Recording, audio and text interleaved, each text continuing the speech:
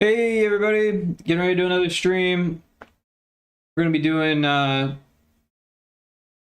VTubers Please stuff in GB Studio and Aseprite. So not too long ago, Ias gave me a lot of the sprite or the character work that he had done for VTubers Please, and it needs to be processed in Aseprite to make it fit the rest of the game, and then it needs to be put into GB Studio. So I'll be doing some of that tonight. I probably won't finish. He's got like quite a bit of work that he's done, and it all needs to be processed. Also, Taco was doing the processing before, so I'll have to kind of figure out exactly what he's been doing. Shouldn't be too hard, but it will take a bit of time. So hang out for a minute. We got ads starting in about a minute. After that, that's what we'll be doing. Oh, and it says I'm playing Jump Space. I should probably fix that. There's always something I forget.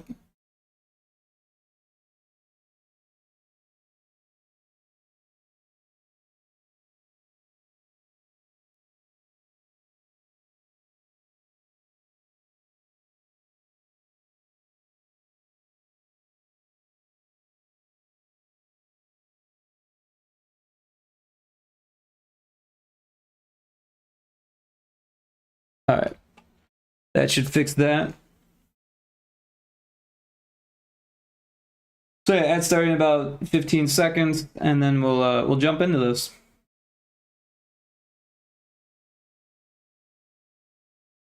Oh, is the music? Sorry about that. The desktop audio was turned off. I've been doing some screen recording using OBS. Every time I do that, I forget to put the settings back. So.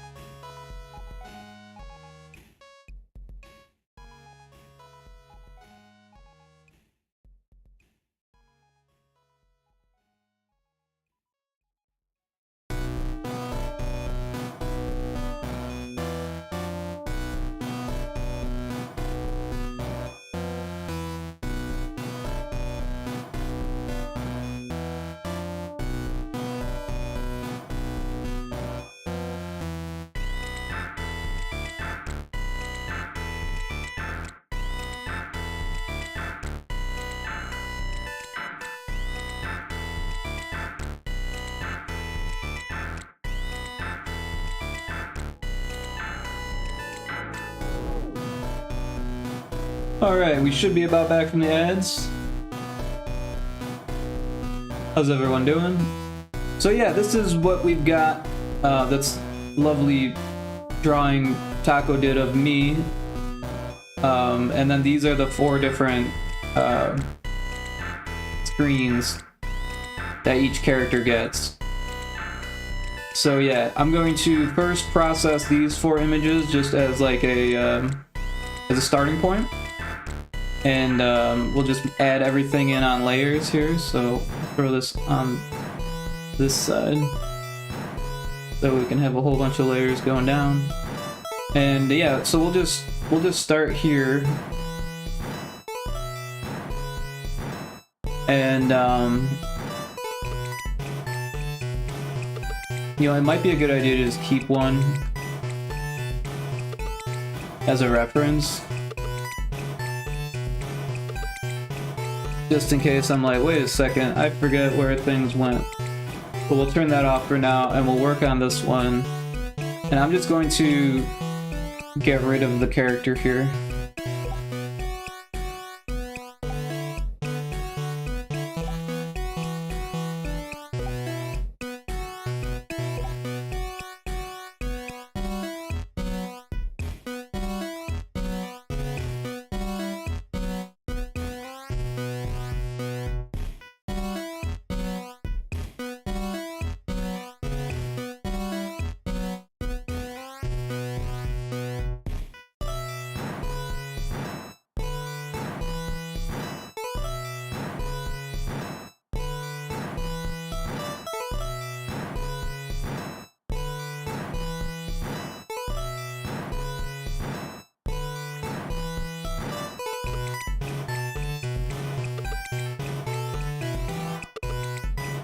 So yeah, that way we can just drop in new characters on different layers, and then this one is going to be a little bit different because we're going to have this thing here, these things here are going to overlap along with this, and yeah, so a little bit different here, but it'll be self-explanatory as I do it.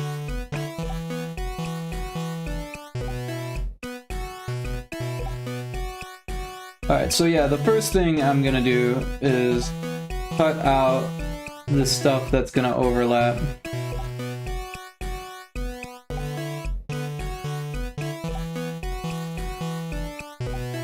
Oops.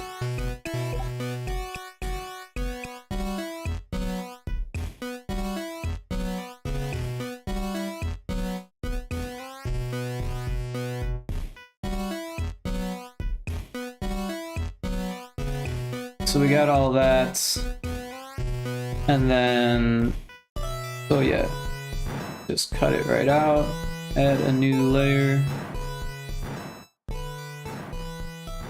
paste it back in. We'll call this file.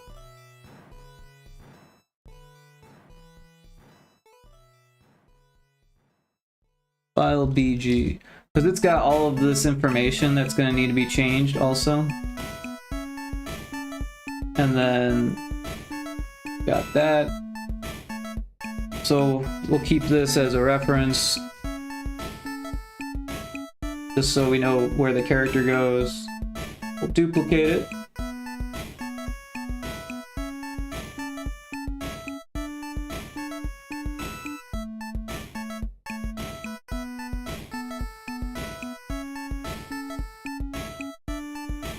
And then on this one, we'll remove the character here, just the same way we did before.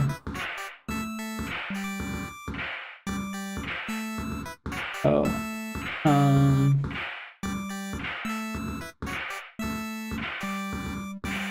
Were we on the wrong layer? I think we were. See the Dum Dum! Welcome in, thank you for the raid. How's everyone doing tonight? Oh wait, Taco Crepe!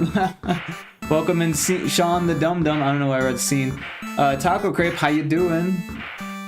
Thank you so much for the raid. How was your stream? I glanced at it before I started, but I didn't have a chance to say hey. It looked like you were working on characters. So for those of you who don't know, Taco Crepe did the art for, or a lot of the art for VTubers Please. And Ias did some that didn't make it into the game jam, so I'm working on putting that into the game jam now. Yo, Rick, haven't rated in a good minute. Well, I appreciate it.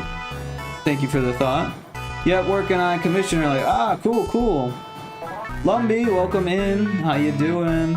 Gritty Cyberpunk Rick. It's true. Although there is a grittier version. Look at this one. He's got a visor. Cryptic, how you doing? Welcome in. What's everyone up to tonight? And Taco, if you are able to share and want to, of course, you are welcome to. Links are open. Rodrigo, welcome in. Cyberpunk 2077, is that you? Dude, I've been playing a lot of Cyberpunk, actually. Been getting back into it. It's a fun game. I finally have been able to turn on all of the visuals and graphics now that I have a new computer, so I was checking that out. And it runs flawlessly, as expected. But yeah, we've got like this whole list of characters that Ias made that need to get processed. So I've been doing that. And Taco, you said that you made the font for this stuff just kind of how you did it. So I'm just going to kind of use the numbers and stuff that you already have and just copy and paste it in. Shouldn't be too difficult. I just checked the title and OMG Friendship Core Game. Wait, who made the characters? So Taco made a lot of the characters. If we take a look here, this is the assets folder for the game. I'll make them extra large. They're still not very large. But yeah, Taco made a whole bunch of them, and then towards the end, Ias made some of them too.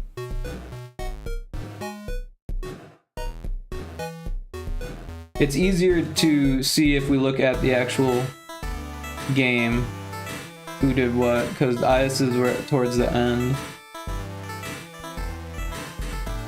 Oh yeah, so Ias made this one of me. That's right. I was thinking Taco made that, but or wait, now I'm confused. Was it Ias or was it Taco? Maybe it was Taco. I'm so confused.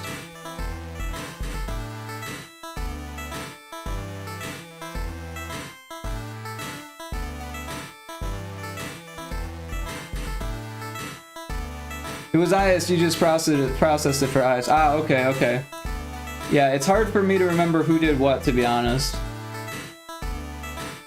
It's been a while now. I know Taco did most of them.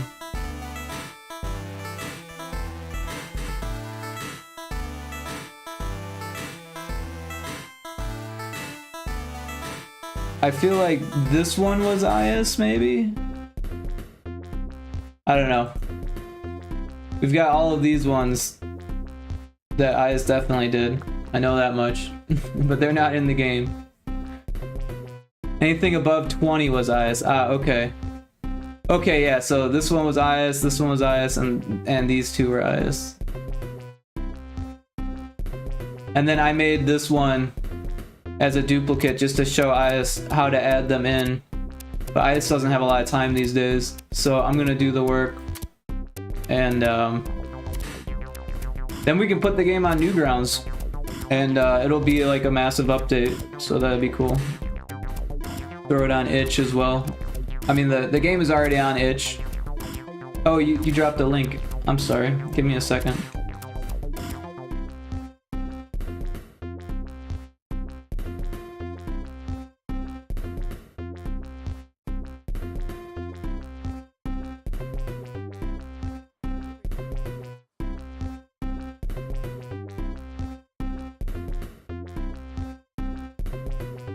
Who is Ias? Ias is a mod of mine. Ias of Lalia.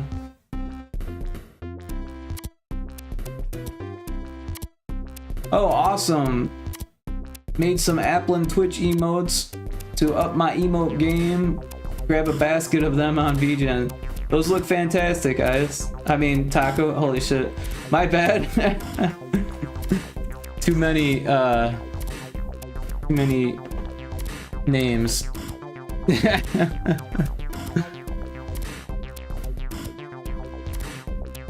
So many eyes. These look hilarious though. I love the booty shaking one. I guess this one's kind of a booty shake too, but it's like a waving booty shake. It works as both. Yeah, so proud of that one. Yeah, they turned out great. I appreciate you sharing these. Look how good Taco does on Blue Sky. Fantastic.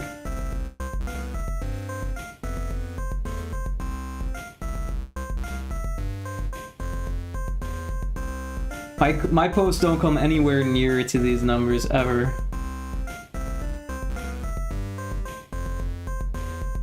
Haven't been around in like months, so I'm out of the loop. Well, welcome back. No worries on that. And thank you for sharing, Taco. And also thank you for the raid. If you got things that you need to do, of course, very much appreciate the raid, but you're free to go do your stuff if you need to, or lurk, or whatever you gotta do. But if you want to hang out and chat, that's cool too.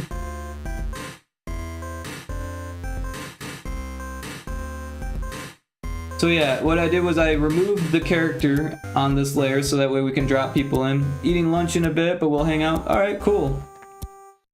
What are you planning for lunch? Anything good?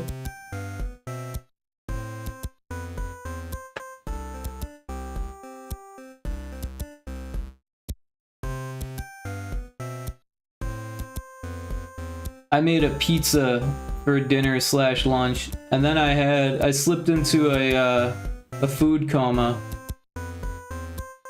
and then I woke up. I was like, I slept for like 4 hours. Holy cow! I think you still have leftover spaghetti from last night. Oh, that sounds good.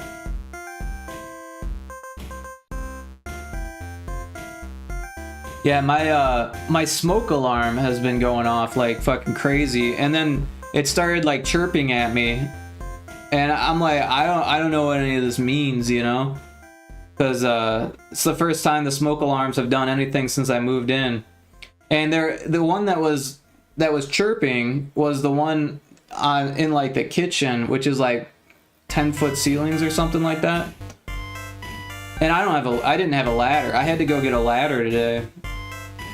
And then I took it down and put a new battery in it because I figured that was the issue. And then I'm reading about it saying that the chirping that it was doing is like a fault or something, so I had to reset it. So hopefully it doesn't go off during the stream. But it's been waking me up like fucking crazy. It went off at like 4 in the morning. And then it started going off while I was in the shower again. I guess when the batteries get low, they start to do like false alarms. And it like sends all of the other smoke detectors off. It was fucking crazy. I love pizza, but the food coma after that is usually the worst for me. It's one of those that destroys my sleep schedule. Yeah. Apparently we're doing D&D tomorrow, so I'm gonna have to wake up at a decent hour. But yeah, we'll see what time I actually get to bed because of the 4-hour nap.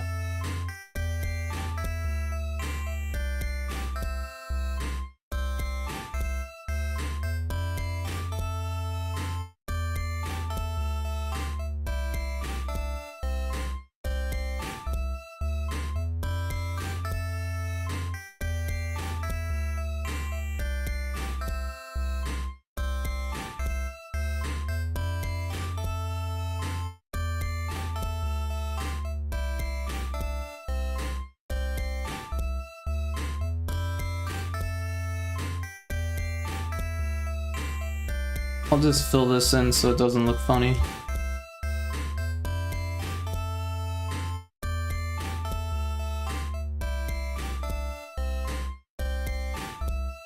But yeah, I've been kind of slacking on streaming recently. Oh.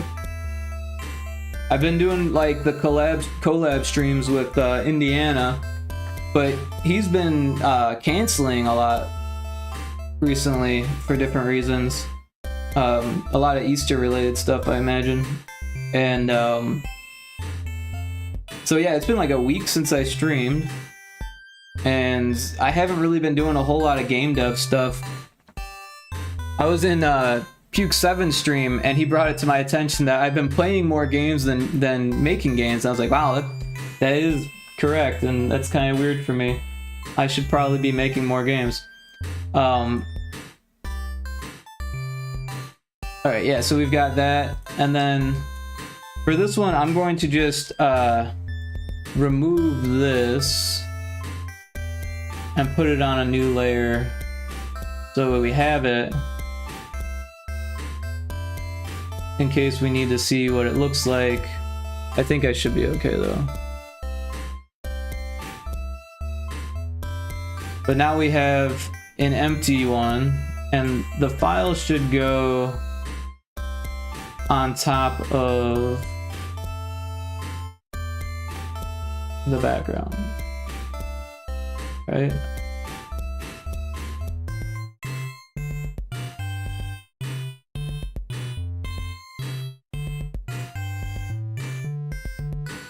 Oh, it was on top. I'm like looking at everything backwards, like this is the bottom and this is the top. That's not accurate. You sent the templates on group chats, also the font file. Oh, wow. Well, it's been a while since I dug through that. Oh, you just sent it now. Okay, cool. Well, let's download those.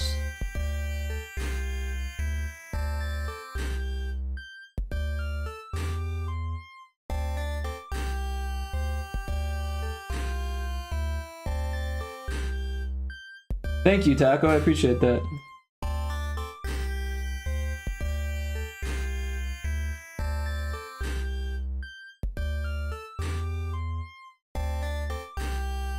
Oh, and that reminds me of this this image that I posted in the group chat.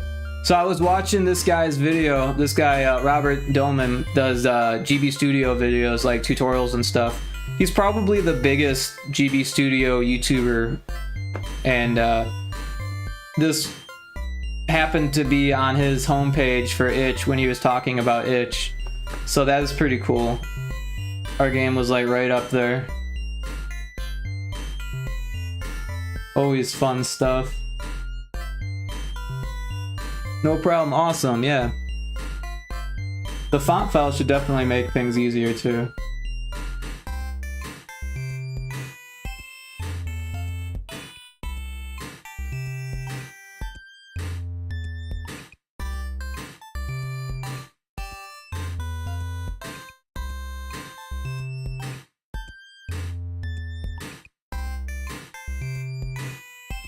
Ah, yeah, okay.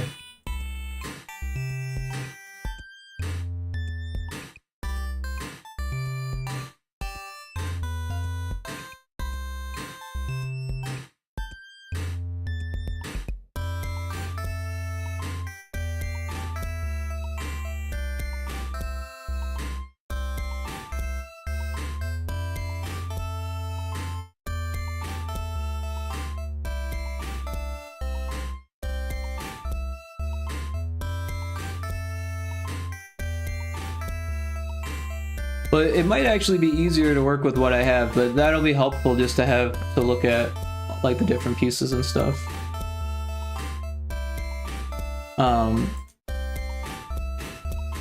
But yeah. OMG, yeah, I remember this. Yeah, yeah.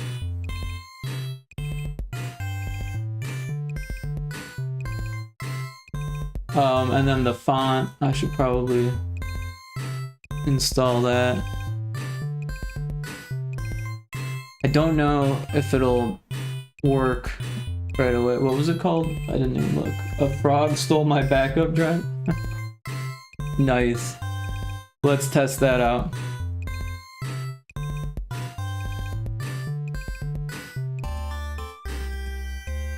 I Yeah, honestly, I don't like how the text works on this version. I liked it better before. What am I doing?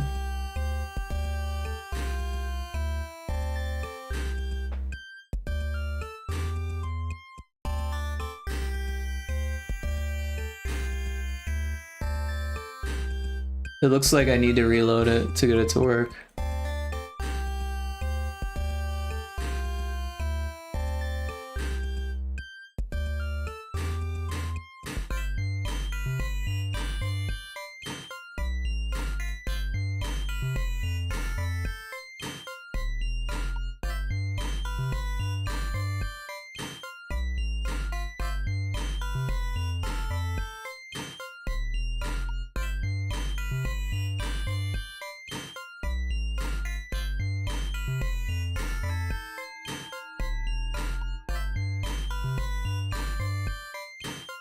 Sounds like an ad's gonna start in about 5 minutes. I can snooze that.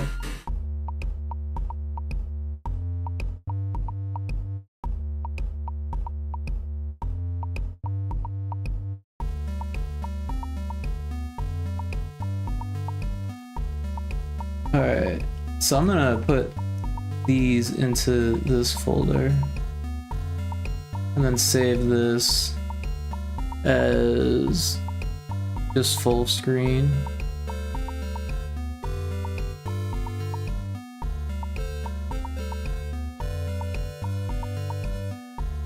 Oh, I tried to save it as PNG.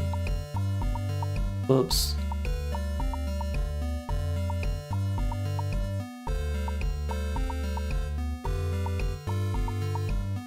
Oops.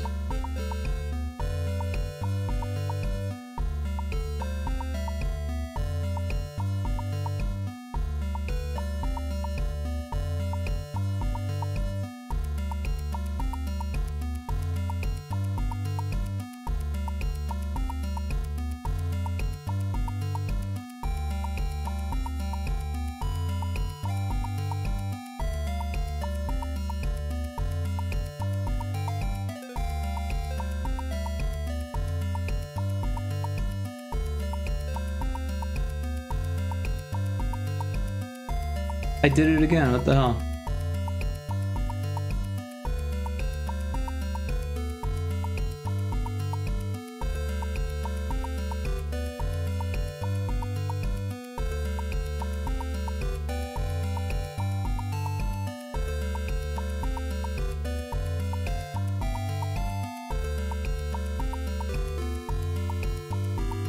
This one I haven't adjusted yet.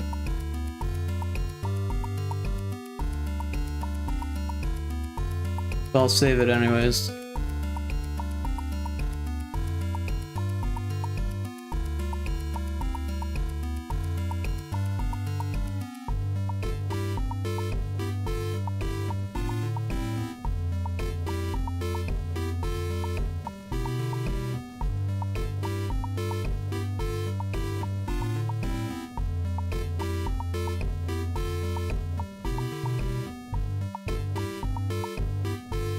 Alright, let's see if that text works.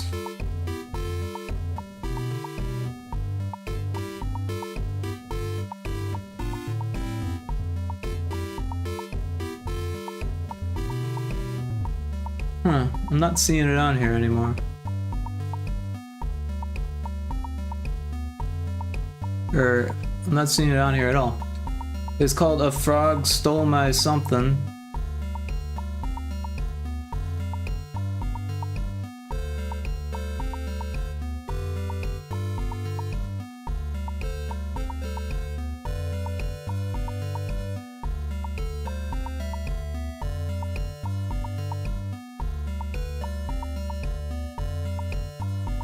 Should be at the top. Yeah, I don't see it. Not sure what's going on with that.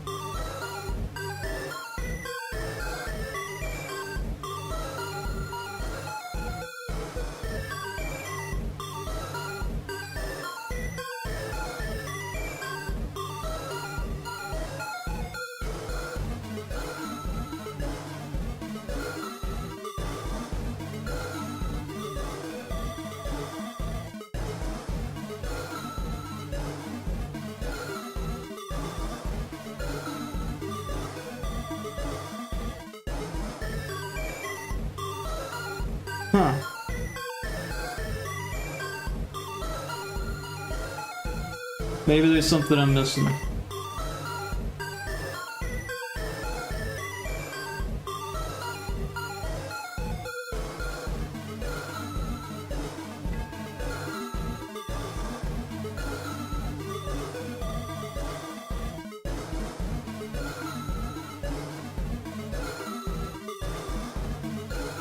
Maybe I gotta drop it into the font folder.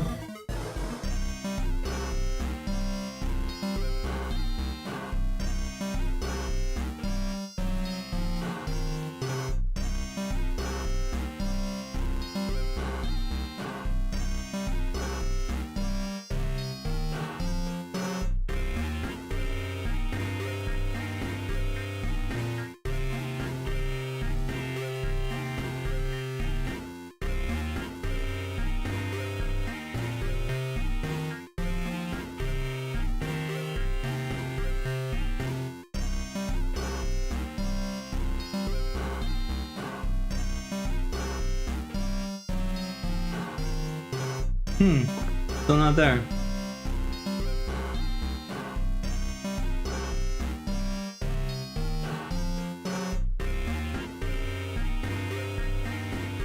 Well, worst case scenario, if I come across a letter I can't figure out, I can always just look at the font file and see what the letter looks like and draw it real quick. So no big issue there. As helpful as that would have been, not sure why it's not working.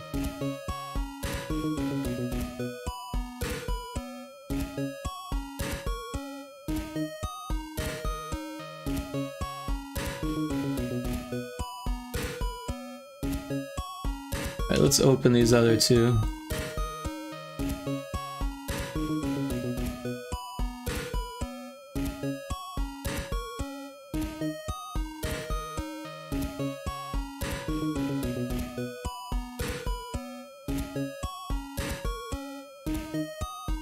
Wait, where did scan go?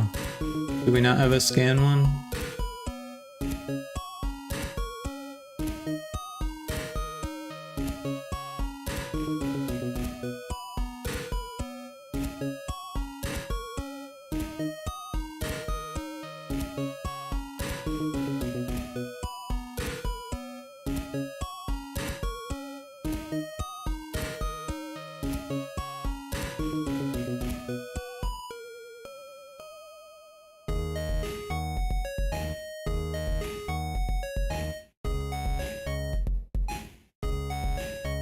Alright.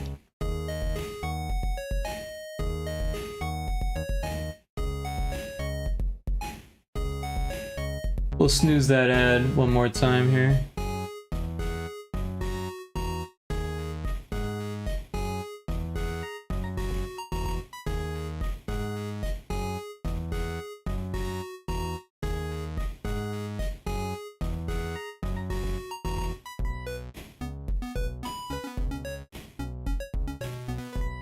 Alright, well now we've got them all saved at least. Full screen and on file are all chopped up. Now we need to do ID and scan. So yeah, we'll just duplicate that.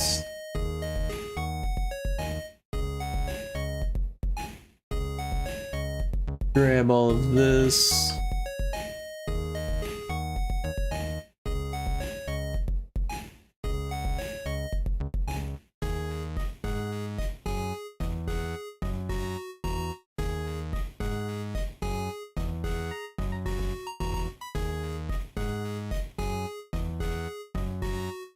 Cut that out, put it on a new layer. Indiana Crones, Rico, what's up, y'all? Last playing Sulfur, how's that going? Haven't seen you play that in a while. How was your stream?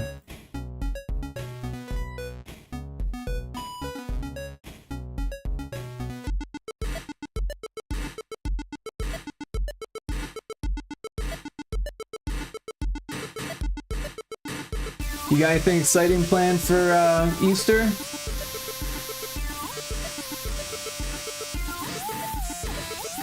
Cleared my save and started fresh, forgot how hard it was.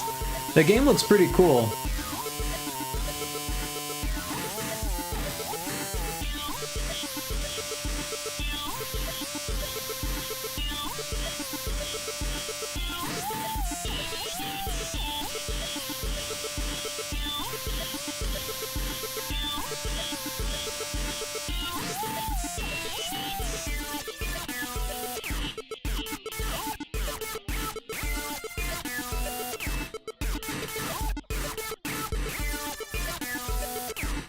No Easter plans, just chilling with the wife.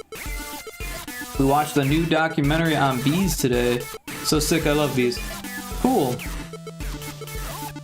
I feel like I saw an old documentary on bees, but that was a long time ago. Like why they couldn't figure out why the bees were dying or something like that. Did they figure out why the bees are dying?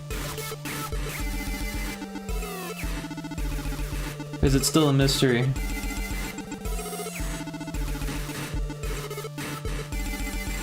The documentary I saw, they were saying that farmers were like replacing the honey that they harvest with corn syrup, and they thought that it was affecting their immune system, and that's why they were dying.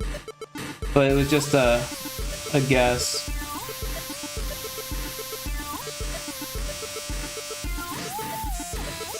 Because bees make honey because they eat it. It like gives them energy and stuff. And if we steal it and replace it with, you know, a shitty sugar that doesn't help them as much, then it could cause adverse health effects. The greedy humans taking all the good stuff and leaving them with shit. Very much so. Is that the conclusion that they talked about in that documentary too?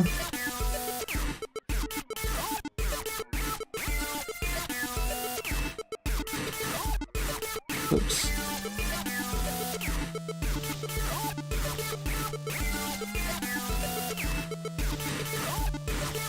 Now, I could be wrong, but I think the buttons need to be on a layer 2 for some of them. I'm not really sure. This documentary was more about how the hive works together and pollinators and plants. Oh, cool. That's interesting. Yeah, it's like a well-oiled machine. The way that stuff works. And the way they communicate is interesting too. They communicate through dancing, right? That's fucking nuts.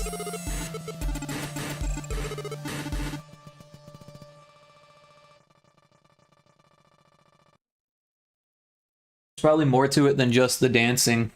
The honeybee Wigglo. Wiggle, yeah. I like Wigglo better. The Wigglo. That's like bees that hang out at the Juggalo concerts.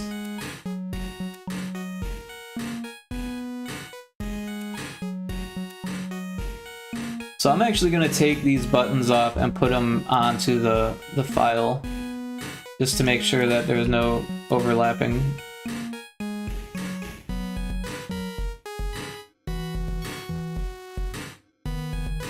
There we go. And then fill them in, just because.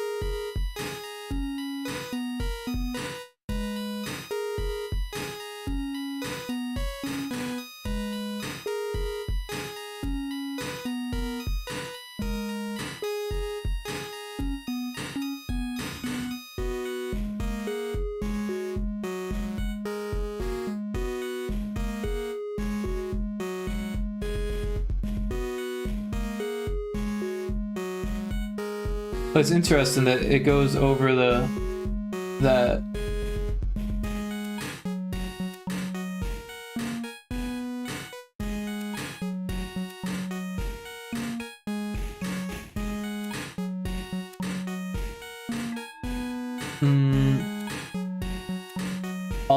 I'll deal with that as it comes.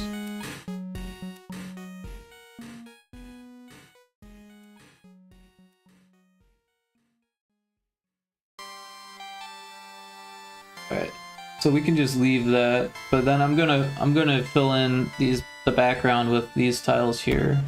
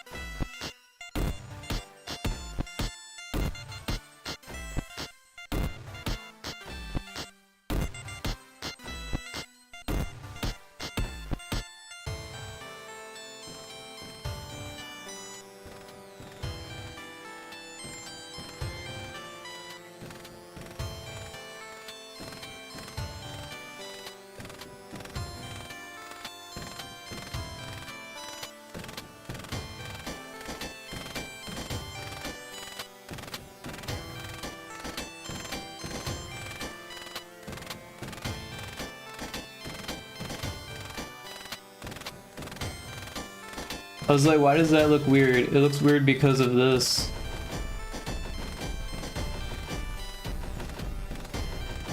Not sure what happened there.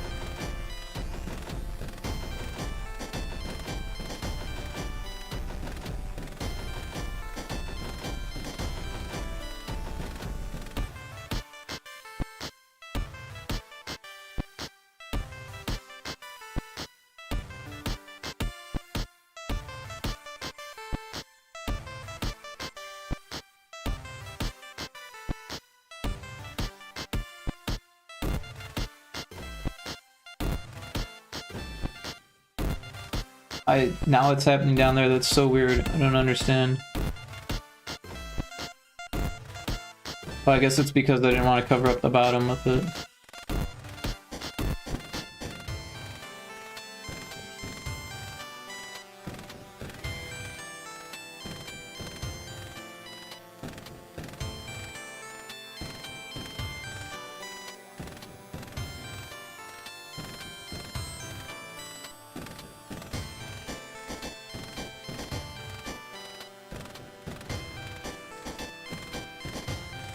There's that.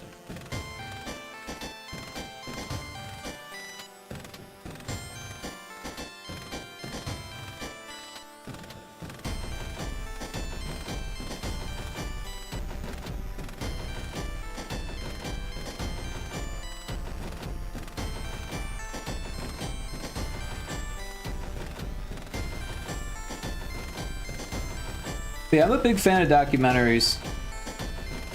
I like to watch them. It's been a while since I've watched anything other than game dev documentaries. But I used to get into like anything.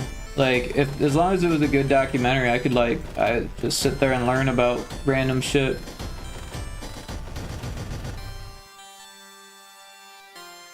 I am specifically for animal ones. Right on.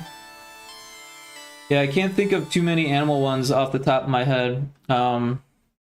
Cowspiracy, that was a good one. Did you see Cowspiracy? Although that was more about the meat industry than it was about cows. Yeah, I've not. Yeah, I've seen a lot of like food documentaries. There's one, it was like a series on Netflix. It was like a series of documentaries on Netflix. It was pretty good. It was called Rotten. That one was interesting. Again, it was about food more than animals, but a lot of it kind of like went together because animal byproducts are food. But yeah, a lot of it was just like random shit. Like there was one about garlic that like I remember, and it was saying that like most of the world's pre-husked garlic, right, that where the husk was removed, comes from Chinese prisons apparently, because like, you know, different parts of the world, they have different jobs for their prisoners, where in China, like the biggest job for prisoners is husking garlic. And apparently they're forced to keep their nails short, obviously for safety reasons. But because their nails are so short, they have trouble husking the garlic to keep up with the quotas.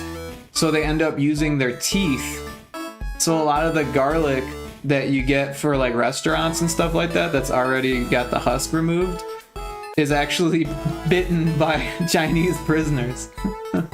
At least this is what the documentary was saying. And I thought that was kind of mind-blowing. But yeah, like, at least in the States, almost all the garlic at restaurants is like pre-husked. Like they've already removed the husk because you can't have chefs wasting time husking the garlic, right? I'm sick of this circle. Let's get a square going. Personally, I don't mind getting the husk off the garlic. I'm pretty quick about it. But every once in a while you get like a problem garlic piece that's just like, no, I don't want to come off. But garlic is so good, and I'm a huge fan of fresh garlic. When I was living at my mom's, I don't know why. Oh, was I on the wrong layer? Oh no, this is the top layer, okay. Oh no, this is the backup layer, and this is the file layer. Or no, this is the background, and I deleted the file. Whoops. Oh, there's the ad. Can't snooze them forever.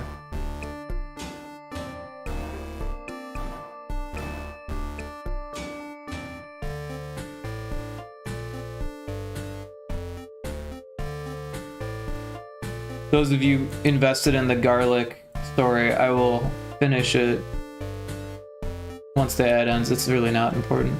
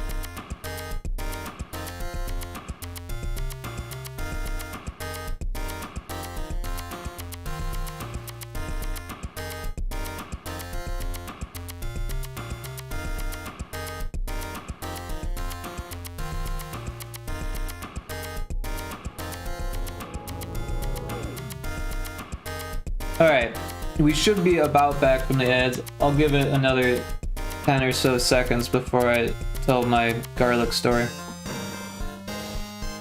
Really not an important story.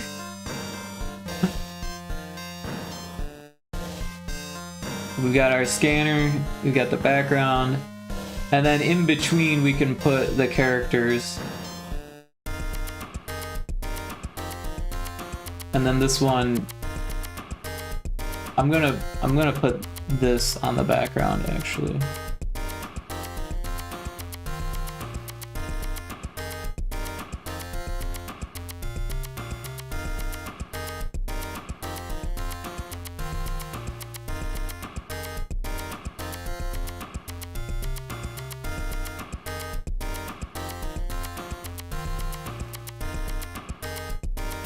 Alright, everyone should be about back from the ads now.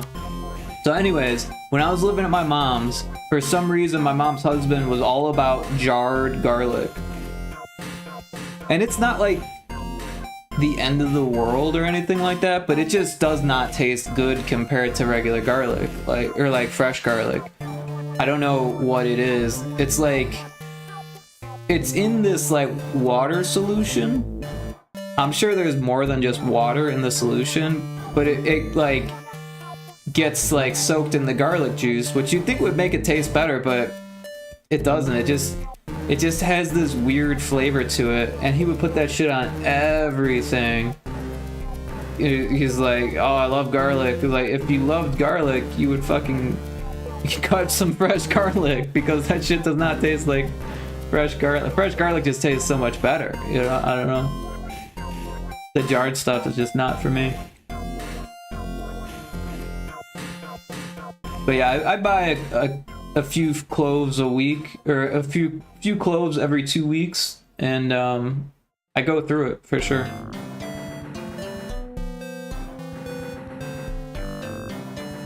So now they're all split up. I think, yep, we got that. That's my dad with black rice. I hate black rice so much. I don't know if I've ever had black rice. You know, I'm sure I've had it in like a mix. I don't think I've ever had it by itself. Yeah, I've definitely never had like just a bowl of black rice before. It honestly sounds good though.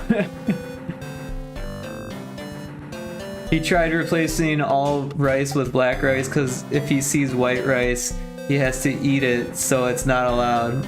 And I'm like, damn, that's self-control issue. Well, yeah, I mean, white rice is like bleached or something, isn't it? Right? But brown rice is supposed to be better for you because it has more nutrients or something like that, right? But I just googled black rice, and it says that it's a nutrient-rich whole grain with nutty flavor and chewy texture that turns deep purple when cooked thanks to high level of antioxidants called anthocyanins. The versatile ingredient in savory dishes like stir fries and salads. It actually sounds really good. Seagoat, welcome in. Thanks for the 5 bits. It tastes so bad. Like, I get you, but it sounds good to me.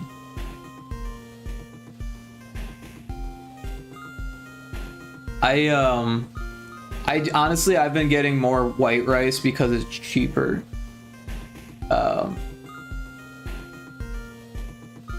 I forget the other type that I get. The more expensive kind. But yeah, the white rice is like $2 cheaper, so well, I guess I'm getting the white stuff. The smell of nut throws me off. Oh man. Freshly cooked black rice just stinks.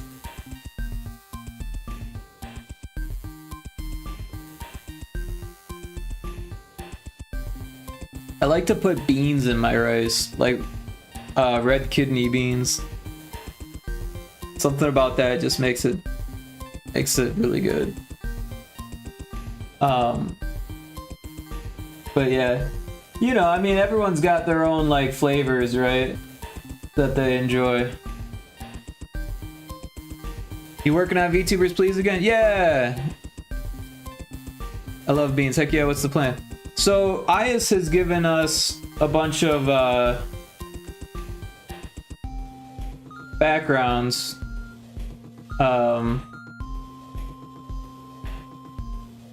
That need to be processed. So we've got all these new characters to put into the game, and they need to be processed with these backgrounds. So I'm gonna be doing that here, giving it the correct colors and making files for them, because they're not gonna be named Rick. I just drew 20 more characters. I do have nitpick for the game. You made me 6'3", and I'm not 6'3". LOL. Nah, you're 6'3" now. Yeah, you'll have to thank Taco for that. He came up with that. But yeah, don't feel bad because all of these new characters are gonna have complete guesses on their height as well. You're 5'1". Yeah, I just didn't provide me with, because these are real people, I believe. I just didn't provide me with any information on these people. And some of these longer names we might have to shrink down too, I was thinking, so you won't be the only one who's getting adjusted. Otherwise, great game. I swear I thought Seagoat was 6-footer. Taco, you're ruining the game. What's up, bro? No, I'm just kidding. Taco did a great job working on the game, despite his inconsistencies in height on Seagoat. So I guess we should just try to start adding them. We'll throw Ias in here and see what happens. So we'll put them in between. Let's make a new group, and we'll just call it VTubers.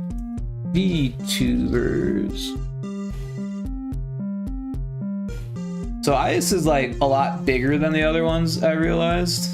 He's like a giant. Look how big he is.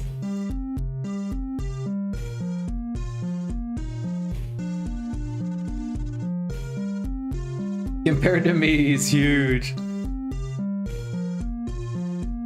Ias's art looks so HD. Yeah, he does put a lot of detail into it. He's just closer to the counter. No, he's actually a giant. We'll have to make him like 10 foot.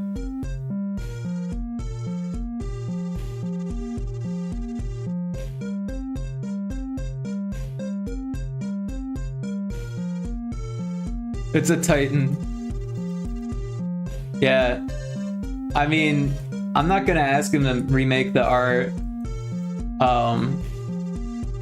And it would be, you wouldn't be able to downscale it because of the way that it's put together, right?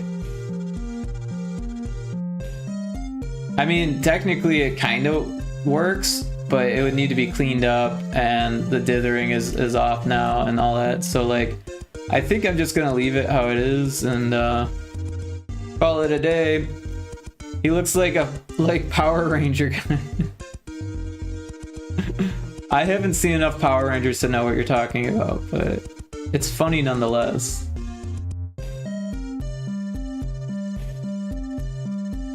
Yeah, he's quite a bit taller than me.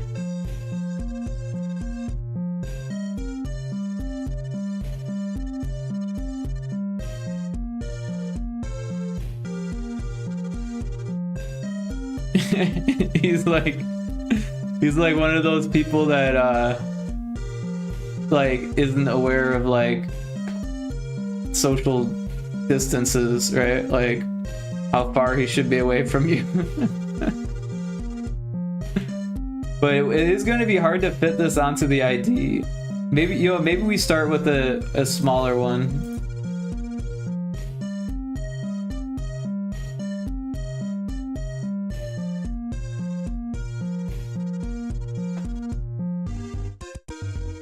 This one's quite a bit smaller in comparison.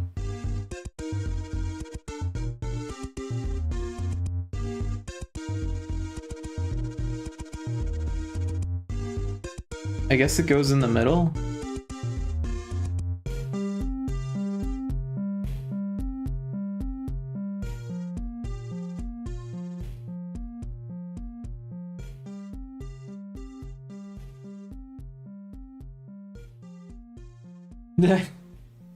The Power Rangers guy. Oh man.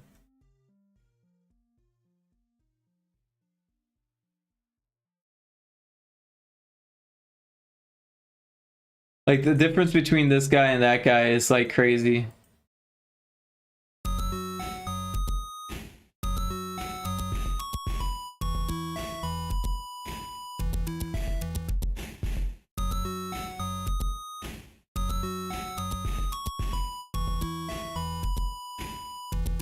Well, I guess we should fix the colors on it.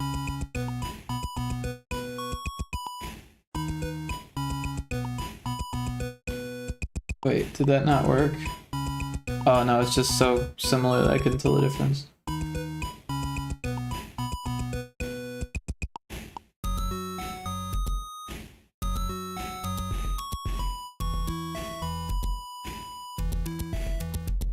Taco tell you we started a little studio because we're going to turn the Cupcake game into a full Steam game.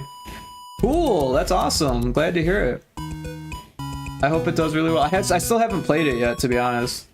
I've been meaning to, I just haven't gotten to it yet. Maybe towards the end of the stream, I'll take a break and do that for a bit. But yeah, I'm glad to hear it. I hope it does awesome. Taco Goat Games. Nice.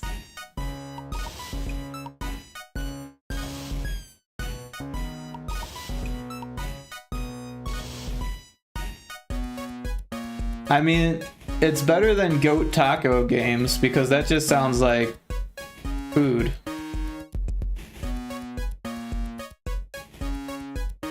But like a taco goat, that sounds like a goat that eats tacos rather than a taco made from goat, right? Using that until you come up with a better name. Well, that's awesome.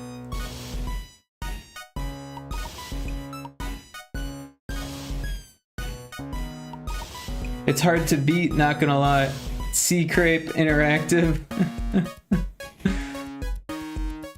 Yeah, that just, I don't like, seafood crepes doesn't sound as appetizing as a goat taco. We're going that road.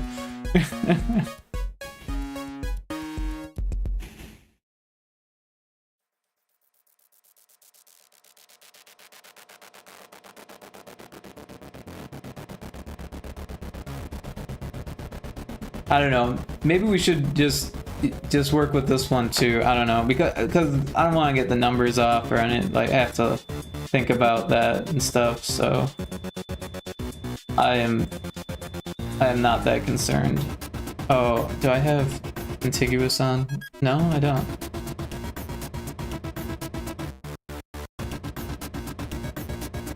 There we go. He's just a really big person. Could be Sea Frog Games or something.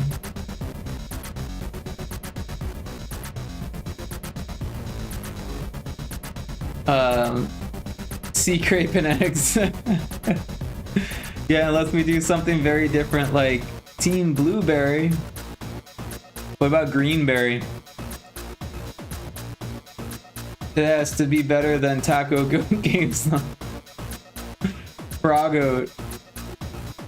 That sounds like oats made from frogs.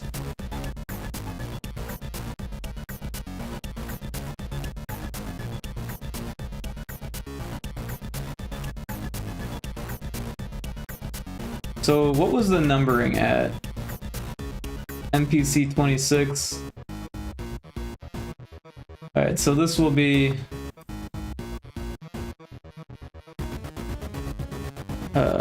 27. 28.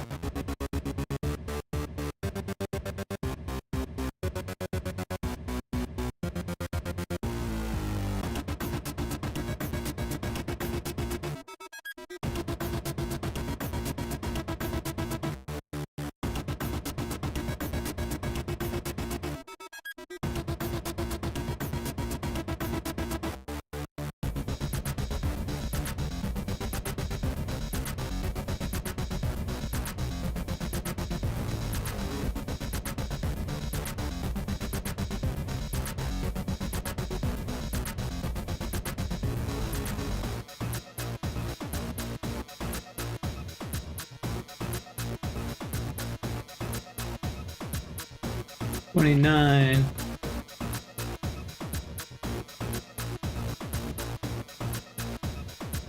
Wait, did I miss something? What's going on with that? Oh, I didn't change the dark color.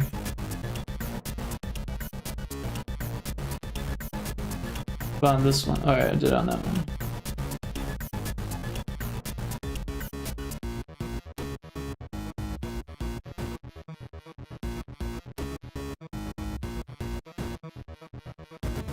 Steel cut frog oats. There you go.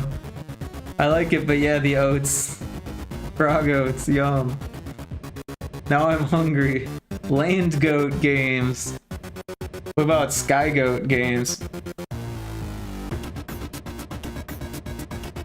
I told you about my my developer friend who has Twin Sky Games. His last name is Twinsky.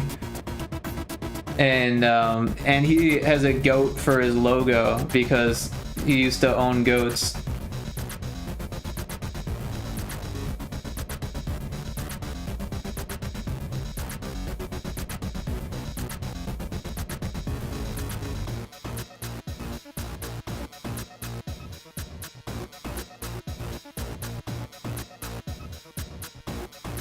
All right, on to 30. We'll throw this one underneath 29. This one's a big one too.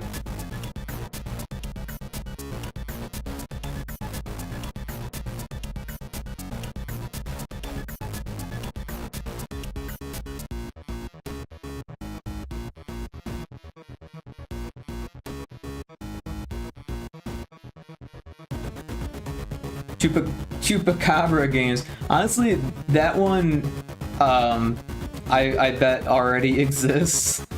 Mexican goat games, pond goat games. Pond goat is interesting. Airgoat, the sequel to Airbud.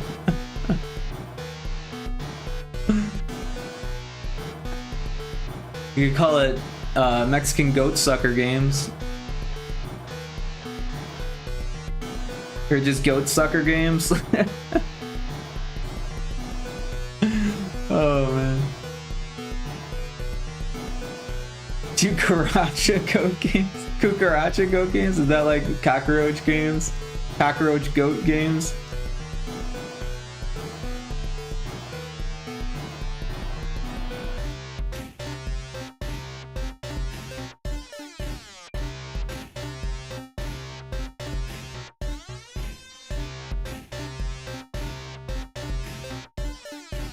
Wait, what happened there? It's behind... Oh.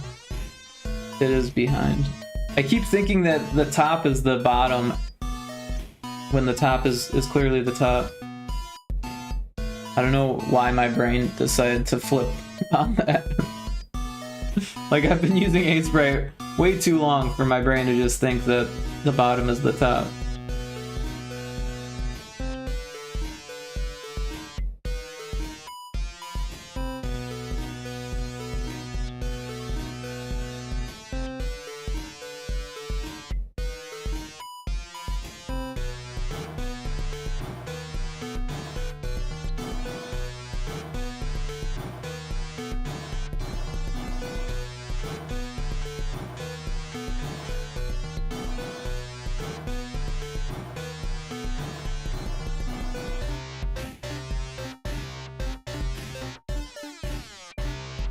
Ninpondo.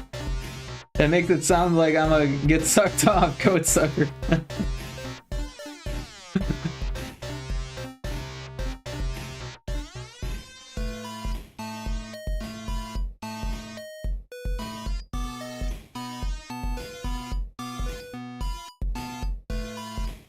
So much for that PG-13 rating, right? Oh shit, I hit the wrong thing there. This one is the dark one. This one is the light one. Wait, why does that look so... No. I'm fucking it up. This one's... Oh, this is the dark, and this is the light. There we go. I fucked it up.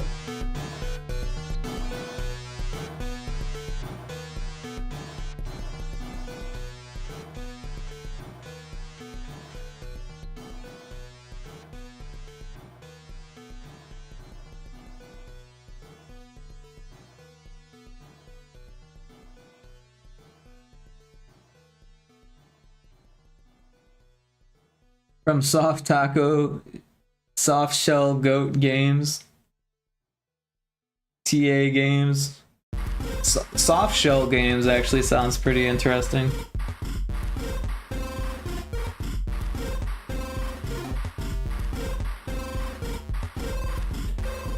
Maybe Hard Shell Games.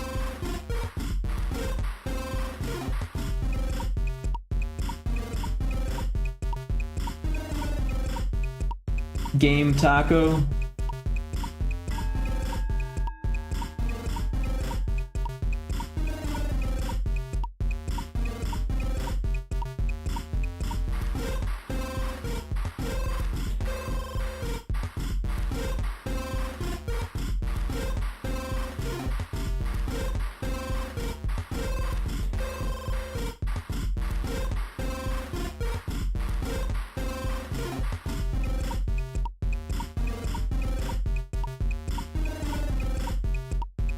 Ubi Taco. How about using your new song as a studio game, as studio name? Instead of like it being a name, just use the song. That doesn't make a whole lot of sense to me. But yeah, I'm just talking on my ass now. The song title as the name, I'm sure. 34. Lantern Street Bakery.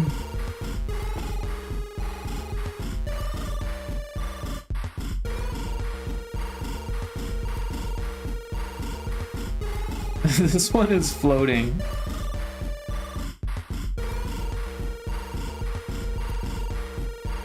It's hard for me to see where the middle is.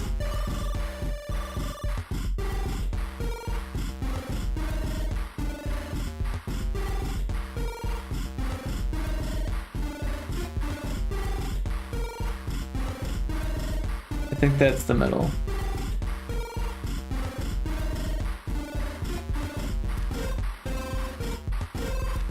Oh, it's not in the... There it is. Okay.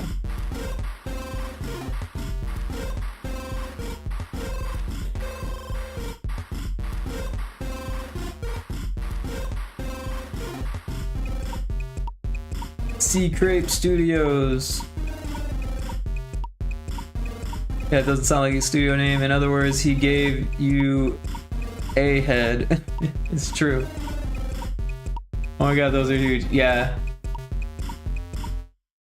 Some are definitely bigger than others.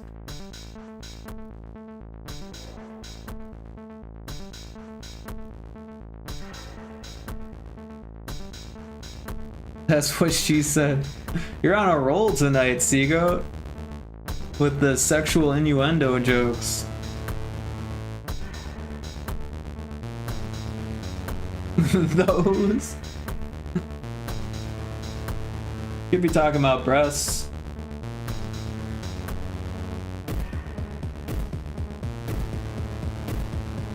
I mean, we don't have to assume that she's, what's the word? When you're not gay. Hetero. We don't have to assume that she's hetero.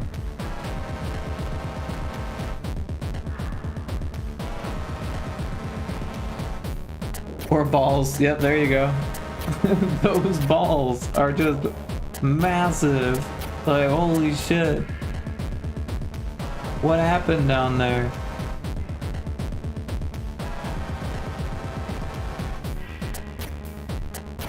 I didn't see the dark color on this one.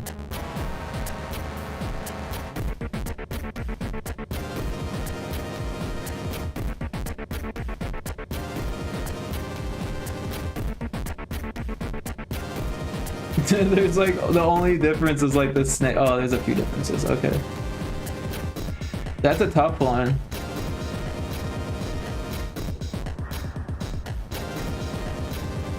Also, this snake is like puking.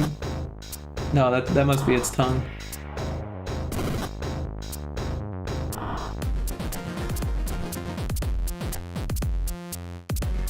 They can bruise, and when they do, can swell. Yeah. I imagine you wouldn't be like disrobing if you had that condition.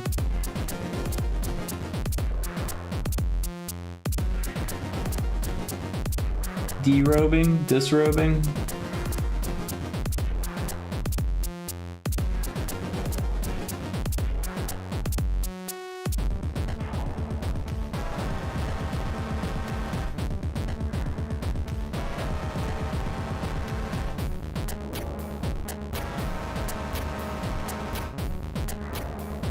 What if she, in this context, as a doctor who said it was dirty, not a...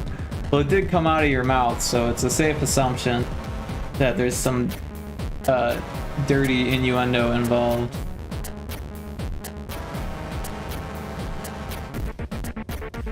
You've got a reputation at this point, so you go...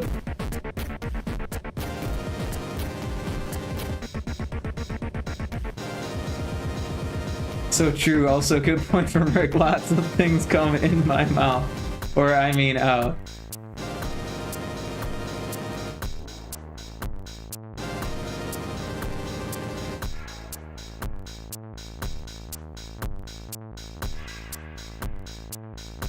So you guys are going to be one of those types of studios, I take it, then.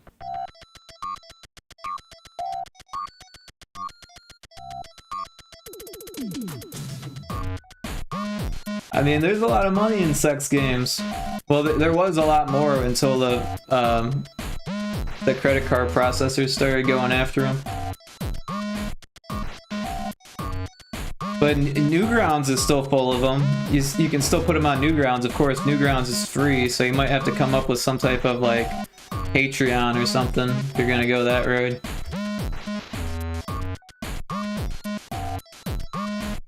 OnlyFans for your game studio. There you go. Oh, we got ad. VTubers, please sequel mayhaps. There you go. I don't know how to make that. The game will be PG-13. You could make OnlyFans, please.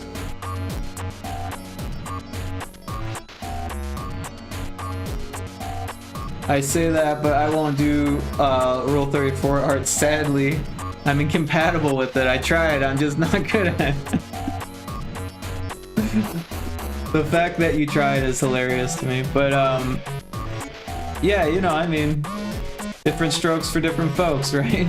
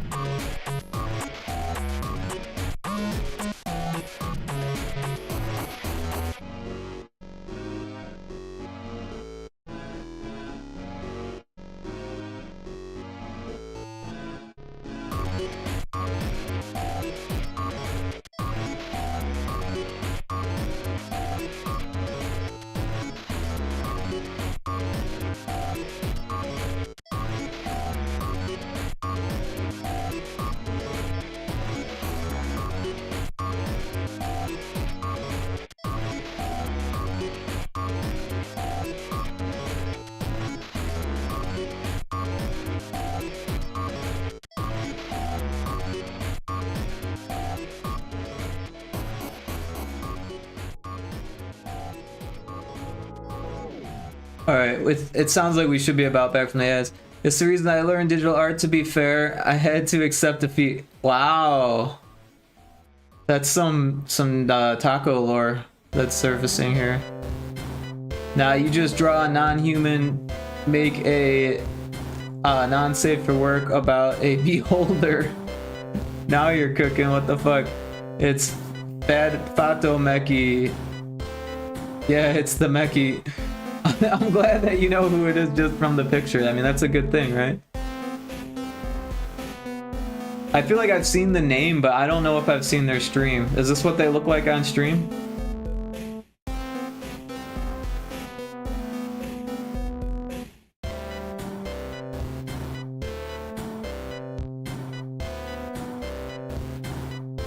They stream hella early. Yep, that's their design.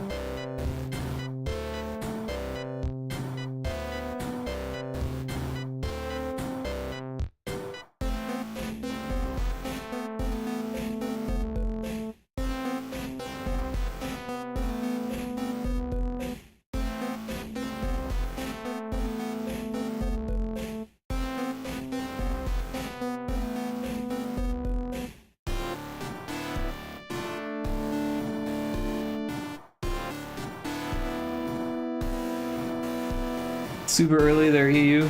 Ah, yeah. I've been kind of slacking on watching streams, to be honest. I go through phases.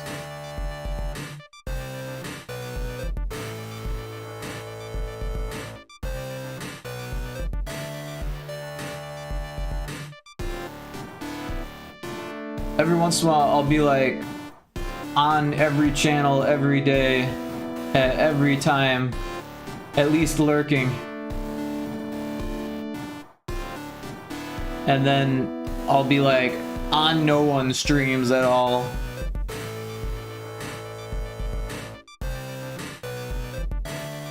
You watch streams of people playing your game. Oh, that's cool that you got people playing your game on stream. That's always fun.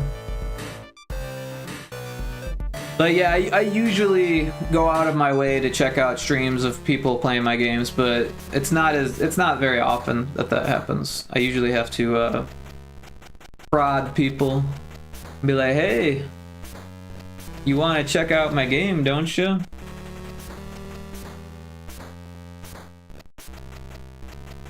Yeah, quite a lot. That's why we're making it a full game so far. People really like it. Well, that's awesome.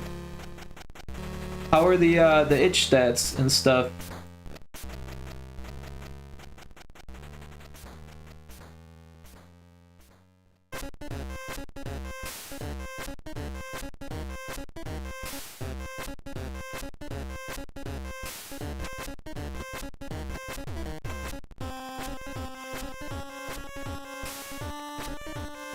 Yeah, honestly, I've been kind of surprised how well Front Room's Normalities is doing. It's like my most downloaded game besides Retro Spaceball on my itch page, and it's only been out for 6 months or something, so that kind of blows my mind. Being called a game dev is fun also. Hey, Taco Game Dev, it's a nice ring to it. Hell yeah. I knew it would happen.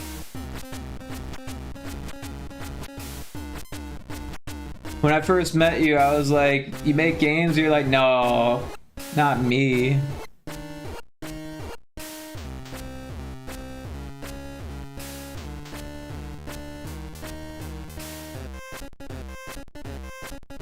And I was like, stick with me, bro.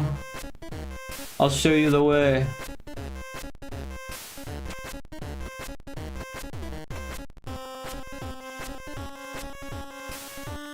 I also said I wouldn't code. That's right, Seago, when I first met you, you're like, I just make art for games. I was like, you should give it a whirl. You should give it a whirl.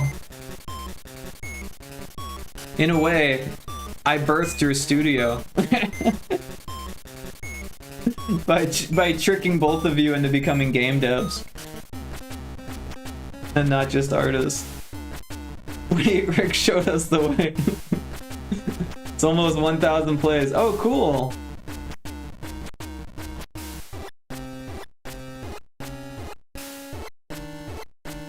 Yeah, that's a lot. That's a lot. I think that's more than VTubers. Although VTubers Please definitely had a lot of downloads too. So if we look at VTubers Please,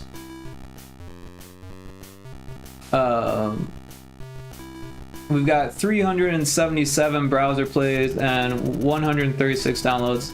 Yeah, so it looks like you got a lot more than VTubers. Nice work. And VTubers was pretty successful, I would say. So yeah, nice work. Were you doing a lot of outreach for that? Or did it just blow up on its own? Okay, gotta BRB and eat lunch. Alright, enjoy your lunch, Taco. Hope it's a good one. Hope there's no black rice in it.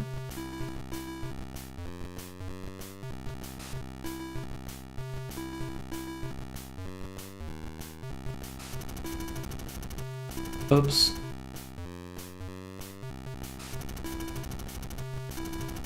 You got 400 plays from Twitter. Oh, wow. Nice. That's a lot.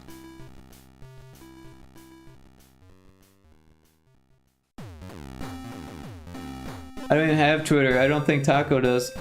Taco does, but he's definitely more active on Blue Sky.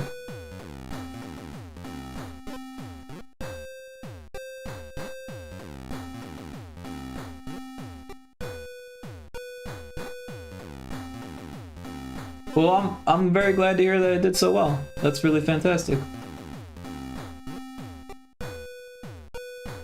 Well deserved.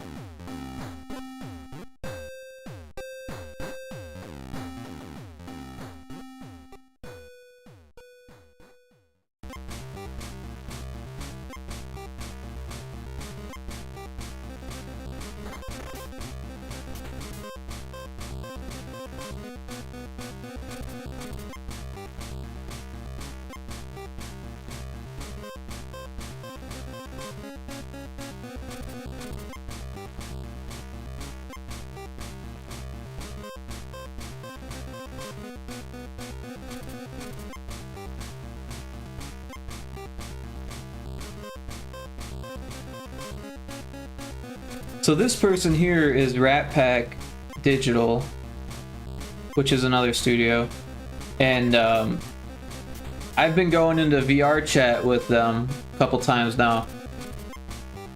Pretty crazy. Over 2,000 views and it hasn't even been out in 10 days yet. Oh wow, nice work.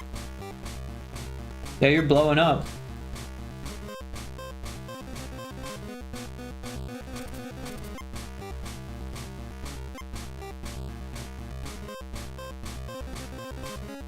Yeah, that definitely constitutes a Steam page for it.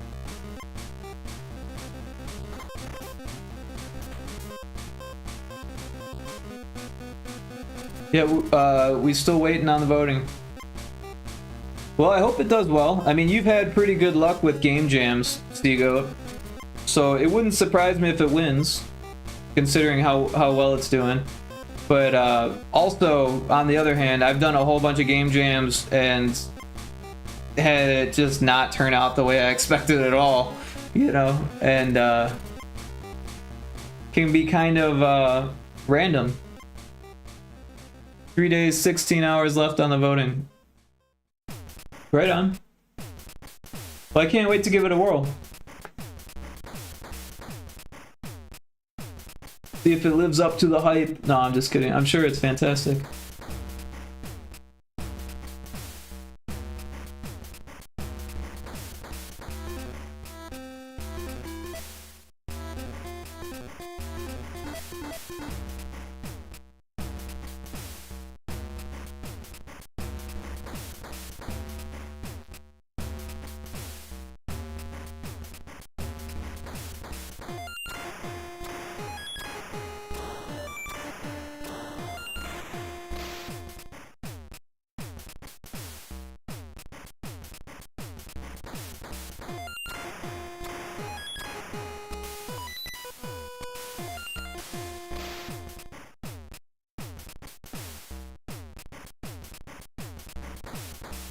They made the voting so long, 10 days.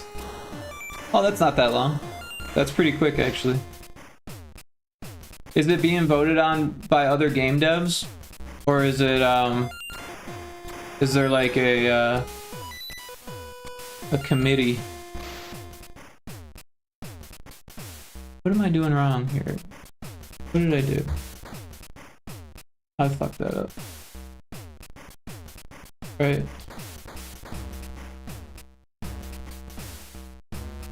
There we go. I don't know why that looked funny before. Yeah, everyone who entered is voting. Okay, cool. Yeah, honestly, I like that, but I also don't like it.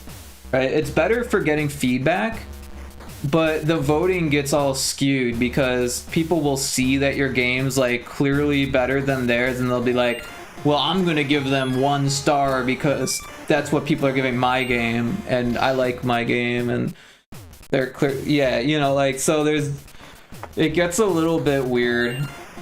Like, I remember the first game jam I did was Ludum Dare 39. So this was back in like 2017. And I was excited, you know, because it was my first jam, and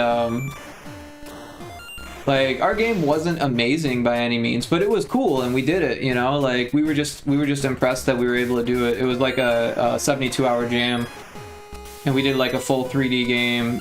I did all of the art, and it was basically just me and a programmer, and then someone made music for the game, and they just worked on one song the whole time. So I ended up doing a second song and all of the sound effects, all of the art, all of the modeling, the game design, and the programmer was just like making it all function, which was, you know, awesome of them to be able to do, because I didn't really know how to code back then.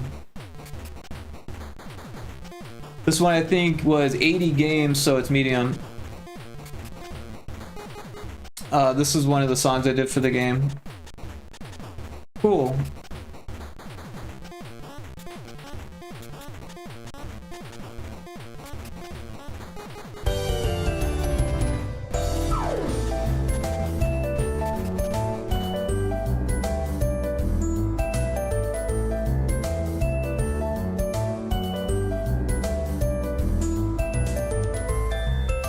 Let me give you a follow there.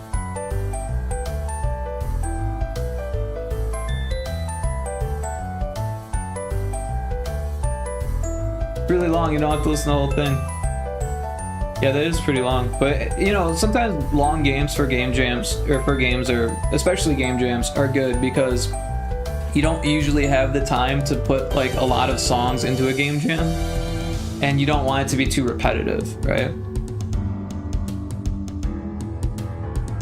What did you use to make this? Was this all that that notation software that you used?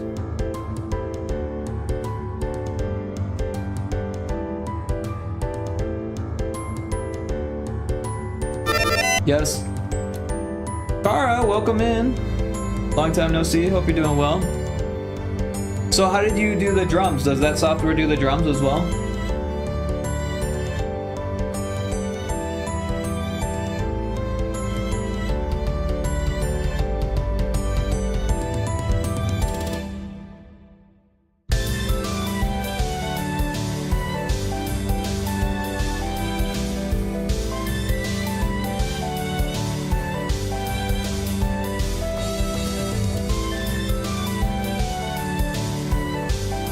You can write sheet music, drums. Very cool.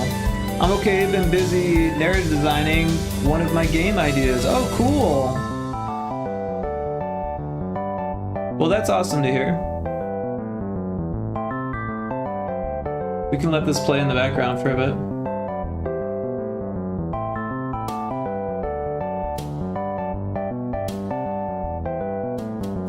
That's awesome to hear that you're joining the ranks of the game designers, the game developers.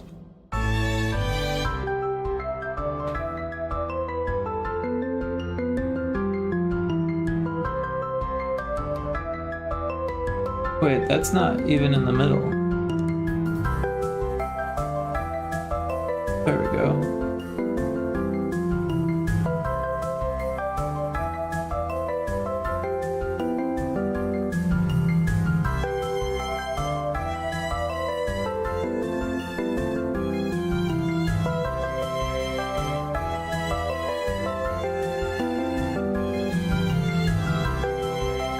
Well, I do full sound for the game and put it on Spotify, full soundtrack.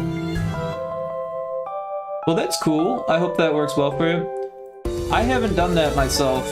I looked into it, and the cost associated was just like out of this world. Like, it's like so hard to sell music and make enough money to pay for that cost of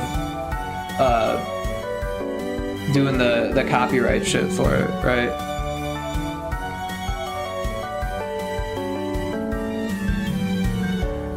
Yeah, I first thought coding was key that I had to do, but felt the whole narrative design was my groove, so coding will come later and narrative first. Yeah, I mean, different devs do different things in different order, right? A lot of narrative design focused game devs will do RenPy. They'll use the software called RenPy to make visual novels and like branching narratives, and just focus on writing, you know, and then you can develop a community that way, and or you know, make friends within the community. And there's a huge visual novel community out there, so that's definitely a route into game dev. Another way to do it that is less pretty is the software called Twine that is less pretty is the software called Twine that I've used before, which doesn't require like any coding at all. But RenPy, I guess, is like using Python or like a similar thing to Python. I don't know how close it is to Python, but it's in the name, so it's got to be kind of close, right? But yeah, a lot of people have said that worked for them. Oh, it's like 30 a month. I don't know. I think it's different for if you've got a full album or if you've got songs. But yeah, I think there is a monthly cost associated with it. I looked it up and I don't remember. I was I don't know. I wasn't happy with how much it cost, so I stopped thinking about it. But I don't have money for that. If I put out my music, it's not gonna get a whole bunch of sales, right? I know that, right? Because if I put out a game and it doesn't get that many sales, the soundtrack is gonna get less sales than the game, right? And if the game couldn't even cover its own development costs, there's no way that the soundtrack's gonna cover its subscription costs. You know? That's just the way I look at it. But you know, it's different for every product out there, right? If you have a game that does extremely well, then it would make a lot more sense. Sorry, no, it's like 30 a year. I plan on using Twine for playing dialogue in the full game. Yeah, honestly, Twine is great. Twine is great. But yeah, if you're trying to make something that like is like really, you know, pretty looking, basically. Oh, that music was probably pretty loud. I just thought about that. But yeah, anyways, nice work on the music. But yeah, I think there's a way to do images in Twine, but I didn't get that far. I just use it for plotting, branching narratives and stuff like that. You've worked with RenPy before, it's quite easy to work with. That's what I've heard, Kara. I've heard that it's easy to work with. Thinks it was a bit LOL. You could have said something, Siga. Can you do it? Can you do it? But I'm gonna use just for planning. It can do it, but I'm just using for planning. Yeah. I was vibing. It's like, yeah, play my music loud. Turn it up, yo. This one's weird because it's got like a center pixel. Or she's got like a lean to her. But the nose lines up in the middle here, so that will be the middle.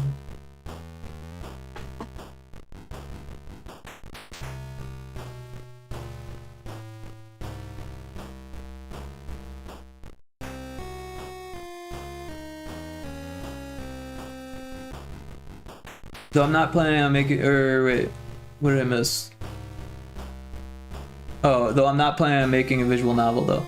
Godot is great. Yeah, like I said, sometimes it's depending on the game dev and where their focus is, it can be easier to start with just doing the narrative and turning it into a visual novel, and then using that visual novel as a background for the narrative of a full game. So just because the final product is like a, you know, 2D or 3D game with, you know, game mechanics and game design and all that stuff, doesn't mean you can't make a visual novel version of it, you know, before you get the skills to make that full game. Because, like I said, it can help you to build a community. It can help you to reach out and meet people within the community. If you're looking for people to work with, it might help them to get on board if you have something to show for it. Like, there's a lot of good that can come from just starting with what you can do.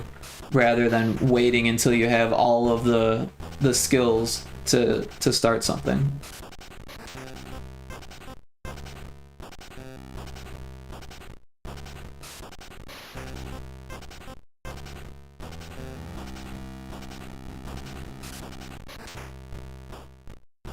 And yeah, Seagoat is a big fan of Godot. I've never actually used Godot to make games. I've used it to make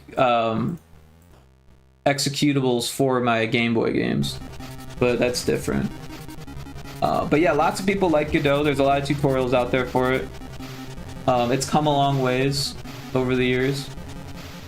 And honestly, I'd like to learn more about how to use it, but it's really difficult for me to learn because I've been using Unity for so long.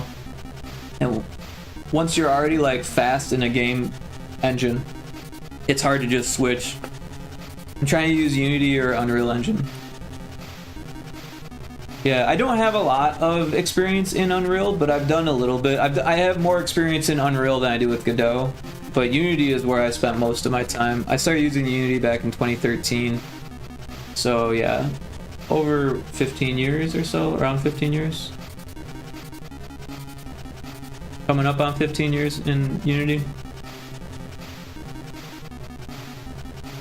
And I like Unity. I do feel like the company has gone to shit.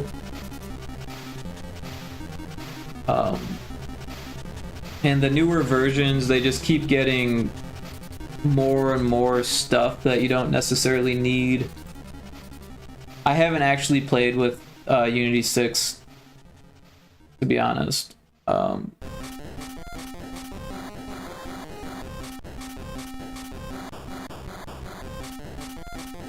2, 3, 1, 2.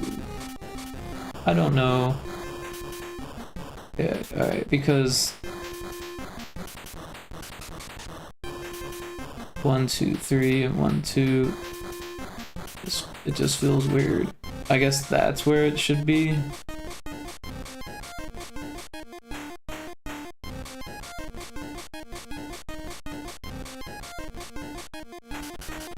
I'm worried that it's gonna go over on unique tiles. By putting it here, it would cut down on the unique tiles.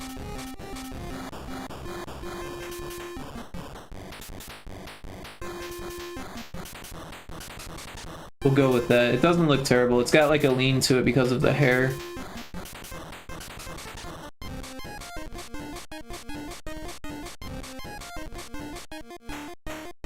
Slay the Spire 2 is made in Godot. Yeah, I mean, lots of games are made in Godot, Seago. And I believe in Slay the Spire, they started with Unity and switched to Godot during the development of Slay the Spire 2, I'm pretty sure. Because I think they made like a big deal out of it to try to get like traction among the game devs. Be like, yeah, fuck Unity. We're leaving Unity too. Back when everyone was all like, fuck Unity. I feel like many apps are like that. Used to be easy and for some reason made more difficult when it's been fine for years. So yeah, with Unity, what happened is very generally the shitification of the company, right? Because they went public with their stock. They got too big. The people who were making the decisions didn't give a shit about the people who were actually using the product, and they just started making decisions that didn't align with the users. We do have an ad starting in about a minute here, and I can't snooze it, so sorry for that. Yeah, because whole change per download stuff, and didn't want to deal with that. Yeah, it's kind of funny to me though, because like, I mean, yeah, obviously that was a stupid decision, and it was obvious that they're like making mistakes, and this isn't the first time they've changed their terms of service just like willy-nilly and expected people to roll with it. So they got a lot of flack for it, which that makes sense. But they did roll back on all of those changes. I mean, they weren't even changes. It was just them talking about possibilities of how they might handle things in the future. And the reality of it is that like most devs would never hit that threshold. But yeah, it would have been a stupid threshold to have.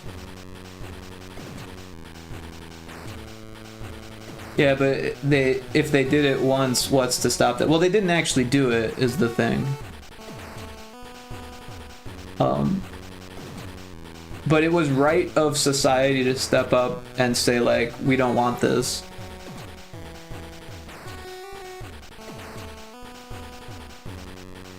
But they would have, and they wanted to. Well, so what they wanted to do was make the company more profitable, right? And if what they didn't make it more profitable, then they would have to change it anyways, right? So if everyone decided like, well, fuck Unity because we're not dealing with that shit, all of a sudden their idea for making more profit wouldn't have worked, and they would have had to change it. Gotta go to the doctor on Thursday. My immune system is attacking my pigment cells. Oh no, I'm slowly becoming literally white like milk carton. Oh, there's the ad. Luckily it caught it early and can be reversed with treatment. Damn. Well, sorry for the ad, but in case you don't have the ad, I hope that everything goes well for you on that.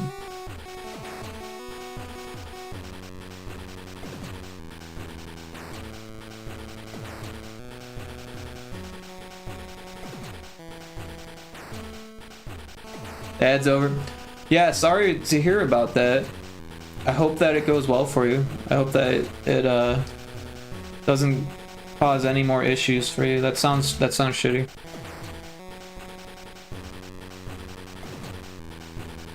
Yeah, but like if you, the people who makes Slay the Spire one of the biggest indie games of the past 10 years, why deal with that?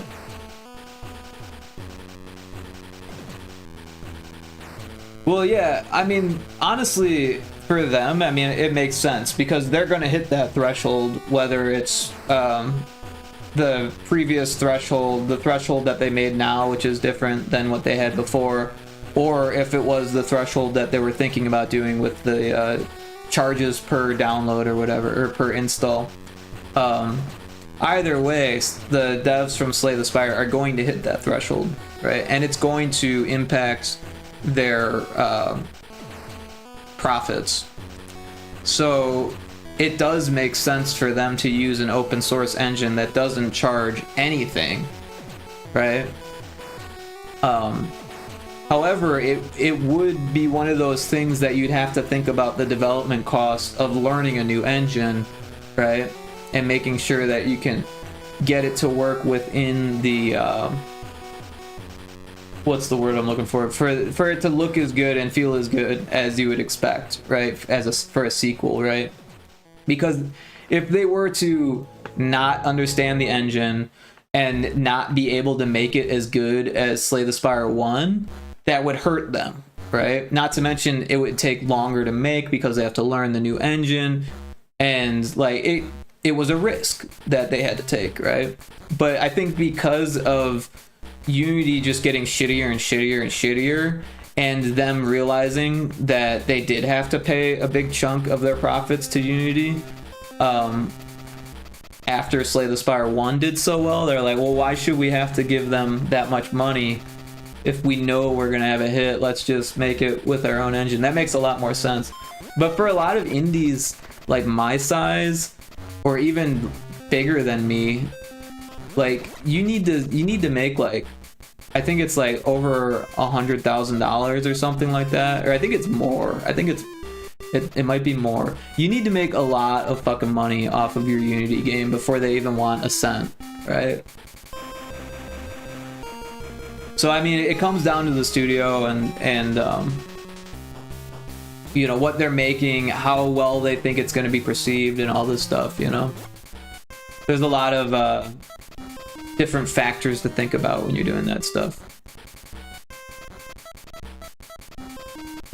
You've played 2, it's better. Yeah, I mean, most people would expect a sequel to be better, especially when the first one did so well that you... I mean, we're talking about a studio that, you know, they're basically AA, right? Because they've got so much money from Slay the Spire 1 that they could do anything they want and take as long as they want to do it, because they have like infinite funds basically, right? like the game made millions of dollars, right? Obviously they have a studio, but I'm pretty sure they're a smaller studio. I don't think they're like tiny anymore, but they probably started pretty tiny. So the development costs of the first games were probably pretty low in comparison to the second game. But when you've got, like I said, infinite funds to spend on a game, you might as well have a bit of a team to help you make it in some type of decent time period, right?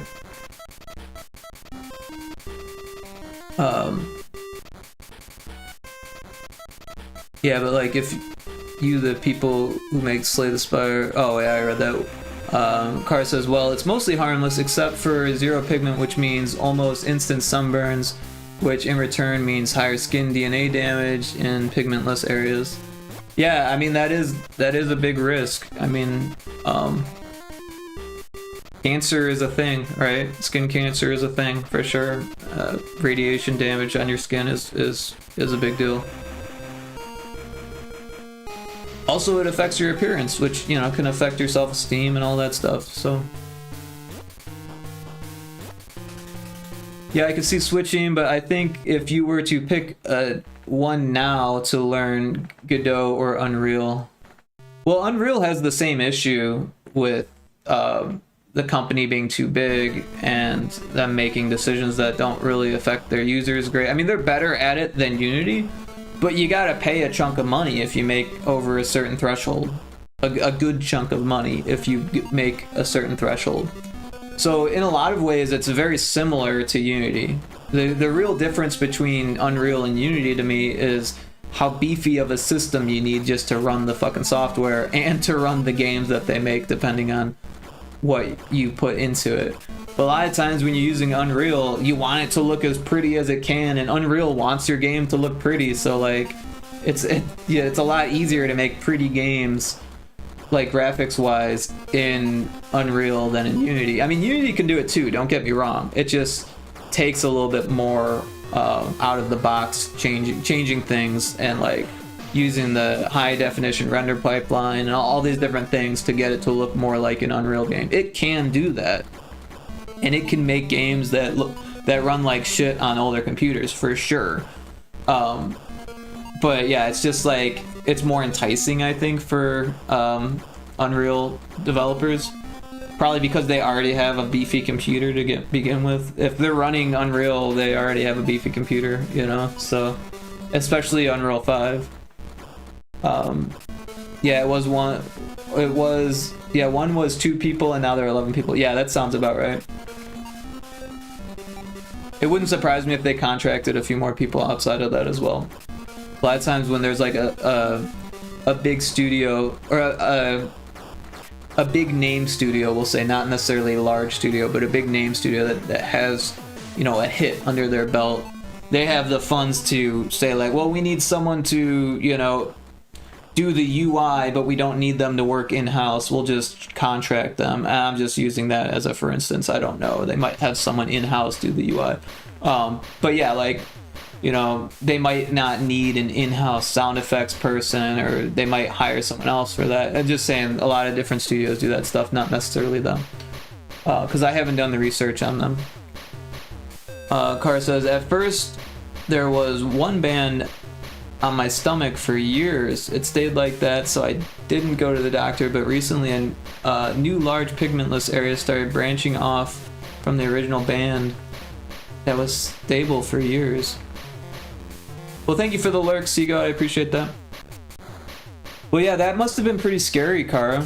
I couldn't imagine like that type of stuff. I'd probably freak out if I saw that on my own body, you know. But I'm glad that you're, you know, relatively safe, and that it's not a huge health hazard.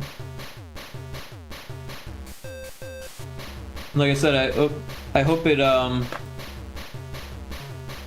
clears up or gets better or doesn't get worse, or,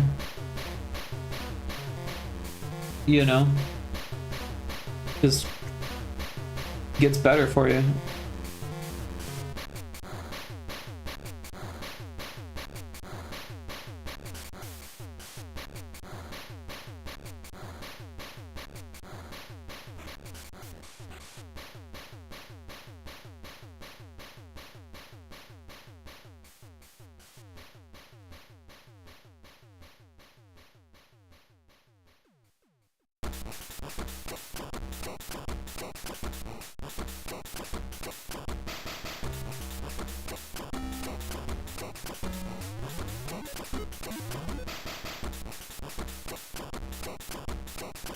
Yeah, it's gonna be really hard to fit some of these into this little area.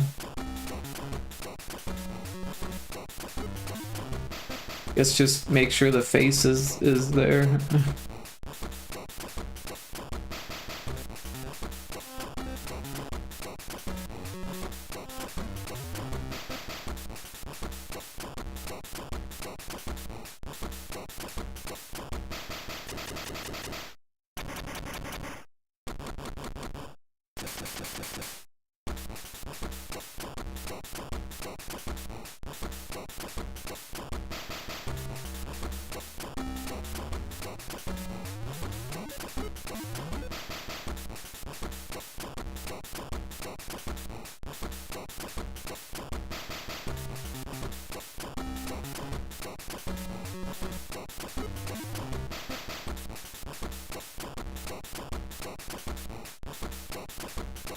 Alright, says I feel like I sort of dodged a bullet here.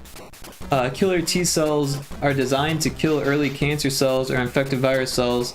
They are heavily trained in the body before deployment. Only 2% makes it out alive in the training, and for some reason one cell just got through the training unnoticed that thinks my pigment cells are enemies, which makes me lucky. I feel managed. Imagine if that killer T cell decided my liver cells were the enemy or my heart cells. Yeah, I mean that sounds like it could have been bad. Yeah, bullet dodged. I mean that sounds like it could have been scary. And I hope whatever happened with that, you know, one T cell, that it doesn't happen like again with different issues. That, you know, that sounds scary. But I'm glad you talked to a professional.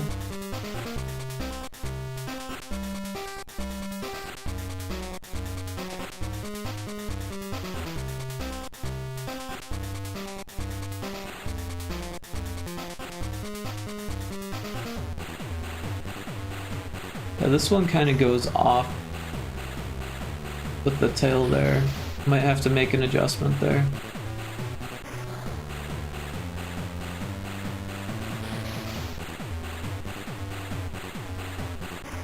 Because otherwise it'll blend into the background.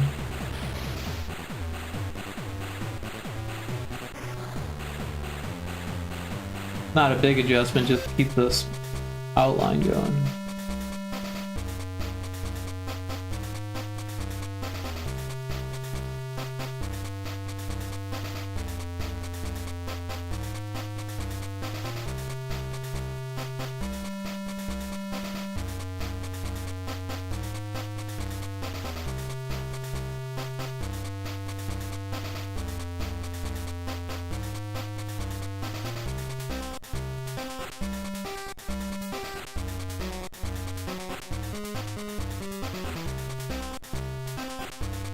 Oh, this is the music that I made for this game, isn't it? Yeah. This is the actual soundtrack for the game. I believe we'll be fine. There are some repigment treatments available, so I hope the doctor can explain those to me. Cool. Either way, I'm sorry to hear that you've had to been going through that. That sounds rough.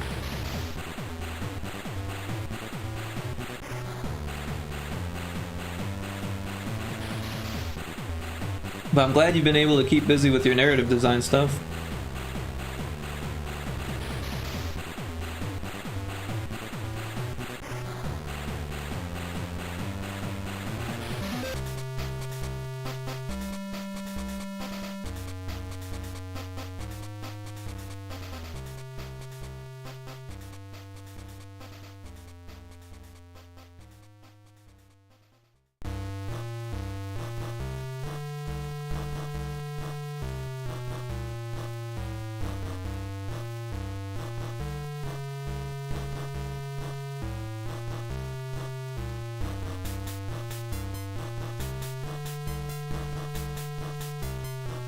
It's mostly fine, just can't wear a bikini top to the beach.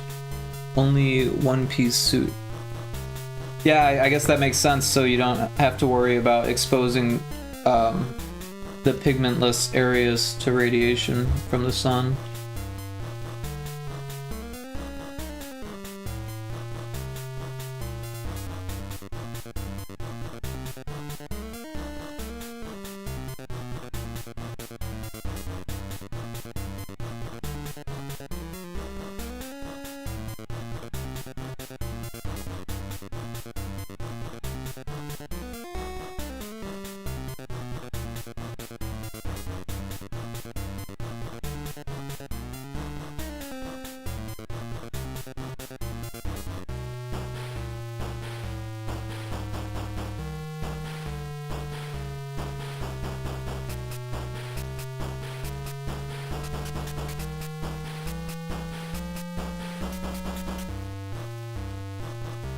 Probably save this. It's been a while since I've done that.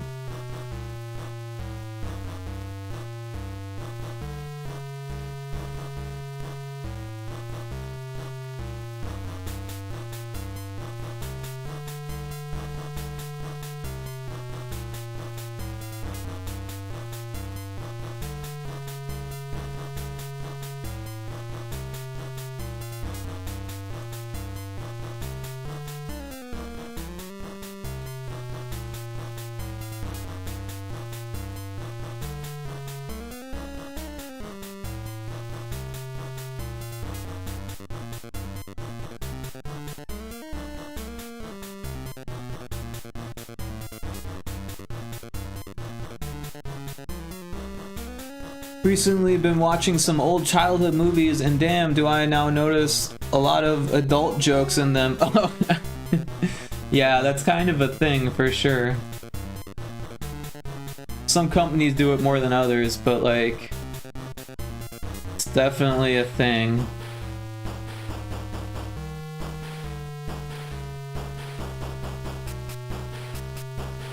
Some of them, yeah, some of them do it more tastefully than others. Like, I feel like Toy Story did a pretty good job of it.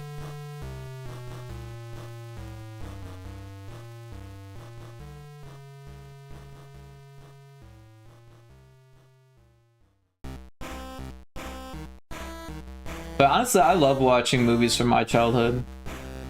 But yeah, my childhood was like the 80s, so a little different. Like Robots, where Big Weld talks about how he likes women with big, gets cut off by somebody.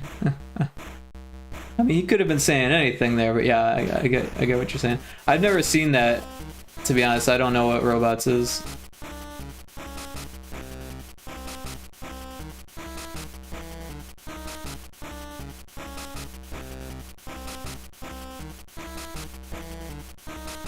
Only 4 more left.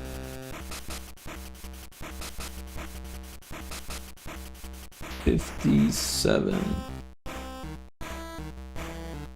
The woman in question was a robot lady with a giant butt. Oh, well, yeah, that makes sense.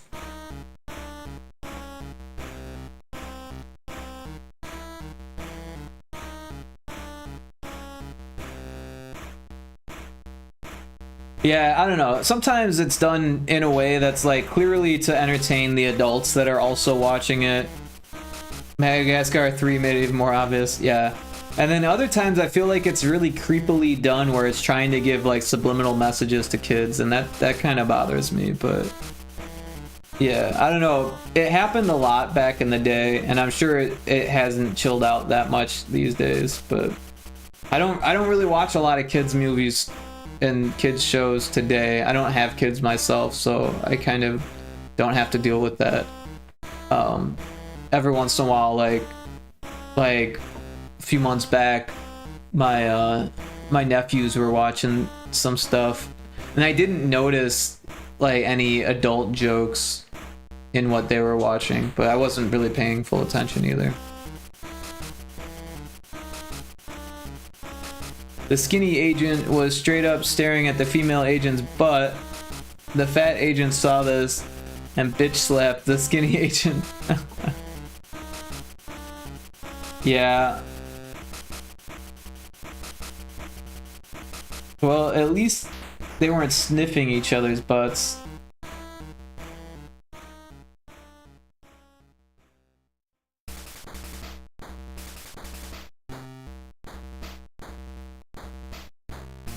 I think I saw the first Madagascar. Oh, that's not actually what we wanted. We wanted to put it here.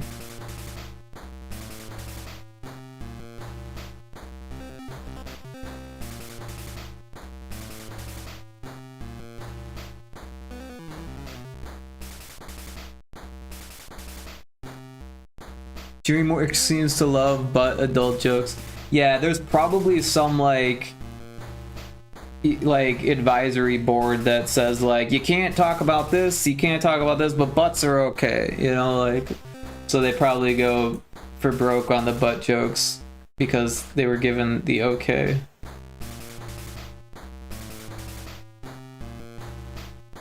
That's just my assumption.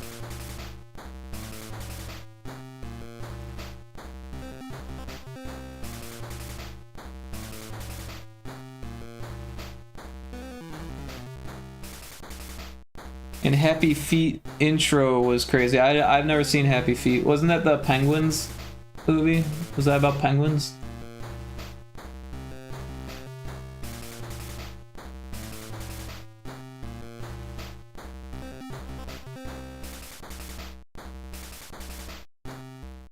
This one is huge.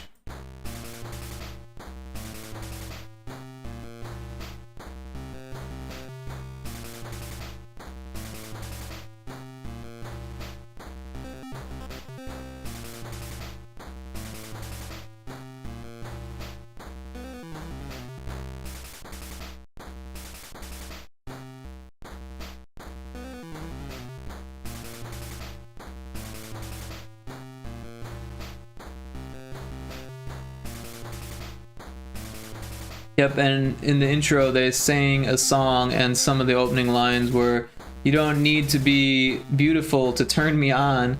I just need your body, baby." This is a kids movie. Yeah, that's fucking crazy. Like, even like the idea behind what they're saying is like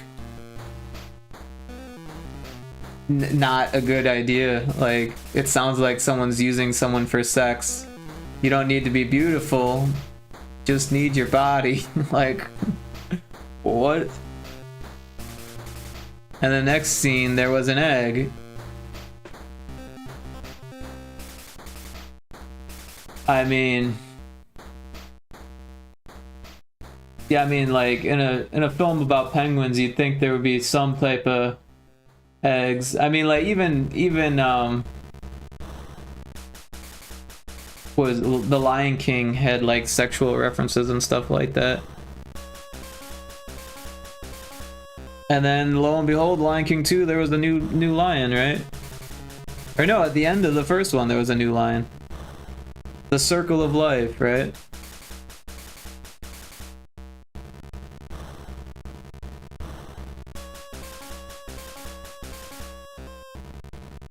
Yeah, you never know with kids' movies.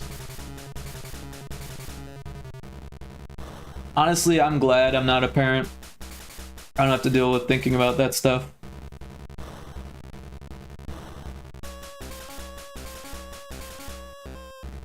Seems like a lot of effort to like go through and like watch pre-watch everything before your kids watch it. Right, and a lot of parents just don't have the time to do that, so they just like trust stuff, and then once they've made a decision and like paid for it, they don't want to say like, oh, well, you can't watch this. Yeah, it's like I remember so many of my childhood movies, and just watching them and getting flabbergasted by the dirtiness is so funny. Well, in a way, it's good that you didn't pick up on it when you were a kid. And I'm glad you're able to get some entertainment out of it today.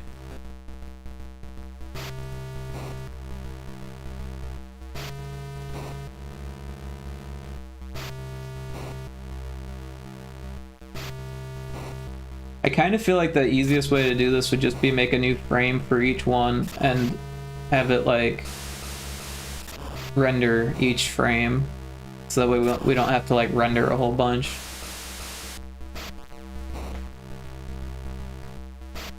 So I think we'll do it that way. What was it? Alt N.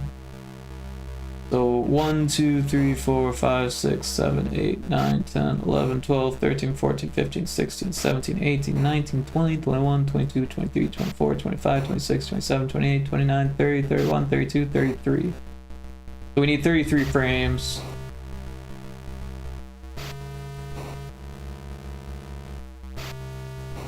Alright, we've got 33 frames. I'm gonna move this to the bottom again, so that way we can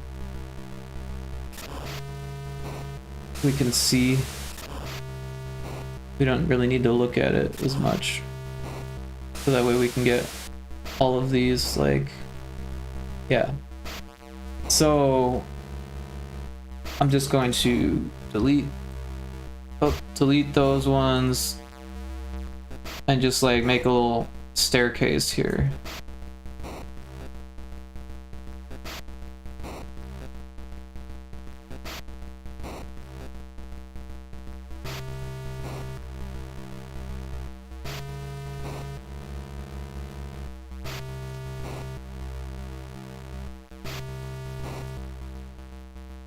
Like we got an ad break starting in about 2 or 3 minutes. Happy Feet was one of your favorite movies, didn't pick up on any of it. Yeah, I remember when that came out, but I never watched it. There was a few like Pixar style like 3D animation movies that I saw in college, because once a week we would watch a different CGI movie. So that's how I saw Cars, and I think there was one called Open Season that I saw. It was about hunting, I feel like. But yeah, I didn't really pay a whole lot of attention.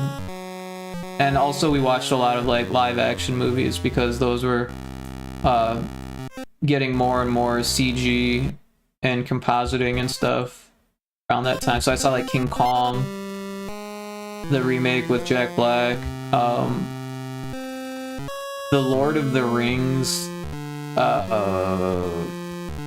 like bonus features was like, I think we watched that more than once in that class because it was really good.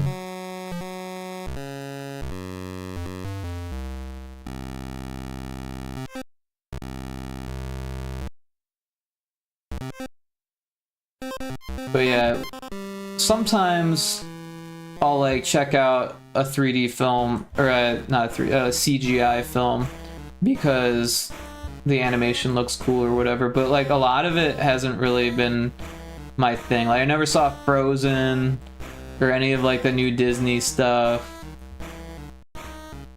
I saw Toy Story 2 and 3. I heard there's a 4th that's not worth watching, but I didn't see it.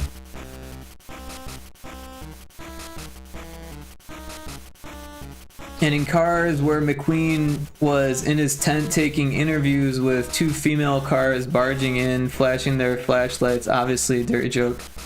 I don't remember that part, but yeah, I probably got the joke if I was paying attention when I saw it. Like I said, I was like in class when I was watching that movie, so like I don't really know what parts I was paying attention to or not, because I'd be working while it was on.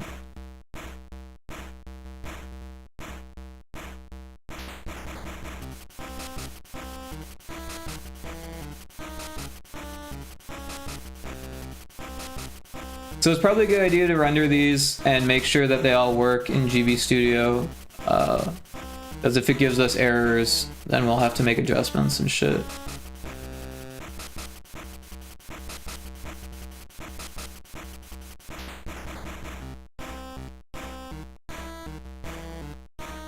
So we're gonna change it to a PNG.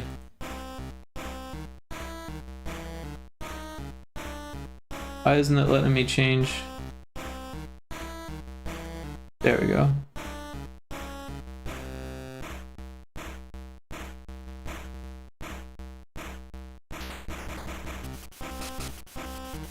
we'll call it full screen images.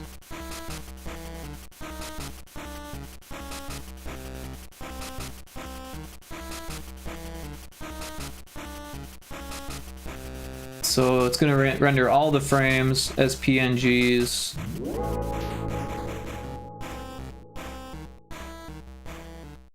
.33 files.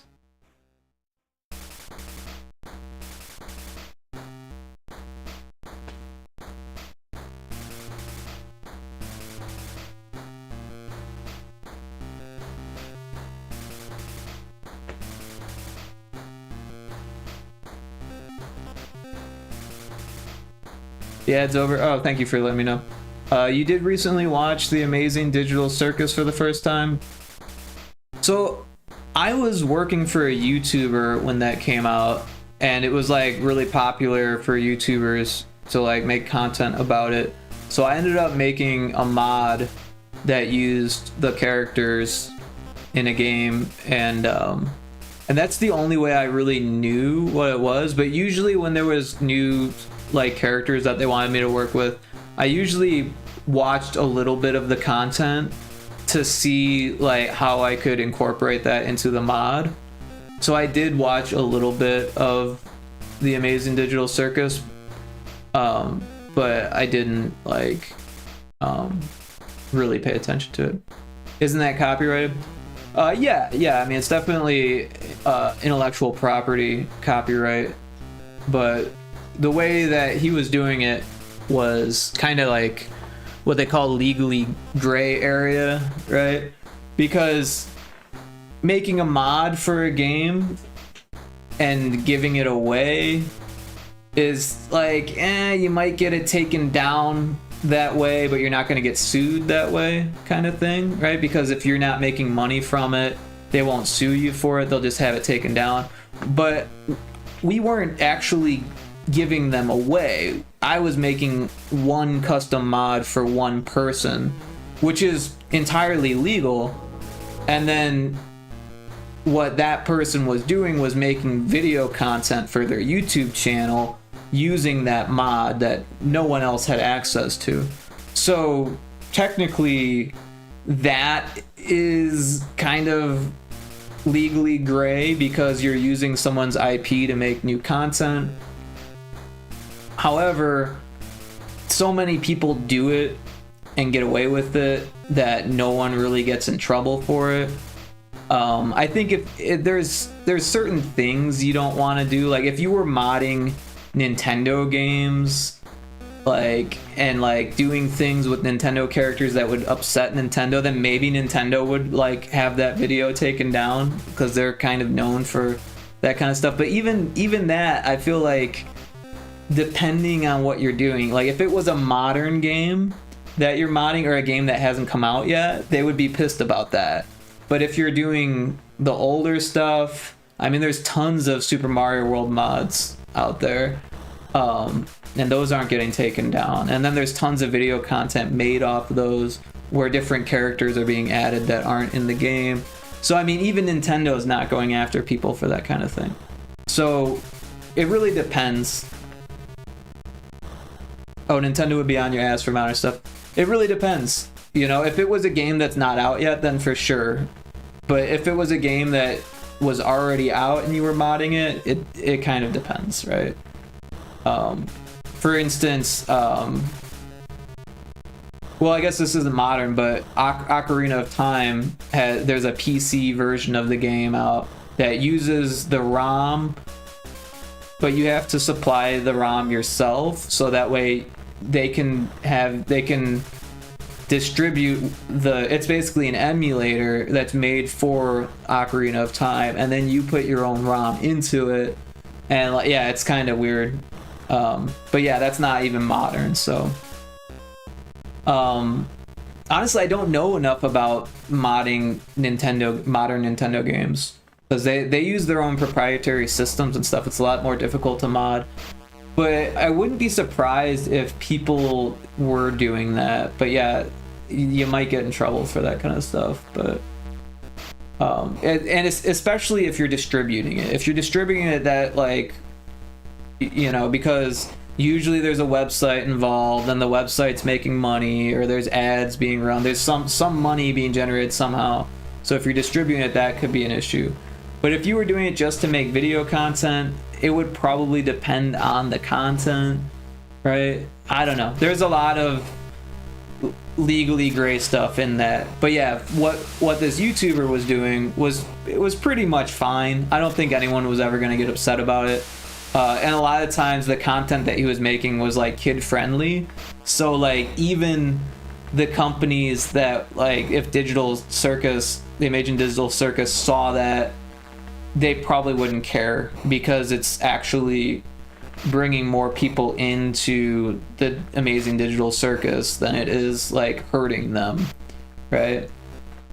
But yeah, as far as like the models, they were made like as like fan art basically, and people would upload fan art models to websites like Sketchfab and stuff like that, and so no one comes after them because they're not selling the models.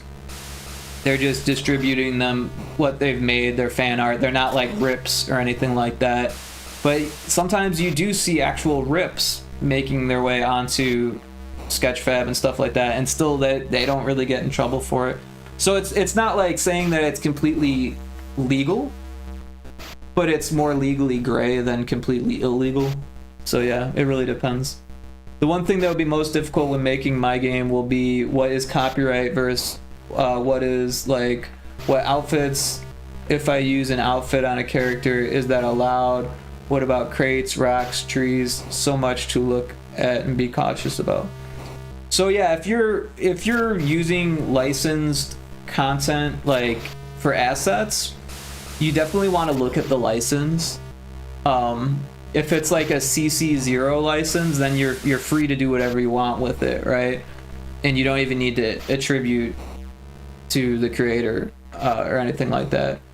But if it's, you know, depending on, there's a whole bunch of different licenses out there, and also like legally speaking, I think it depends on different countries as well. I'm sure there's some like overarching legalities, but I think different countries handle copyright differently, so you would have to look at your own country's copyright laws. I'm just like, at what point can you keep copywriting basic tree designs? So if you are making your tree based off of someone else's tree design, then that's fine, as long as you're making it yourself. But if you're using a digital model that someone else made and they require attribution or licensing fees, and you're not providing that, then that would be illegal. Infinite Metal, welcome in. How you doing?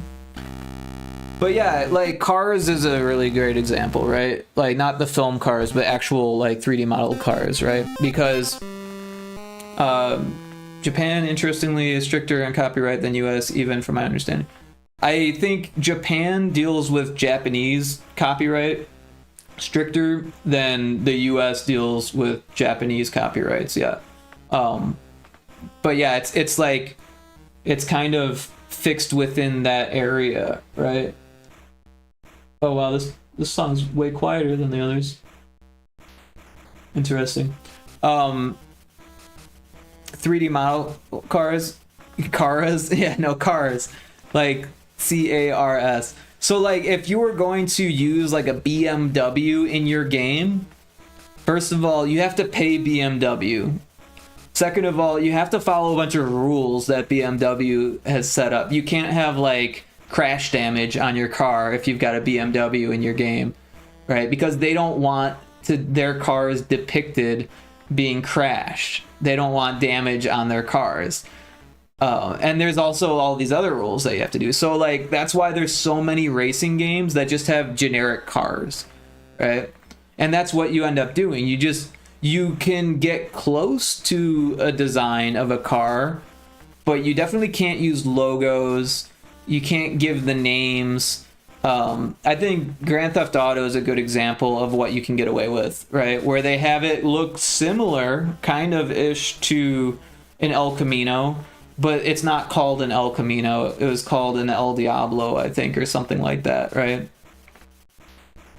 if you were to use a BMW with the logo that's also trademarked and another can of worms. That's what I'm saying. Yeah, if you use the logo, automatically you need a license. But if you're using the car design, that's also intellectual property, so you need the license for that as well. So if you're going to make a car game and you wanted to have a BMW-like car in the game, but you didn't want to have to pay these outrageous, because it is outrageous, these outrageous licensing fees to use their trademark and intellectual property, what you would have to do is, like, you can find blueprints of a BMW, and you can even use that while you're as a reference to make your car, but then you have to like specifically change the design so it's not like the blueprint. And then the logo, you'd have to specifically make it look not like the BMW logo in a way that like clearly isn't BMW, right? Because if it's too close, if they take you to court, you could get in trouble. And then you'd end up, if the game sells really well, you could lose all of that profit. If the game doesn't sell really well, a lot of times they'll just make you take it down.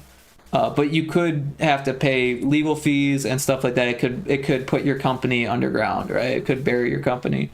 So yeah, it's a can of worms. It's definitely a can of worms. With clothes, it's similar, but if you're using generic clothes, you can get away with it, right? But if you're using like fashion designs that are like clearly, I don't know fashion, right? But if there was like a clear fashion design that you're like, this is a dress made by this dress designer, and then you just like change the name a little bit, they could probably still come after you for using that like intellectual property of the design, even if you change the name. So you'd have to change the design enough to make it your own design, which probably wouldn't take that much.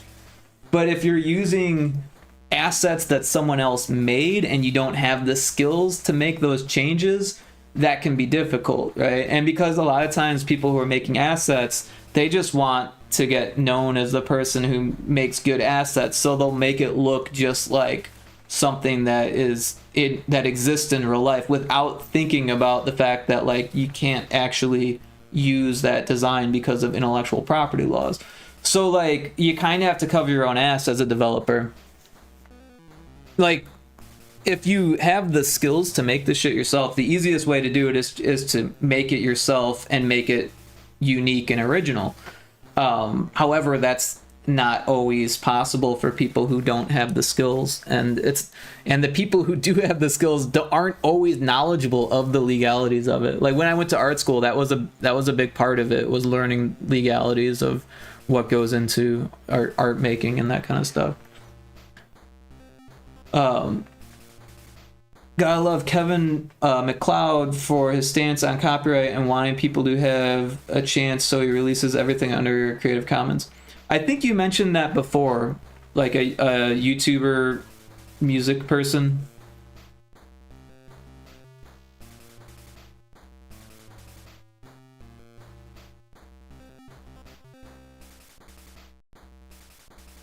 I mean, I don't know. I could go both ways on it. I think that like if you want people to have free access to it, then that's awesome that you provide that.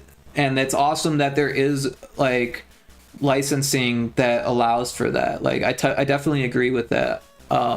However, I think that if you are making something that's original and unique, you should definitely be able to prevent people from just using it freely without any licensing or attribution. So I definitely think that either is good. Like we need both, you know. We need people that are freely giving stuff away, and we need people that are making money off of their art, and both help to push the art form.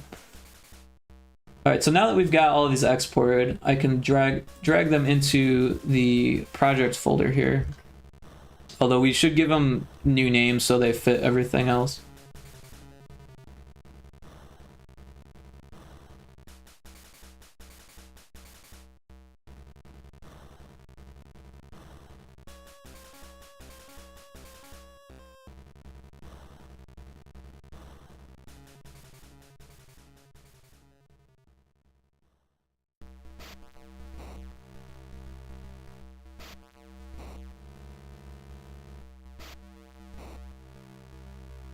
All right, so we've got all of our full screen images and the numbers are off. So what were we at? 24. So yeah, oh wait, this one is 25. Oh no, okay, so it goes 23, 24, 25, 26. So 25 and 26 are new ones. So we want to start at 25, and I need to rename all of these. So this one will be 25. Well, let's look at what they're called here.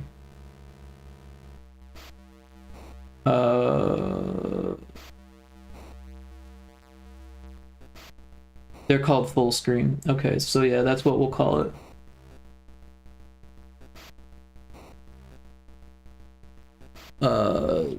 CH25 underscore full screen and remove the 1. If I ever become successful, I 100% will make packs with trees, rocks, objects, buildings, etc. for world building, so small creators with no money also have a chance to get somewhere instead of seeing tree designs now for $256 for free to use under Creative Commons.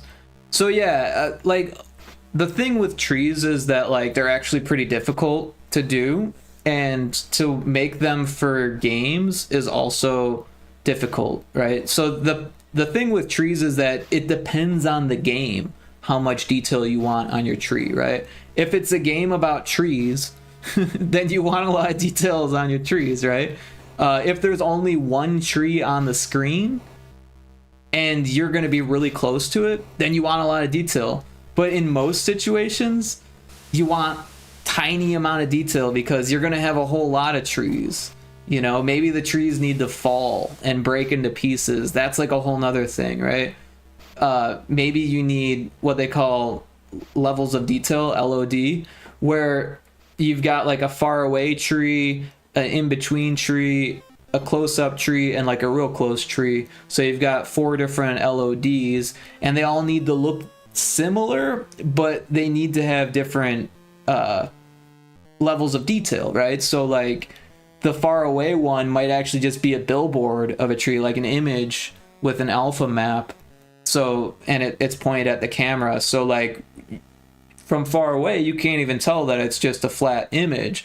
But if you were to get real close, you could, but the computer or the engine tells it to have a different LOD for how close you are, right? So if you get a little bit closer, all of a sudden it's a low poly model and it's got billboards for the leaves, right? And then you get a little bit closer and like, you know, the model has more verts, right? Or more polys, right? And then when you get really close, a lot of times there's still billboarded leaves, but they're not billboarded, they're just alpha cut shade, like the shader has an alpha channel on it. It's just a plane is what I'm trying to say. But yeah, it depends, you know, it's always going to depend. So I think a lot of people, they don't realize that when they're buying assets for their first game, and they end up spending a lot more than they need to because they have to like learn on the fly. Rocks are really easy to make, actually, really fucking easy to make, and there are quite a few free rocks out there, but they don't look as good. Sometimes they'll have a lot more detail than you need, and if you need like a lot of rocks, then you definitely don't want a lot of detail on your rocks. What you can usually do is buy like a pack that has like a whole bunch of assets and then just modify them. That's what we did for Little Screamies. That was pretty easy to do. Like in one point in Little Screamies, one of the assets that we bought was like a plane that had rocks like built into it, and I took that and I curved it and made it into a tunnel, right? And that actually worked really well. But honestly, it's one of those things, it's like I could have done that really fast on my own, but I already had the pack, so I might as well use that as well because it came with rocks and trees. And that's how we did the trees. We just used them from an asset pack that was like, I think it was like $8 or something like that, but they were low poly, but it fit the art style for the game. So yeah, again, it always depends on the game. The biggest thing for me will be to turn my 2D character designs into 3D designs for the game. Yeah, I mean, that is a difficult thing to do. I did mostly 3D character design when I was in college. That was kind of my forte. And then after college, I did very little 3D character design because it's so competitive. It's a hugely competitive part of the art industry. Oh, this is 26. So I didn't actually find a whole lot of work doing that. Oh, I fucked up the convention. It did actually help me when I was working for that YouTuber quite a bit, because a lot of what I had to do was deal with, I wasn't necessarily designing characters, but I was dealing with other people's characters and making them work into modded games. Like doing armatures and animations and stuff like that, or even just posing. But yeah, like learning how to do it is easier than it's ever been. So if you wanted to do it yourself, it is possible. Art style is kind of everything when it comes to, oh, that's not what I wanted to do. When it comes to making 3D models, right? Because you kind of want everything to be consistent with the game and the rest of the art. And if you're like getting models from different people, that gets really difficult to do. Oh, we don't want the 3 at the end.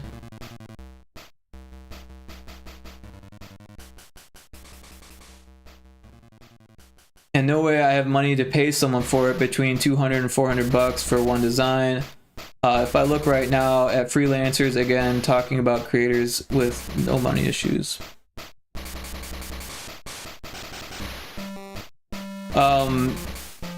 Yeah, I mean, it's gonna depend, right? And you kind of get what you pay for a lot of times. Well, sometimes, right? Hopefully, right? But what I mean to say is that, like, if someone has like a very low cost, then the quality is probably gonna be pretty low. And maybe when it comes to, maybe they won't know how to rig it, right? Maybe they'll know how to design it, but they won't know how to rig it. And then once you go to rig it, you'll realize that the design actually doesn't work because they didn't know that they needed to put extra verts in the armpits or something like that, right? So yeah, it's kind of one of those things. I personally, I recommend learning how to do everything yourself, but it also takes years and years. And I hate to say it, but within the next 10 years, fucking AI is going to be handling most of that stuff for most games, which is terrible. I don't agree with it whatsoever, but unfortunately, that's the direction that things are fucking heading. So it's going to be even more expensive because there's going to be less people doing it, like if you wanted to do it by hand. And then it's going to be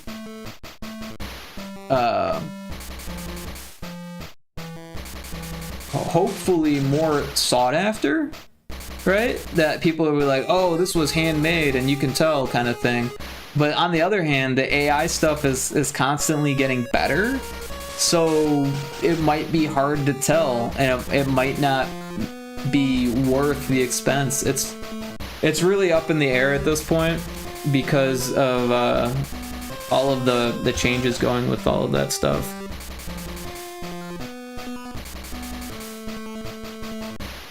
You know, like I am anti-AI for art. I think that's pretty shitty, but like in 10 years or so, it might be hard to hold that standpoint because, you know, like, yeah, I love making art and I'm always going to make art, you know, and I probably won't ever use AI to do the things that I'm capable of doing already because that doesn't make sense, right?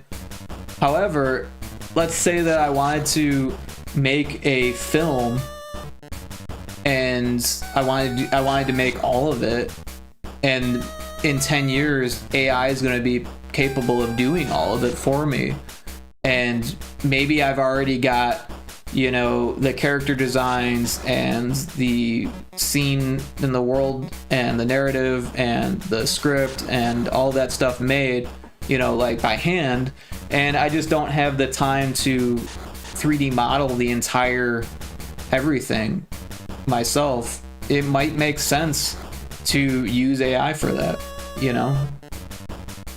Would it still be mine? It'd be hard to say at that point, right? The whole thing is kind of messy. I really wish that they would use AI to do like useful things and not just kind of like fuck up the art world with it. You're mixed on AI. Yeah, it's one of those things. It's changing too rapidly to really keep up with it.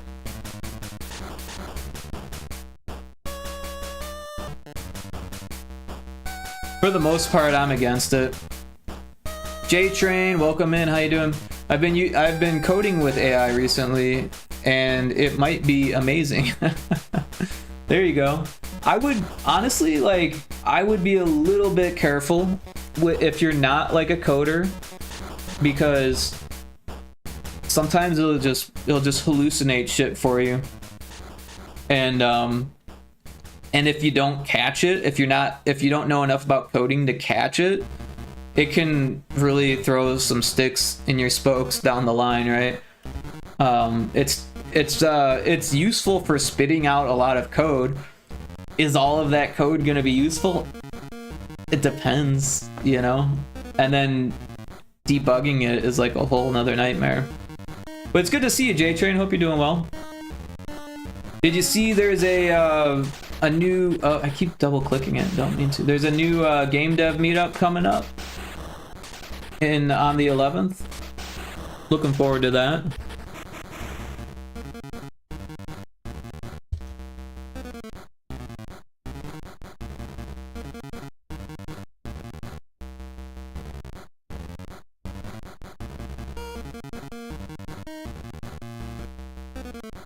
I did, I'll probably be there. Oh, good to hear it.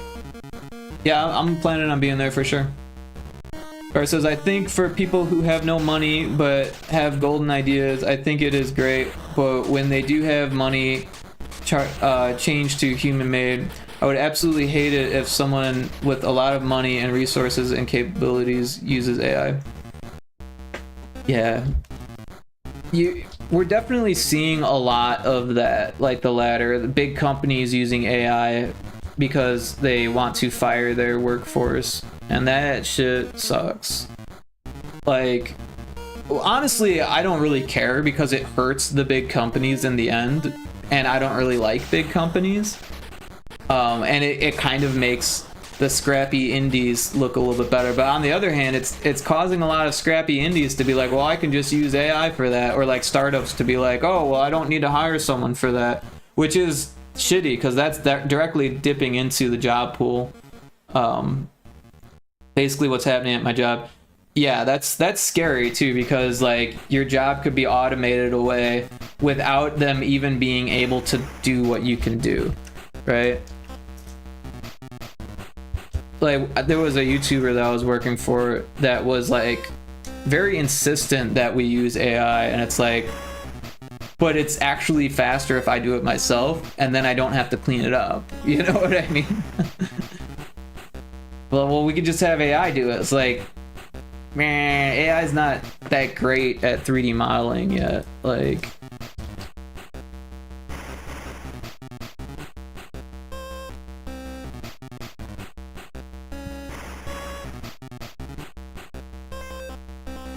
CH38 underscore.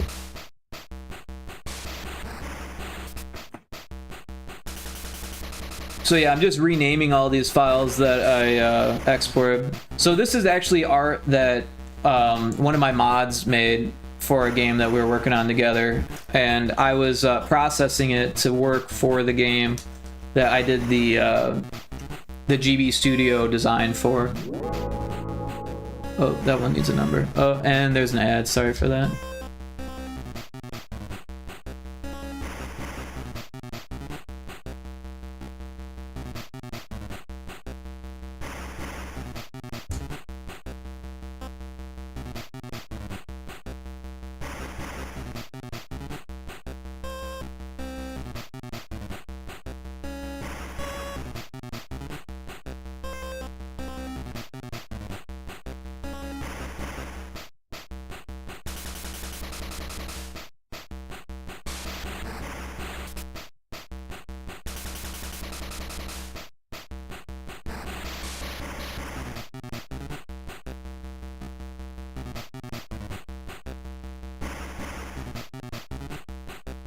And it's happening. Welcome in, Is.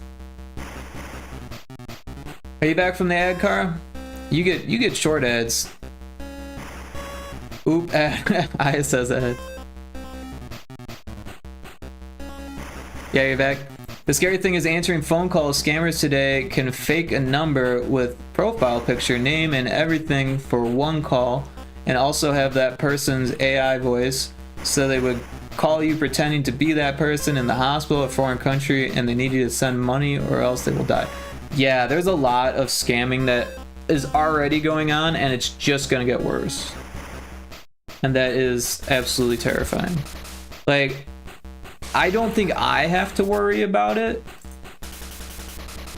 Like, the only family member who could potentially be victim of that would be my dad. But he doesn't answer his phone for nobody, so I don't see him, like, believing that kind of phone call, right? So, but yeah, I mean, that sucks.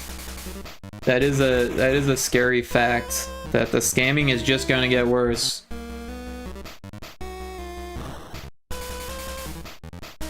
Like, I don't have any grandparents left or anything like that. My mom passed away, so like all of the people in my life that might fall for something like that have already passed away. Welcome back, Is. Hope you're doing well, Is. Hope you've been hanging in there and doing your thing. Heart says, and my mom got called recently, and the other side of the line didn't say anything, but my mom did say a few words, so that was a bot recording her voice, and now they can clone her voice. Yeah, exactly. I've heard of this before. And like, hopefully, like, banks and stuff are becoming more aware of this, because like, technically someone should just like go onto my stream, record my voice, come up with an AI that sounds like me, and then call my bank and be like, hey, I want you to transfer all of the funds, you know, like, they would obviously need like more than just my name and my voice, but it's getting closer. And then all of a sudden, if my information leaks somehow, then they could do that, and that would be absolute shit for me.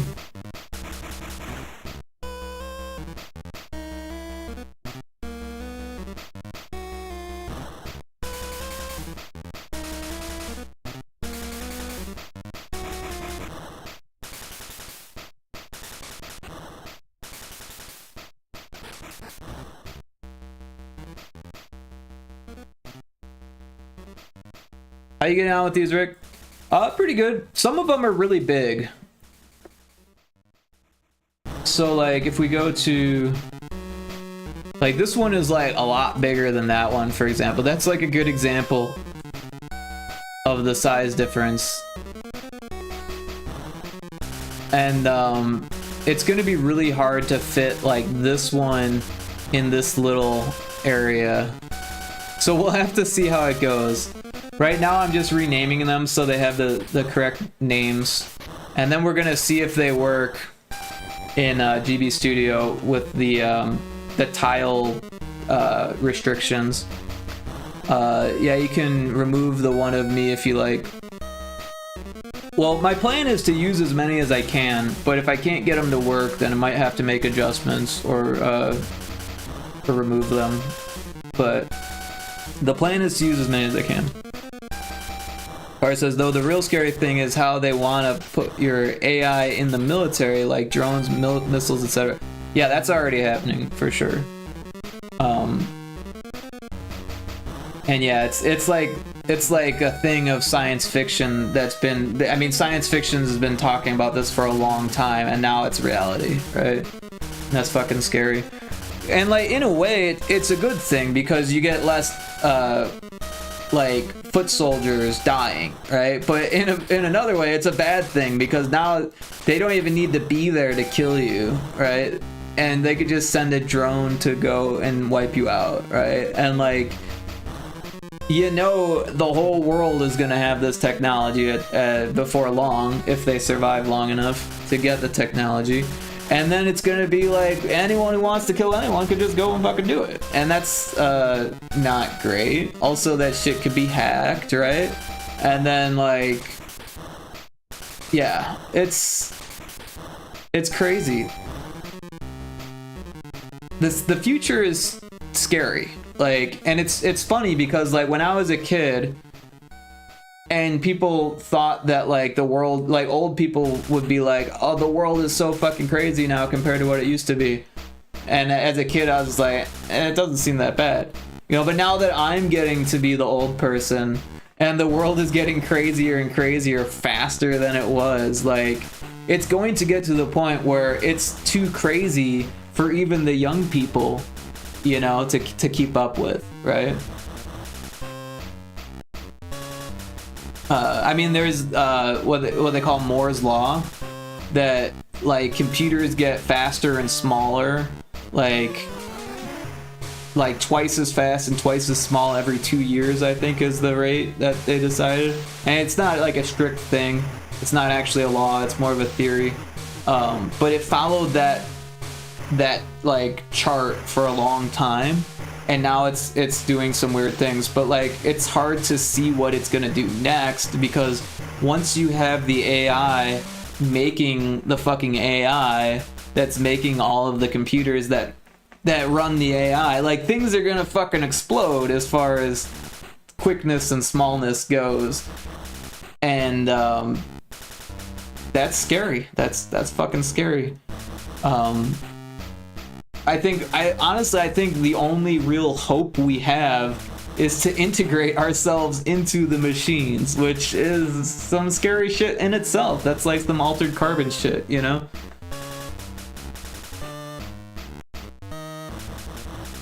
No worries, I thought staying within the 96 pixels was good enough. The Bibsworth one is specifically small though, yeah, that was an accident. It's an arms race between the US and China at this point, the AI arms race. And what comes with arms race? Speed. What comes with speed? Less time to put up proper safeguards. Borg me up, bro. So I think there's some truth to that, Kara, but I think also that's some of the rhetoric that the AI companies are using to like push AI sales and AI investment, right? Because if you have like someone to be scared of, then you have more reason to invest money, right? And let's face it, these AI companies right now are very much reliant on investments. So they come up with a bad guy, right? And it's profitable for both the US and to China to say like, well, look what they're doing over there. If they do it first, that could be the end of us. So you better invest. So, and there is some truth to that, right? That like, if the world has AI before you, like that is going to change things for you. Like, even if it's not like military based, even if it's just like economic based or whatever, right? But like it's kind of messy. Yeah, China's been scapegoat for decades. I believe very little of what I hear besides what I hear about their government. Yeah, honestly, I'm so far removed from China that I have no idea what to think. But I do know corporations and how they, you know, work. And so much is just based on lies. So it wouldn't surprise me if none of this shit that they talk about is really true. Especially with the AI shit. Everything is so relying on them getting the investments they need. The West is just as much, if not more, fucked up than China. Agree.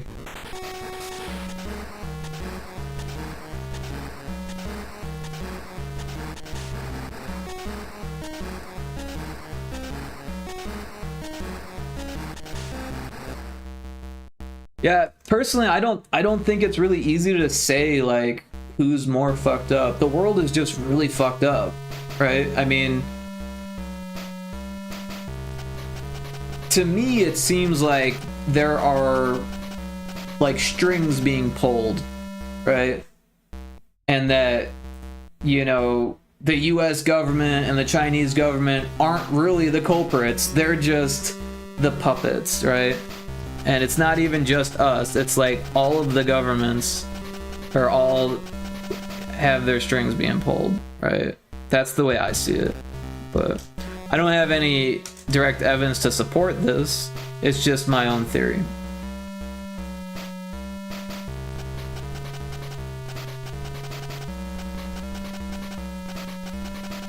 I mean, it'd be nice if we could just all get along, right? And honestly, I think everyone probably thinks that, yet it doesn't happen.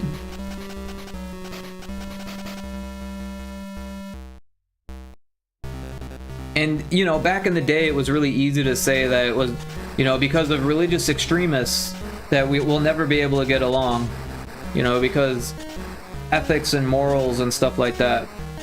But a lot of today, I mean, things are getting pretty homogenized. And yeah, there still are ethical and moral extremes. And I'm sure there's people that feel really strongly about that stuff. But in most situations, like worldwide, there's rules preventing people from like killing people because they have a difference of morals, right?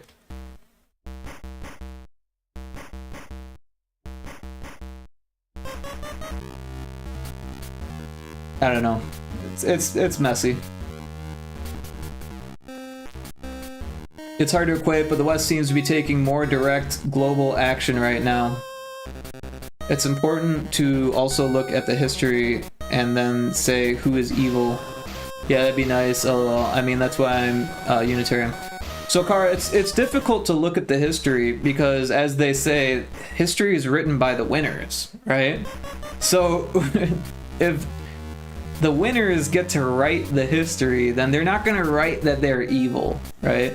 So like a big thing that's going on here in the States is that like history is being changed. Like they're rewriting the history. It's like some 1984 shit where they're saying like, oh, the textbooks were written by Mossad, so you can't trust them, and like all the things that you learned probably weren't true because of that. So like, let's write new ones, and we're gonna just completely leave out this shit or put a new spin on this shit because that's better for the economy or whatever, you know. Like it's fucky. It's super fucky. It's like no one really cares about what really happened anymore, and I think it's always been that way. I think it's always been kind of like the like one of the spoils of war is to be able to write the history afterwards, right? And to place blame. It's very much a none of us know shit kind of situation at this point. It's pretty bad. You kind of have to like look at all the perspectives and make your own judgment call, and then realize that it's just your opinion in the end. But it's not an easy thought experiment. It's not easy to try to comprehend all of history. That's like not an easy thing. even if you're like a history teacher or something like that, it's hard to really discern exactly what happened. You really have to take into account that history is written by the winners, and that a lot of what gets written is probably completely biased and not 100% true. I mean, there's also economics to think about too, right? Because, like, for instance, Greece, when Greece started to get popular in like history and archaeological stuff, they found a lot of evidence of drug usage, but they completely left it out because they thought it would be bad for the economy. The archaeological trade and industry would be hurt by that. People would no longer want to learn about them or teach about them if they knew that they were taking drugs. But drugs were a huge part of their society. In fact, everyone knows that the Greeks drank wine, right? But no one really knows, I mean, not no one, but most people don't know that the wine wasn't actually wine. It was adulterated wine. They added drugs to the wine, almost always. It was never just straight wine. They would add all types of stuff to it. It was like some Clockwork Orange shit where they add drugs to the milk at the milk bar. That's kind of the way it was in ancient Greece, except that the people who were like drinking the wine usually didn't know what was in the wine. They just knew it fucked them up. And they were giving this stuff at churches, at temples, and that was part of how they got their following. But they would force psychedelic experiences onto the people at the church through like, not communion, but like, what do they call that? The when you I had it on the tip of my tongue. When you take in the substance during church, I forget what they call it. Nowadays we call it communion, or in the Catholic Church they call it communion, right? Like a Eucharist, right? Delicious ergot wine. Exactly. They were putting ergot in the fucking wine, and not just ergot. Any drugs they knew about. They were putting hash in the wine. They were putting ergot in the wine. Like, I'm pretty sure they had like caffeine stuff that they were putting in the wines. Like, anything that they knew how to do, they were doing that, right? It's fucking crazy. Completely unrelated. We had such a crazy storm last night. Kept waking me up. Tired. Well, crazy for UK, pathetic for US probably. Yeah, we had a crazy storm the other night too. Berry, grape, delicious ergot one. Yeah. All right, where was I? VGym, assets, backgrounds. Let's throw them into this folder. Wait, where's?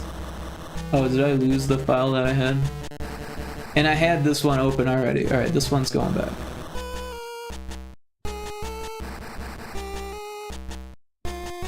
There we go. Alright, and this is the assets folder. We'll just drop them in there and see which ones work.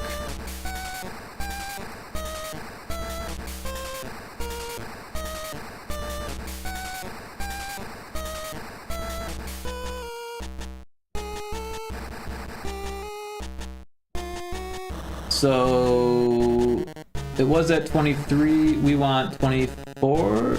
Or no. This is 24, we want 25.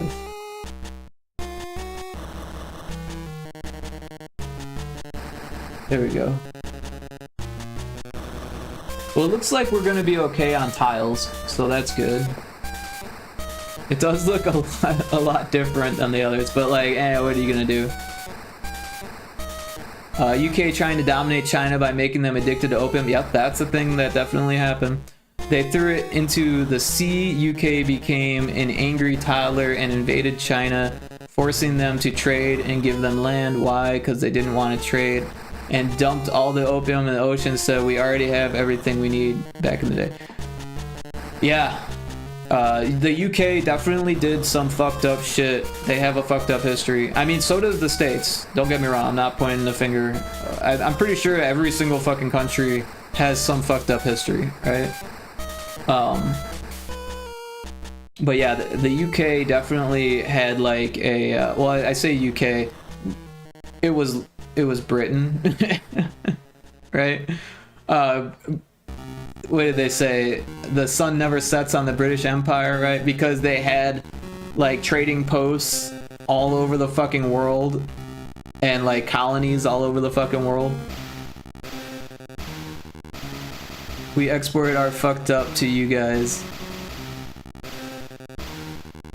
I mean, especially recently by threatening your own allies, Trump. Yeah, I mean, don't get me started on Trump. That is some fucked up shit. I honestly still can't believe that he was elected the first time or the second time. Like, the second time blew my mind completely. Well, no, the first time did too. My mind is blown. My mind is blown. Let's just put it that way.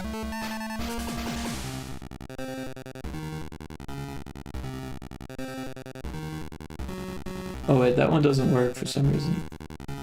Which one is it?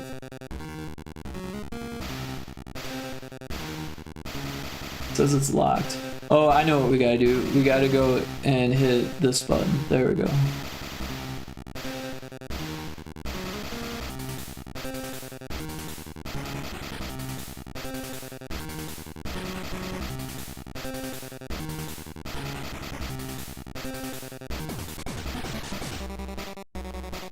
Wait, where did all of these go? And why are there still 3 of them? I think I fucked up.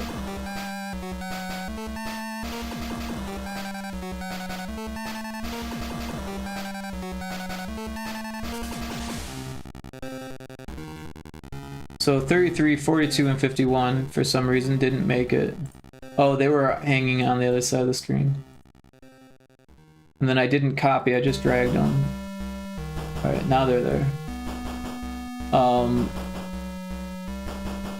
Alright, so let's go ahead and move these one.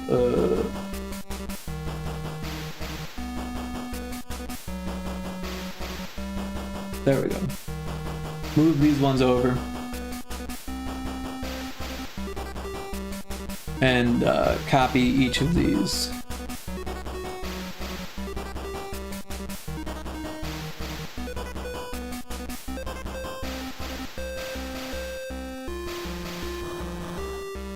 And we'll have to rename this shit, otherwise it'll get confusing.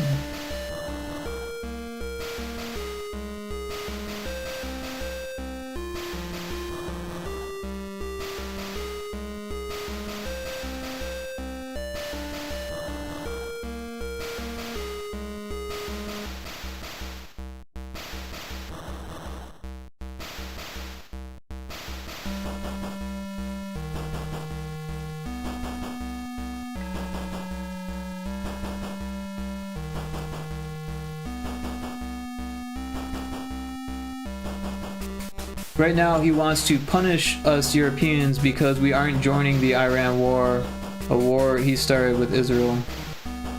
He won't be around much longer, showing signs of dementia for a while now. Yeah, I honestly, all I can say is that whatever he's doing is not what the American people want. And he's making everyone in the US look bad.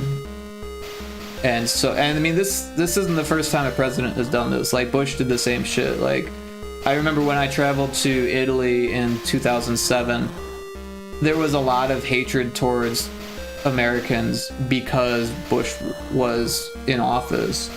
And I actually felt some of that because I went to Italy and experienced people like shitting on me for being American. You know what I mean?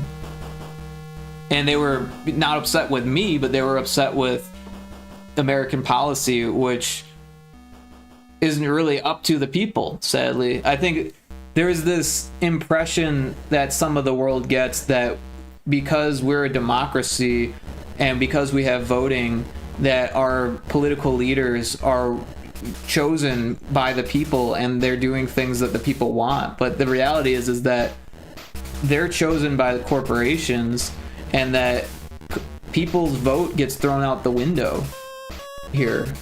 It's very much like what happens in third world countries where the vote doesn't matter, right? Where you have like a political leader that gets voted in every year, because if you don't, they'll fucking kill you. That's kind of what's happening here, except that instead of killing us, they just don't take into account our votes, right?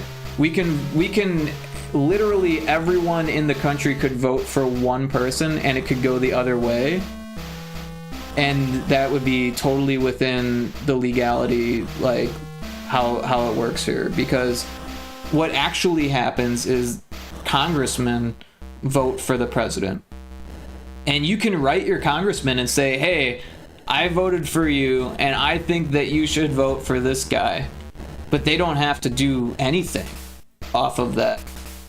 Like, the only rule is that they're not supposed to get paid for their vote to be swayed.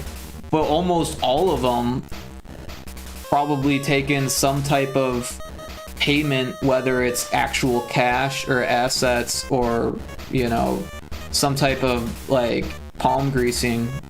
Rena the Slime, hey, how's it going? Not actually here, no headset, just looking to support. Well, thank you, Rena. I will write that in the chat.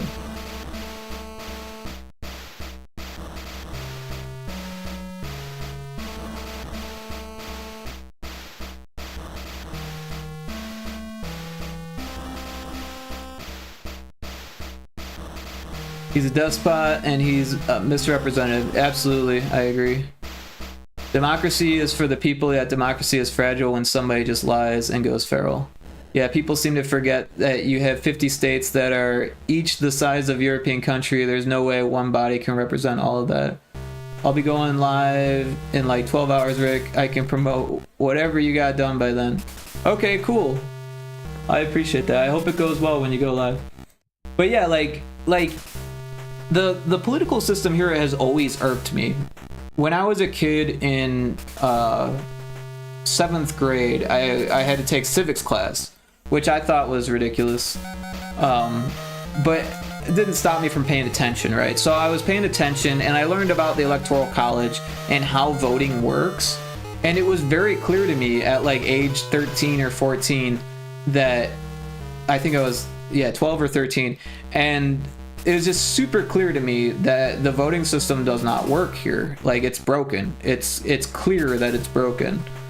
The Electoral College is evidence. The fact that the Congress people are the people whose vote actually matters. Like, the popular vote doesn't fucking matter at all.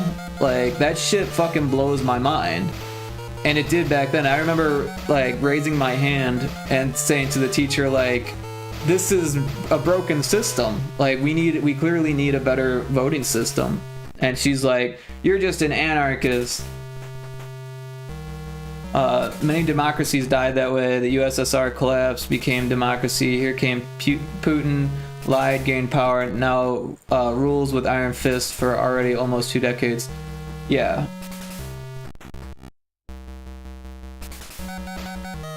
It's not a good thing that's going on here in the States.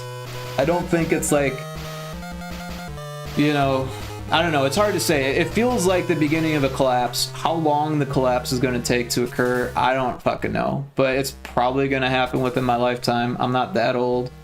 And that's a scary thought.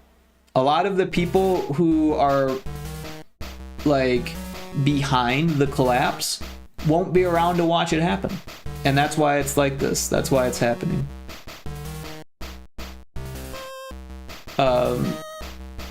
Aya says, we had a chain of prime ministers. Oh, we have an ad starting soon. I can't snooze it. Chain of prime ministers who got the job because the last one quit under negative press. No one voted, not one person, and they were increasingly terrible. Yeah, I mean, that could happen here too. If the president dies and the vice president goes into office, no one votes for the vice president. They're just decided by the president. It's fucked up. when you vote for the president here, you're voting for both. But like I said, your vote doesn't even fucking matter here, because it's the Congress vote, the congressmen, congresswomen, Congress people, their votes matter, and the people, the public doesn't. But we vote the Congress people in, so there's like supposed to be this indirect decision making. It's all fucked because of lobbyists and people, corporations changing the laws to better suit their fucking economic outlooks and shit. It's fucked. It's all corporate money making shit. So this one's an imposter, this one's legit. So this is 26. Let's change the background to 26.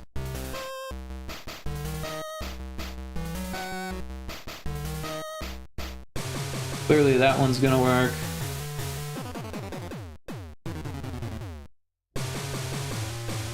And this one is 27.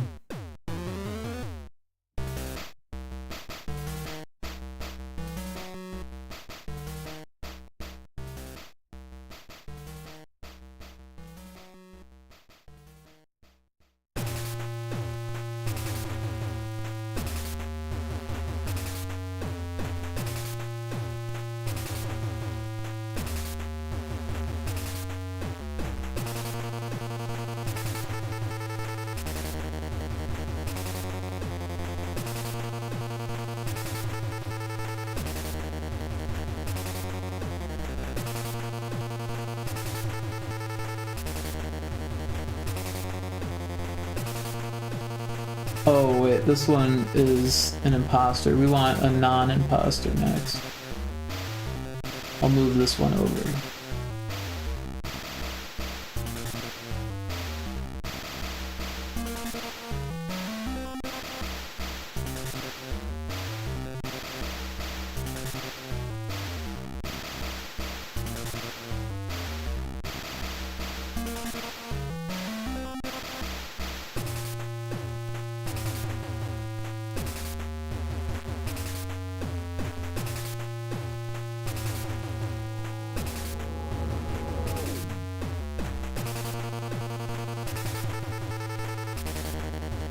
Welcome back from the ads. I think we're back from the ads.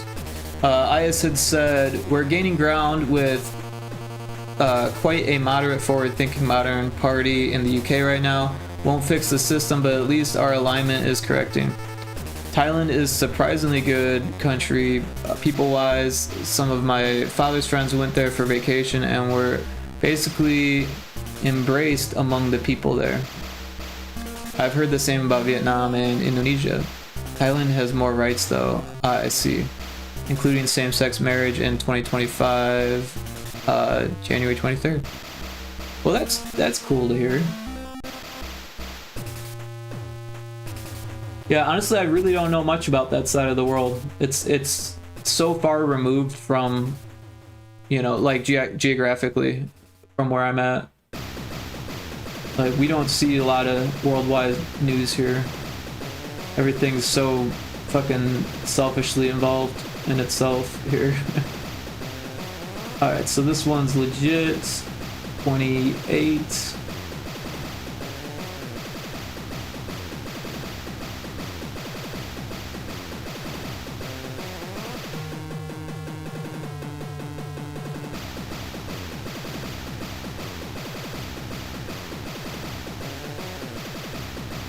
I kind of have to look at the original to make sure. I think it goes legit and then imposter for each of these, but I should double check.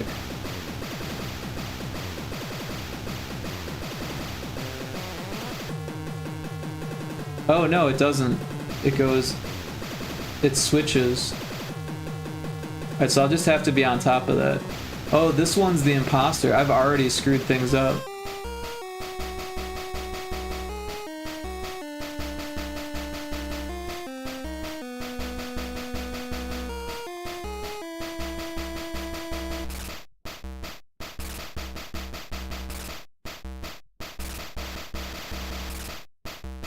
I'm gonna put this over on the side so I can see it. Some of them are subtle. So I think it goes, like, if we're looking at the file here, it goes imposter real, imposter real, imposter real, imposter real, imposter real, imposter real. So it always goes imposter and then the real one. So at least it's in the same order each time. But I had that confused. So I put the imposter in the legit one. So I'm gonna make this 27.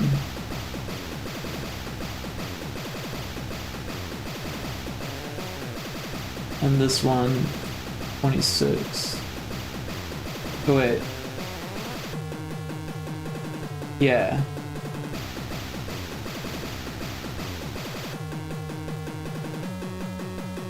And then I'll just scooch him around to make it work.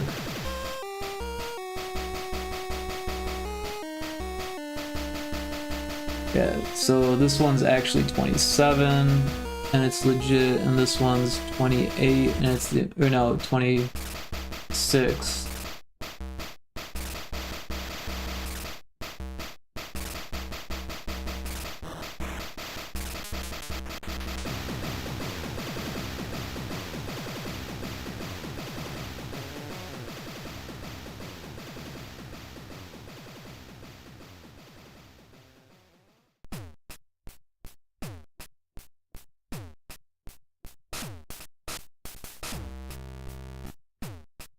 Yeah, this is a pretty time-consuming process to do them all.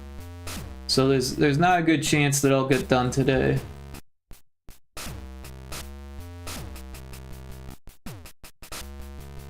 But at least I've got a start.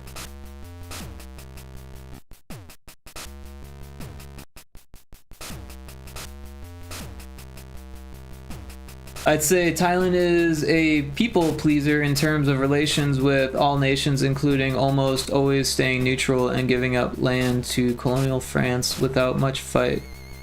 Some of them don't have imposters at all.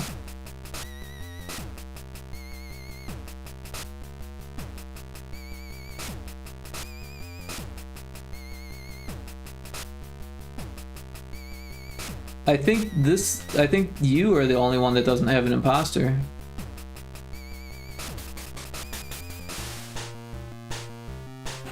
All these other ones have a partner.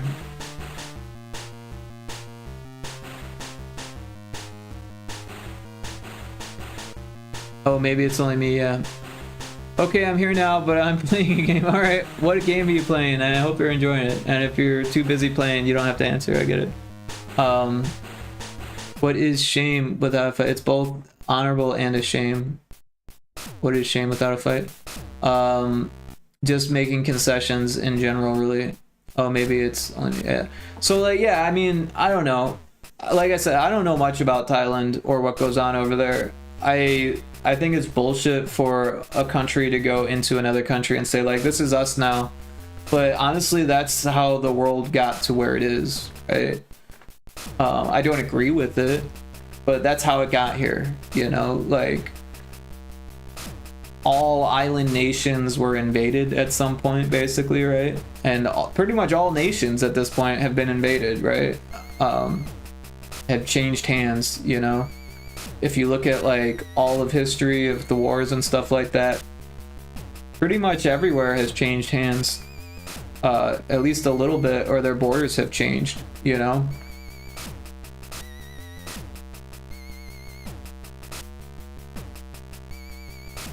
I'm playing Last Epoch with my spouse. It's fun. I'm trying out Mage. I don't know that one. I hope it's fun. Well, they aren't the strongest country in the region, surrounded by China and India. They don't have much of a choice. Like in All Element Mage. Woo, colonialism.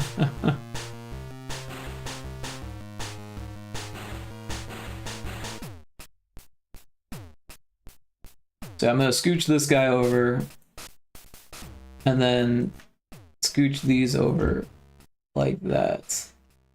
And then rename it. This is 28. And this is 29.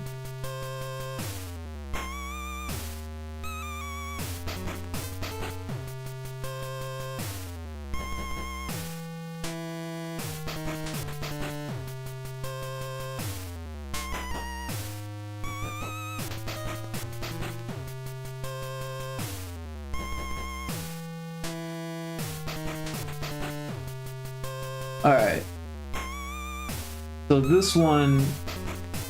Wait, this is actually the imposter, so we need to give it the right image.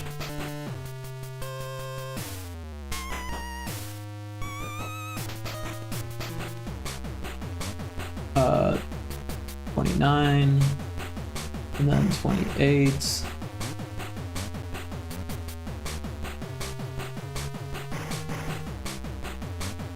Alright, let's give it the colors.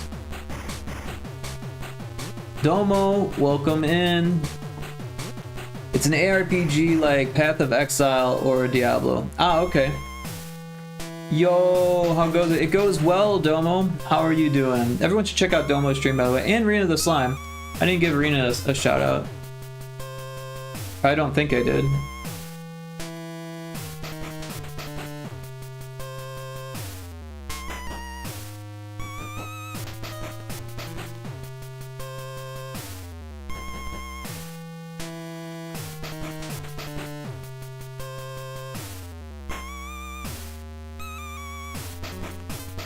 Yeah, shout out to Rena as well. Both amazing streamers. I am Eoi, but I'm good. What's Eoi? You know what's crazy? Bendy and the Ink Machine was made in Unity, made over 7 million in sales. Of how much did Unity suck out? I don't know. But when you make 7 million, a couple 100,000 probably isn't that bad. Especially for a small team. I'm assuming Domo means EP, like sleepy. Ah, okay. Eoi. EP, Eoi. I get it. I hate when typos hit over and over again. Like, oh my god, my fingers stopped working. Well, when you're EP.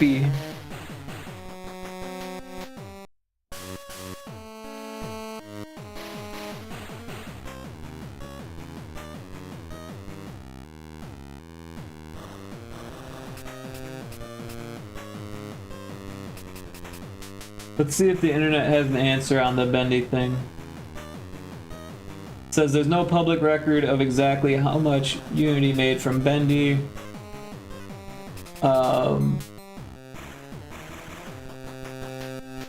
It was released in 2017 to 2018. It says that it made money through subscription fees rather than percentage of sales, but I don't think that's accurate because this is the fucking AI. Unity switched from subscription fees in 2015, I believe. But the engine license to use Unity Pro, which is required for companies that make over 100,000. Oh, they had to pay a monthly annual subscription fee per seat. Before 2023, Unity did not charge royalties.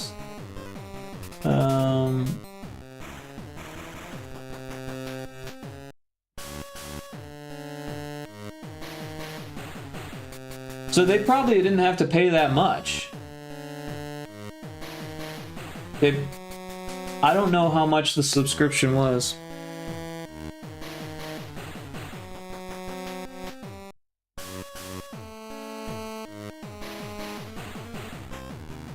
Okay, so it was only around $210 per seat per month, or roughly $2,300 per year when prepaid annually. So how many people worked on Bendy and the Ink Machine?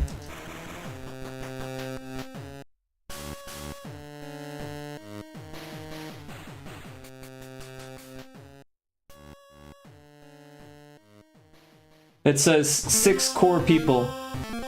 So that means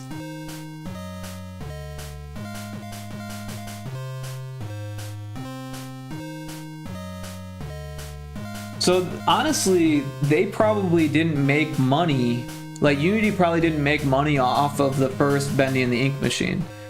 It was the subsequent sequels that they probably made money off of, right? Because during the development, they weren't making $100,000 a year.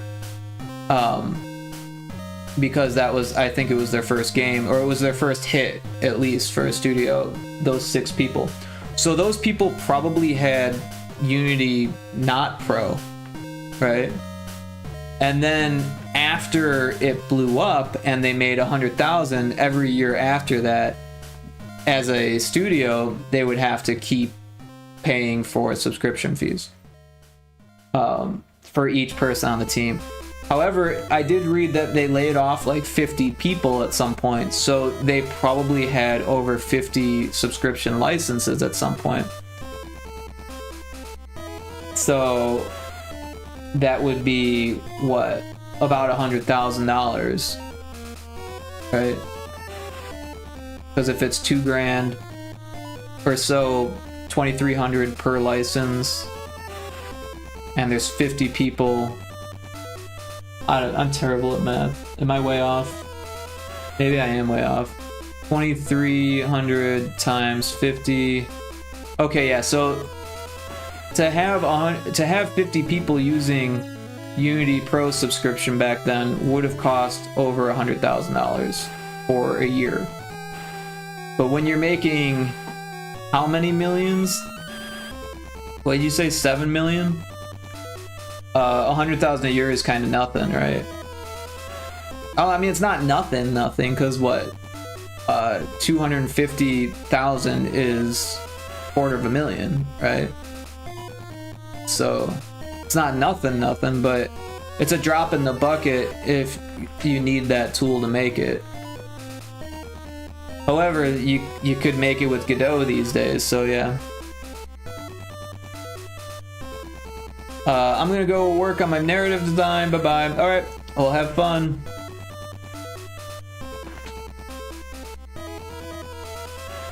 Alright, so we've got 28 and 29. So next we're gonna have an imposter, so we'll paste this one.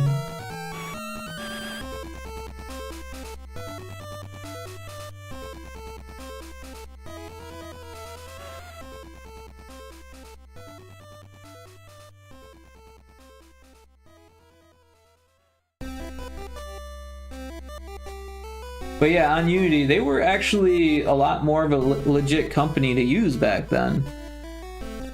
OMG, I took 20 hours of commission work up front pay to pay my medical bill this month. Oh, shit. Well, you better make sure that you make good on that commission. Oh, I don't think you can copy and paste one of them.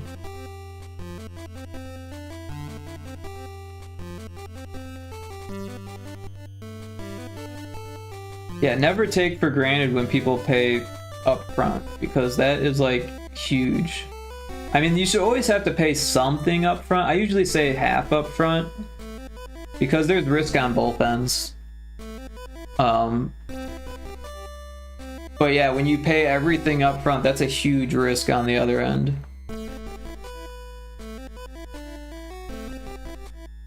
Like, it makes sense when you're like a well-known artist that has lots of stuff coming in, but even then sometimes people turn around and say like, oh, I'm not gonna do that, but there's no refunds, like, or I did something and now you're screwed with the bill, you know, like it can get fucked up real fast.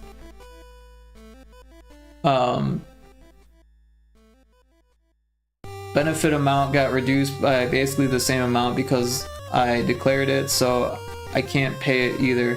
I don't know whether to feel mad or stupid. Client trusts me and I don't spend until it's done. But this is screwed. I'm out of stuff to sell. I'm not sure if I fully understand.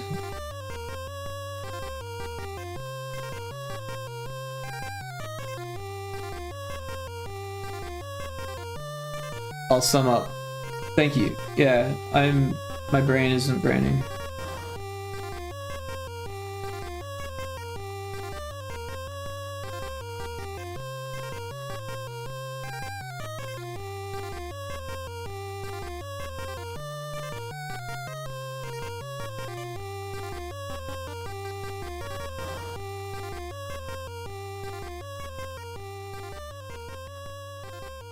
Oh, this is 31. What am I doing?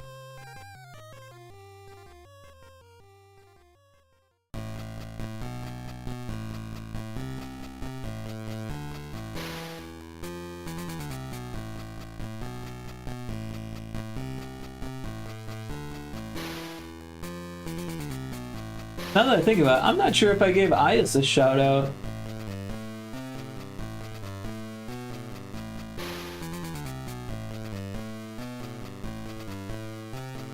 You got an auto shout? Okay, okay. I wasn't sure all of a sudden. I received an amount each month for unemployment, but they asked me to declare my income.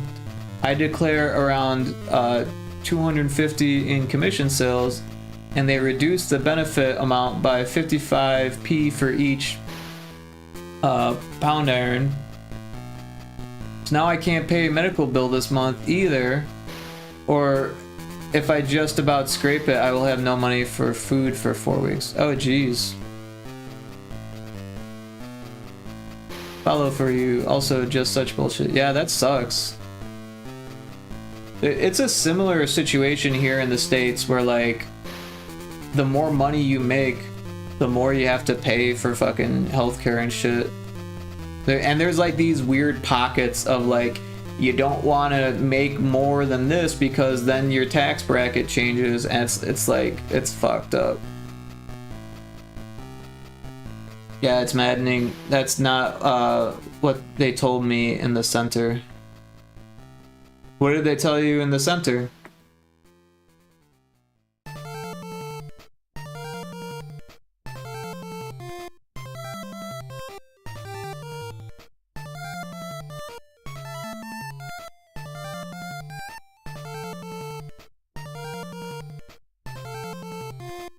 I think the way it works in the States is that you don't need to declare it on your taxes until you're over a certain threshold, but it's not a very big threshold.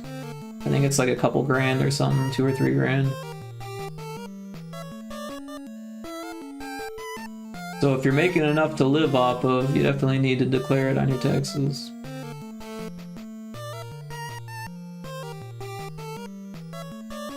Or if you're like me and you're barely scraping by but you started a business, you still need to declare that shit.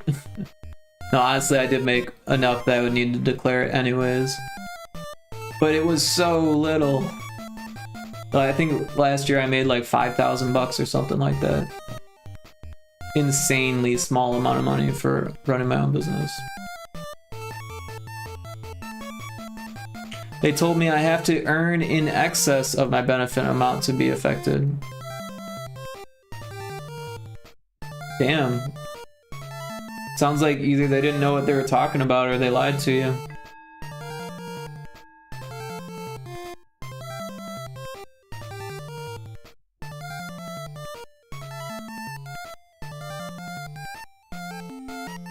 Or both. Clearly, yeah. That sucks. I'm sorry that you're going through that shit.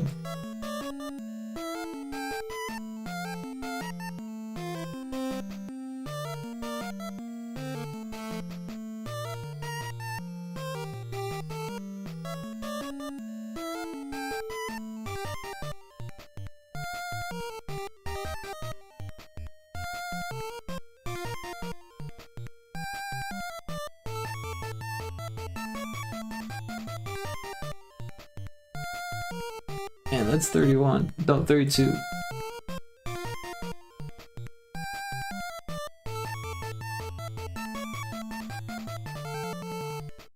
Why are these 03 and not 30? Oh.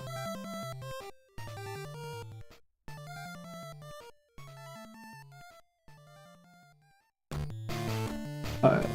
And that's 32. Alright, so this is an imposter.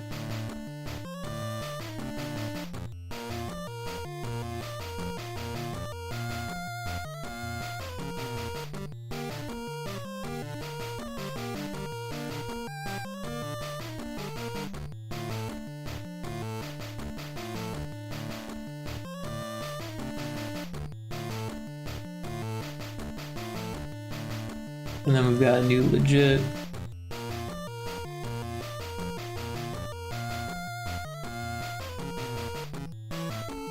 This is 33.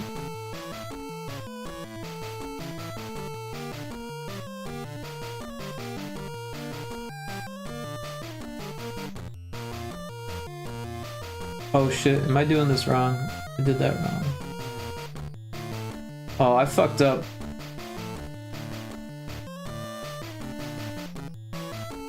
Just looking at this shit, I can see I fucked up. Oh man. Luckily it's not that big of a fuck up.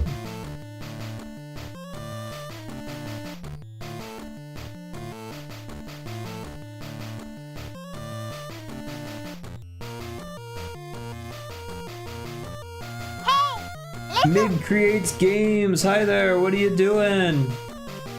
Rodrigo. I'm listening. What's up? Yeah, so I am working on a game that I made with Ias and another mod of mine, Taco Crepe. This is a GB Studio engine game, so it works on Game Boy Color. And I don't think I put a link to it in the chat, but there is a link to my itch page, and you can find the game there if you want to check out the current build. We're making an update that about doubles the amount of content in the game. But welcome in, how you doing? If you make games and you have a link, I would love to check it out.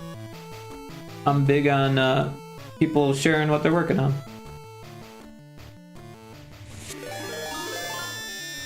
Oh, hey, thanks so much for the raid. Pixeliana, welcome in. Rodrigo. Mig creates games. Yeah, what were you working on? Also, shout out to Pixeliana.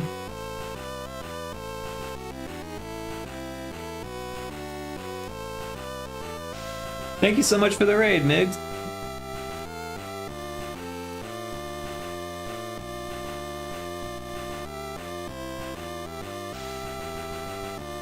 Hope everyone's having a wonderful evening or early morning or whatever it is. I think it's 1 a.m. here, so.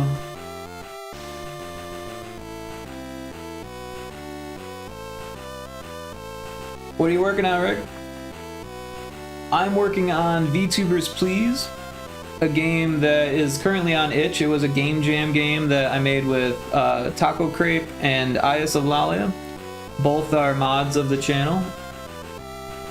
Both are pixel artists, and I've been doing the game design stuff for GB Studio here. Working on a dungeon crawler, very cool, 3 a.m. Well, thanks for hanging out so late. It is Saturday, you know, so...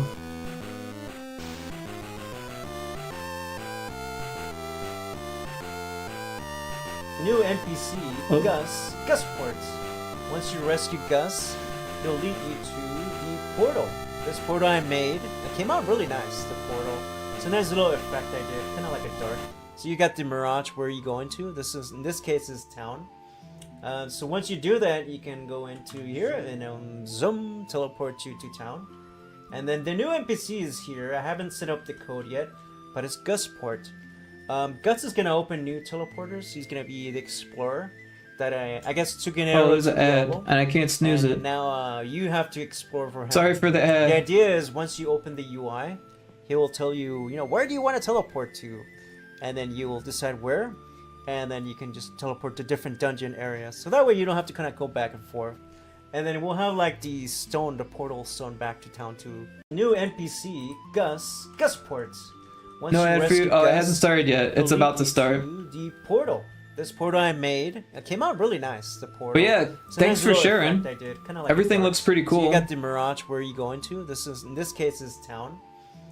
So once you do that, you can go into. I've got the same mic. Zoom, teleport you to town, and then the new NPC is here. I haven't set up the code yet, but it's Gus. So you did all the 3D modeling yourself. Gus That's awesome. Open new teleporters. He's gonna be. Oh, there's the ad. That I guess took an arrow to the elbow, and then now you have to explore for him. The idea is once you open the UI, he will tell you, you know, where do you want to teleport to, and then you will decide where, and then you can just teleport to different dungeon areas. So that way you don't have to kind of go back and forth. And then we'll have like the portal stone back to town too. New NPC. Cool. Well, thank you so much for sharing. I really appreciate the raid. Let me get the music back on. So yeah, I don't know who's stuck in the ad or not. But yeah, you work with Blender. That's very cool. I do some Blender work myself. I actually went to school for 3D modeling and animation. I do a lot of retro stuff and pixel art and now homebrew in GB Studio. But yeah, 3D is definitely my thing for a long time, and most of the contract work I get is in 3D. And I still do it. I still do 3D stuff. I've been doing a lot of VR chat stuff in the last week or couple months, last month or so. But yeah, thanks so much for sharing what you're working on. What engine are you working on if you're not stuck in the ad, Mig?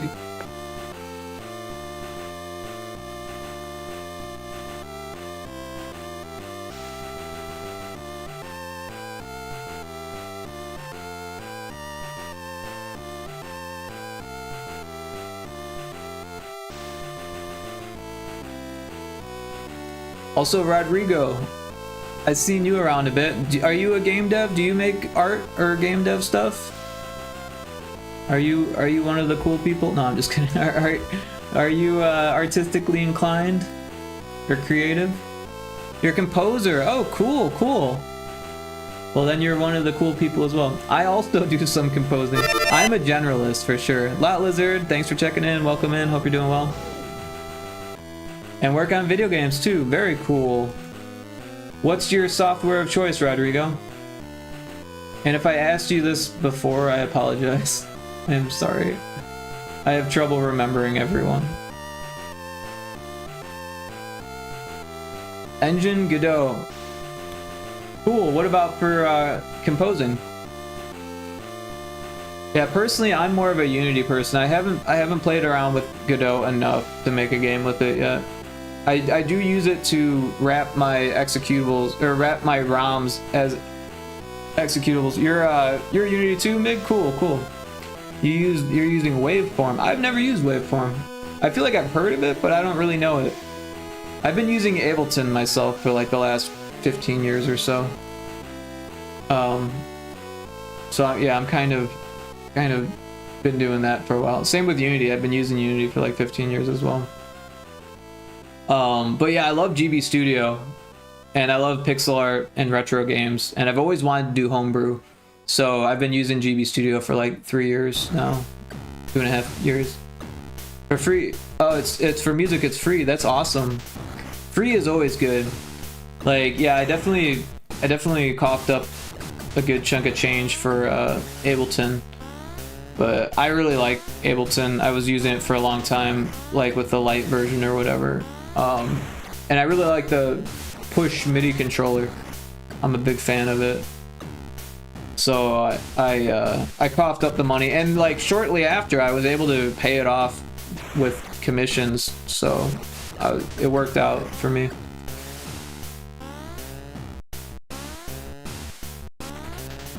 I don't play with it as much as I wish I did though. Whenever I make commissions off of compositions, it's always because I'm already working on the game, and they need a composer, and they're like, oh well, you can do the composing then, since you're already on the team. Like, and that works pretty well, but mostly it's for my own games, and then it's instead of having to pay a composer, I just make it myself. But I love making music. Music is huge for me. In fact, I started making music before I started making games.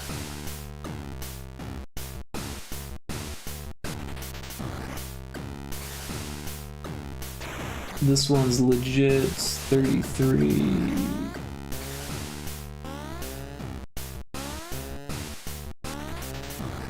Yeah, so what I did earlier was I took Ias's new art and processed it so it would work with everything else that we got here. So Is gave me all of these portraits, and then I took them into Aseprite and made all of these using those portraits. And then I still have to make these ones with the portraits as well and give it new information, which is going to take some time. But I wanted to make sure that nothing was going over the tile count. That way I would know if I need to make any adjustments or whatever. Lot Lizard, thanks for the 10 stream streak. That's very, very awesome of you. You're a star. Every time you post the star emote, I need to say it in that accent.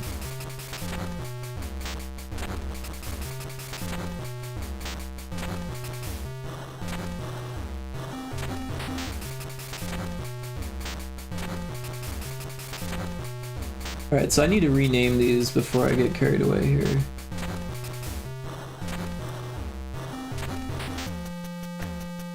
$29, 29,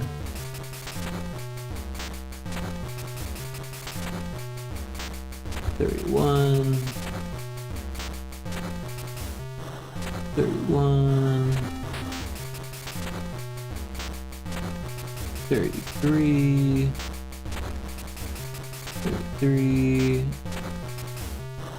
33. I'm gonna go sleep. See you.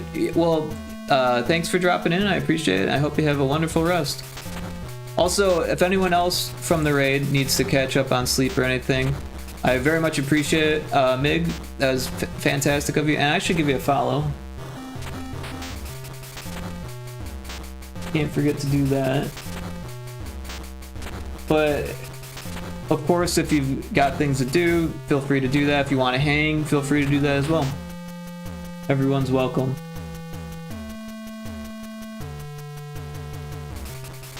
Lot Lizard, how's your night been? Did you end up partying? Did you get some drinks in you? Some nips? Did you get some nips?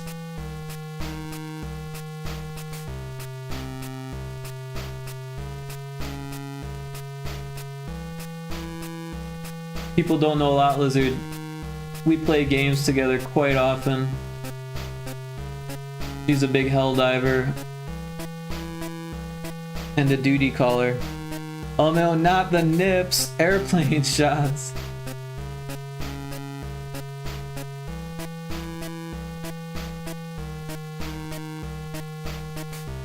Did you call some duty?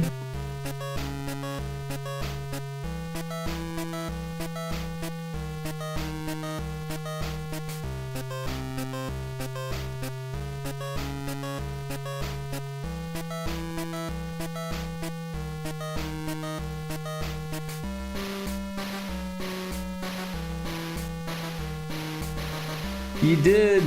Did you win? Are you winning, son?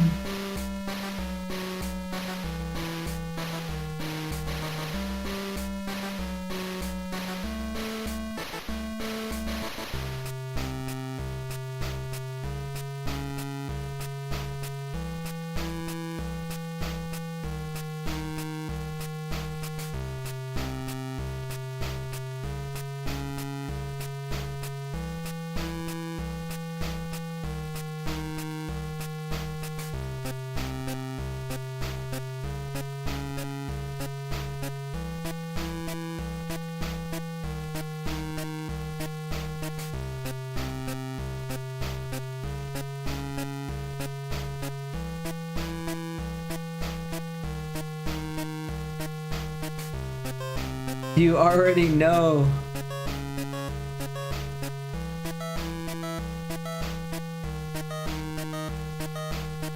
Did you go back to bug diving, or were you killing squids? Were you squid diving? I seen you were playing Helldivers earlier. How's your smoke alarm problem? It hasn't gone off since I replaced the battery, so maybe that was it. I'm hoping that's all it was. I read online that when the batteries start to go, they tend to give false alarms and become more sensitive.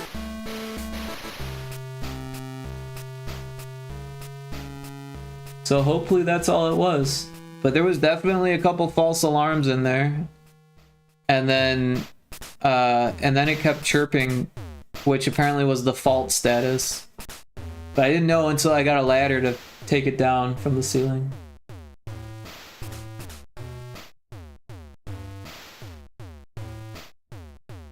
But yeah, I spent like fucking, what, 75, 76 bucks on a ladder.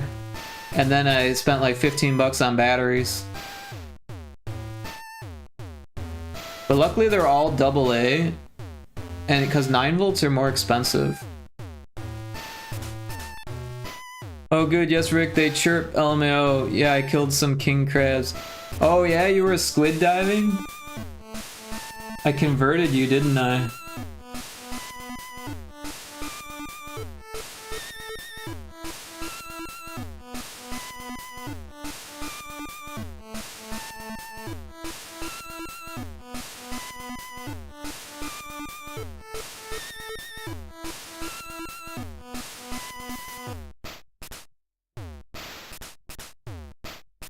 So when we play in Sea of Thieves?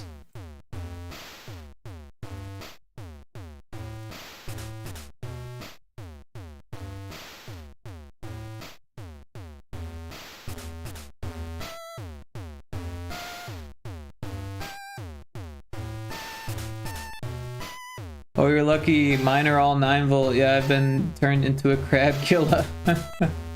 The crabs are fun.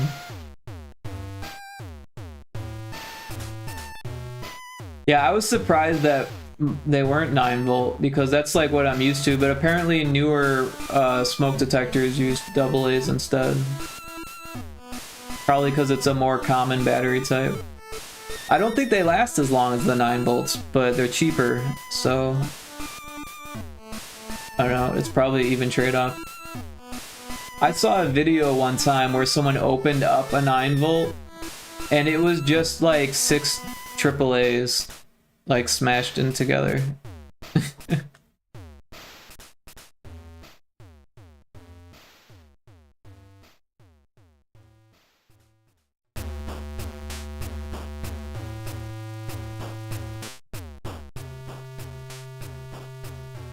Alright, so this one's 36 and it's an imposter.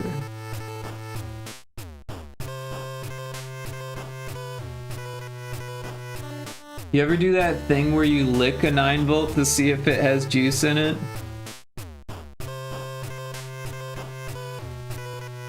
Yeah, I didn't know that either. And honestly, there's probably some difference between a AAA and what was inside there, but they looked just like AAA's. Maybe a little bit smaller than a AAA? I don't know. Somehow there was 6 of them jammed into the 9 volt.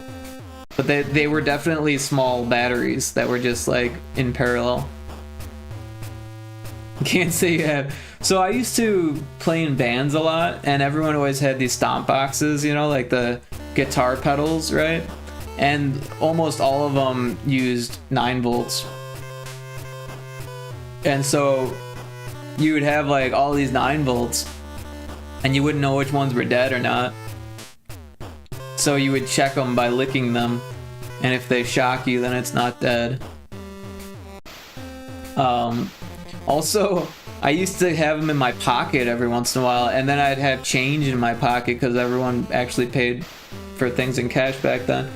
And so every once in a while, the change would like connect the circuit on the battery, and it would start heating up in your pants.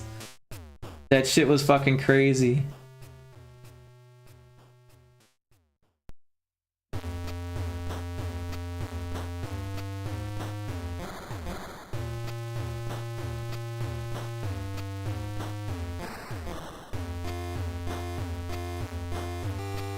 I have rubbed batteries together in my hands for them to work after they die. Wow, that's crazy. I've never heard of that.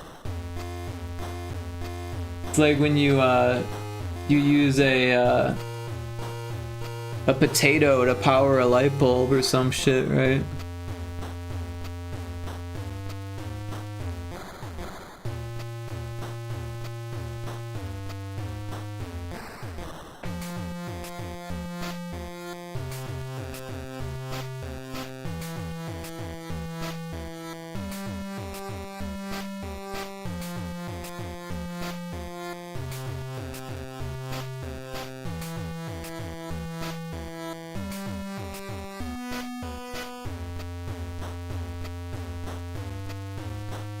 Oh no.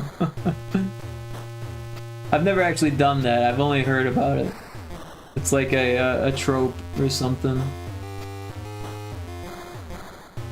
Like science fair from the past.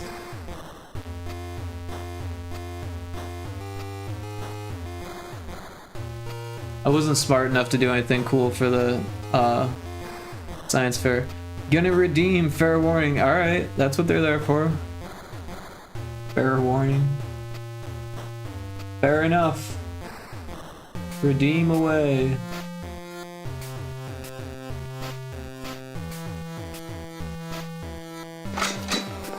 It's showtime. It's showtime. We don't get that one very often.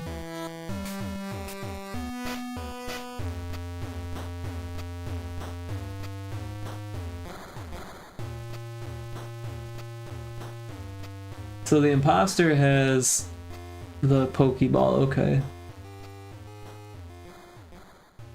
I see what you did there. I didn't do anything.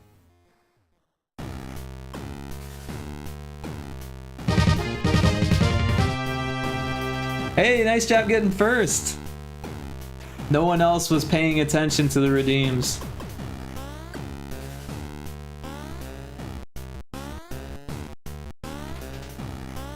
$33 times. That's over a month of getting first.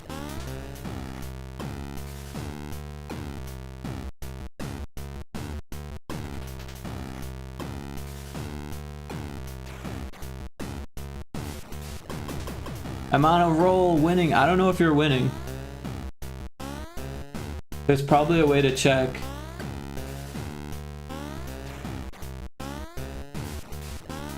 I don't know enough about currencies and mix it up to check.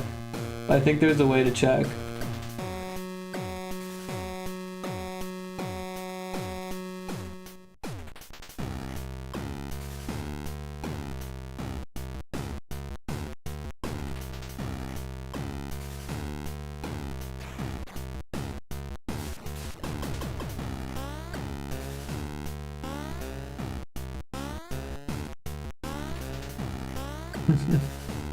I win just now. Let me live my life. Let me live my best life and take that W. Alright. Lottie wins.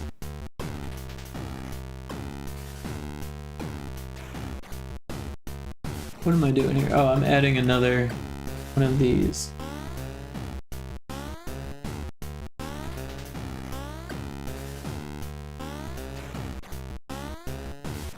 An imposter.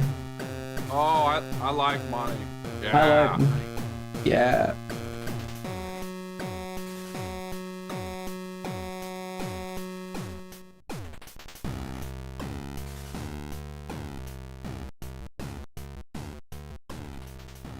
Yeah, then we'll set it on fire and wreck it in the children and laugh at their parents and then we'll get on the... Whoa, man, I'm toasted. We'll laugh at their parents.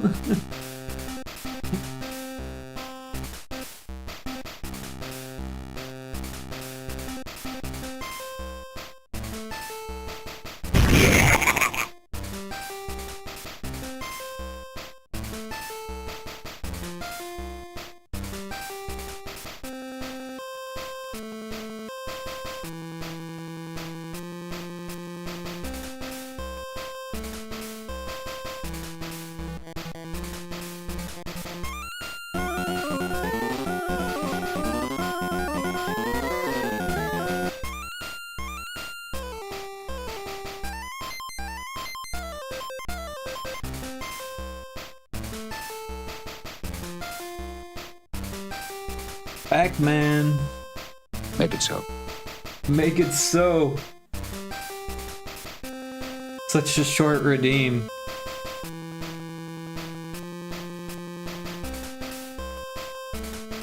Can't believe the Moon Knight one costs 400.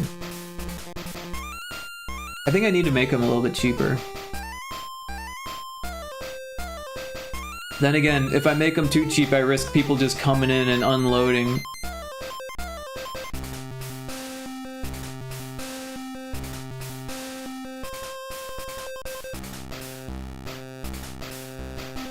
Ice, you made me a pyro toad.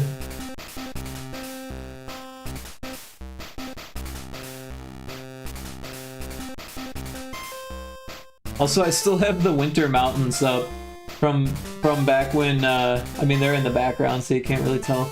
From back when we did the Seagoat D&D session.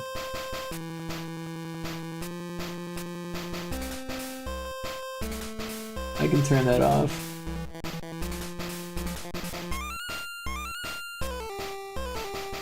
Attacked? What do you mean attacked? Isn't that a command?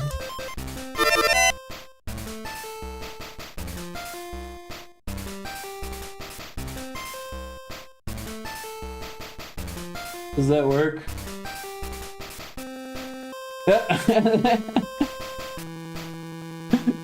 Pirate Toad just kicked your ass, Lonnie.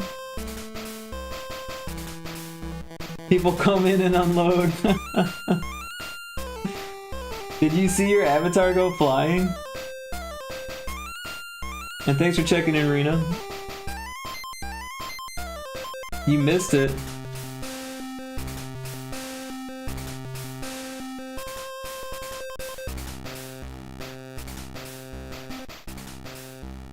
Alright, let's see if it happens again.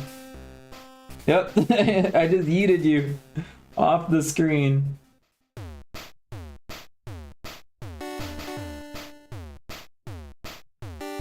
And now you're back.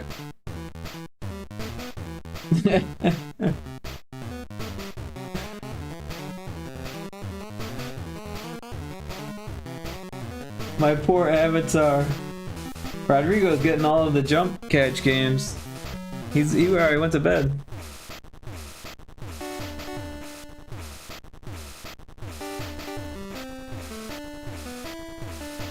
Your poor avatar is about to get bombed.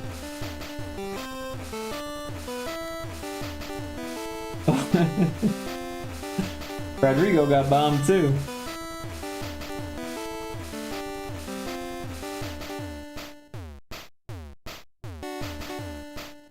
Alright, where was I? I'm making another legit one. Oh my god, you monster. Going to lurk mode again. Have a nice night all. Well, thank you for the lurk, Rena. I appreciate you dropping in, and I hope you also have a wonderful night.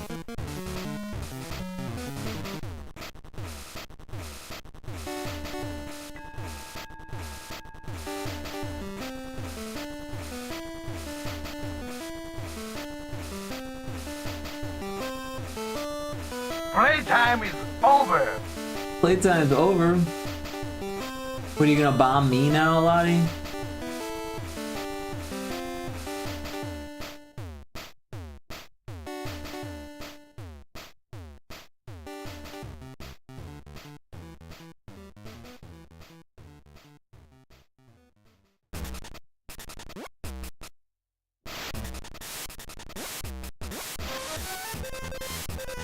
I'm gonna bet 420 on green. Stream Elements doesn't know what's going on, but Stream Avatars does. You'll rise above. Just wait till I win my 420 bet on green. I've actually won in Taco Stream by doing a bet 420 on green. It landed on green, and it was crazy. Oh, it was a 3. It was so close though. You don't know how to do what? How to bet? You do it just like I did. You say exclamation point bet, and then you type in the money that you want to bet, and then you bet on either red, black, green, or a number. It's roulette. Or you could do slots.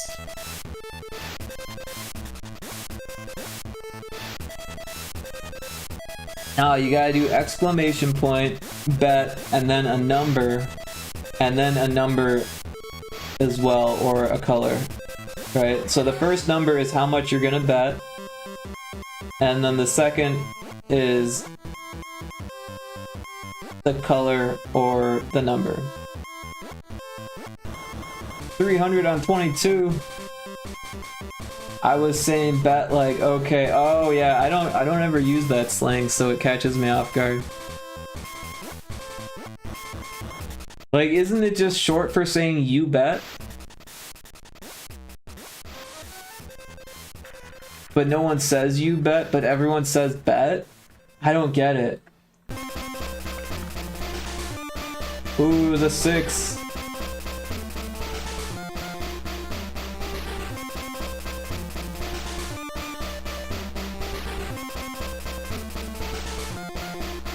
Cry. There goes your 300. Dude, I made so much money off of that bet in Taco Stream. Like, I think I'm in second place now. I don't know how someone beat me. They just bet more often. So this one is 39. We'll put in 39.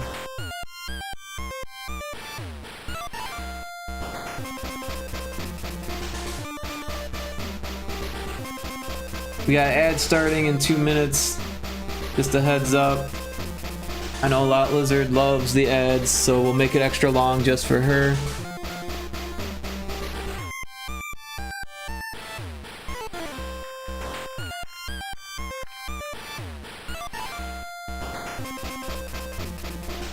Ugh. 34 red. 429 on 9. Oh, sorry, 427 on 9. Wait, is that what I said? You just lost 427 bucks, Lottie.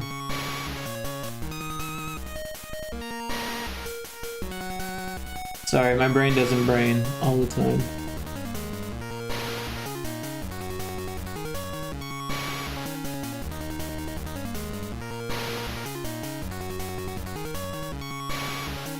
Sometimes it's hard to read.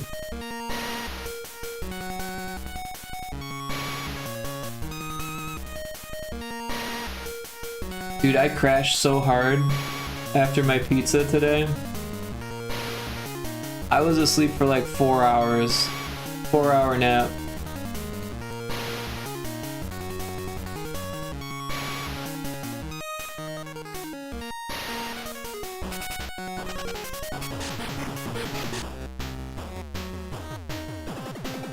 I think my body was waiting for the smoke detector to wake me up, and then when it didn't, I was just like, fuck it. I'ma stay asleep.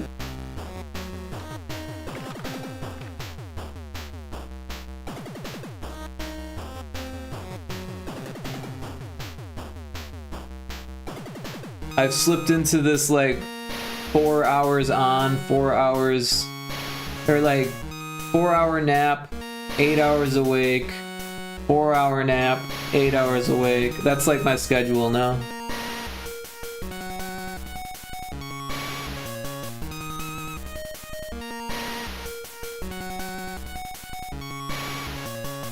It sometimes it stabilizes like that, and then it gets really annoying because like I won't be awake when I need to be. Anyways, the ad's about to start. Sorry. Especially for Lot Lizard, who gets triple the ads.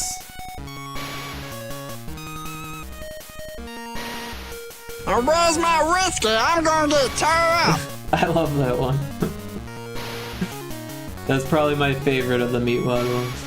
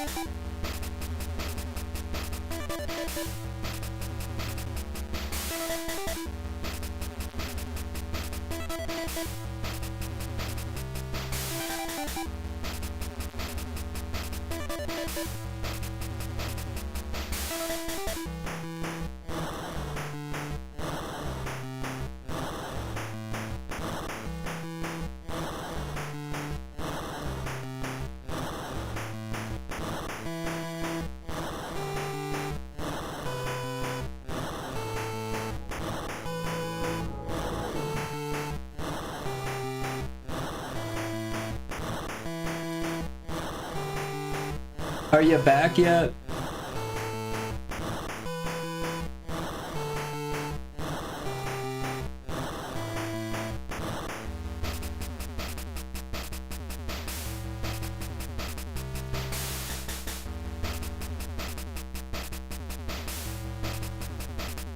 You have returned. Welcome back, Lottie. Sorry for the 5 ads that I put you through. You'd be so jealous. Kara, who was here earlier, only had like 30 seconds of ads each time. But she's based in Europe, so like it's completely different for different locations. You're not, but it's okay. I am extremely sorry.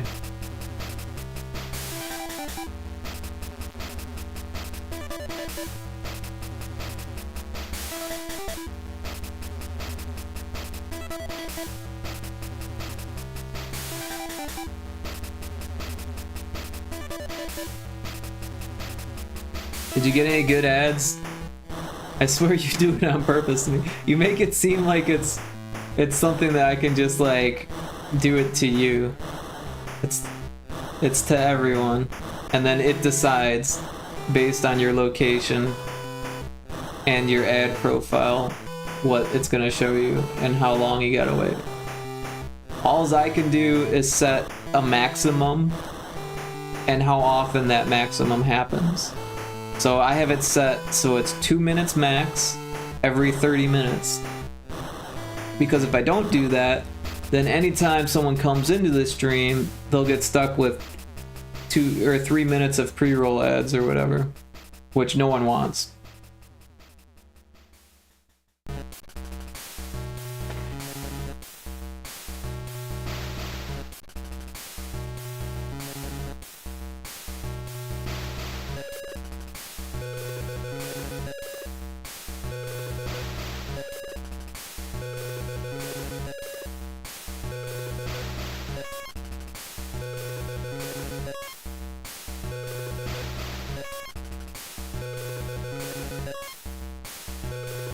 Well, that hit the spot. That hit the spot. That was me after my pizza. What did you eat today, Lottie?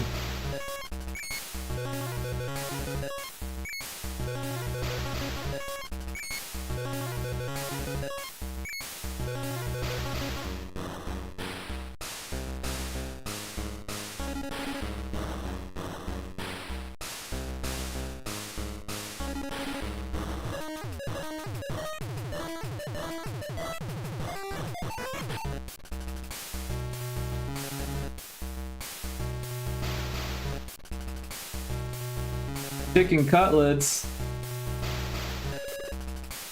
What's a chicken cutlet?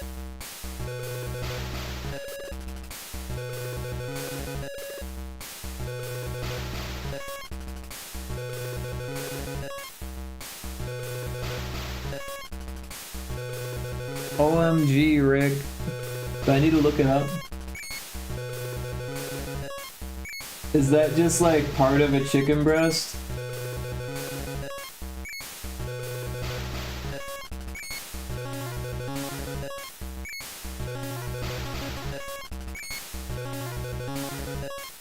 It's a boneless, skinless chicken breast that's sliced in half horizontally, butterflied, and pounded to an even thin thickness. They are prized for cooking very fast, remaining juicy, and are commonly breaded and pan-fried. so they can be baked or grilled. So were yours... Wait, did you make these yourself or were they frozen?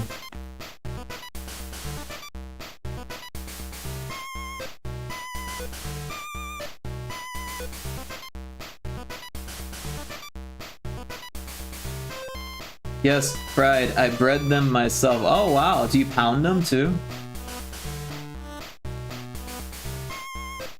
I'm impressed.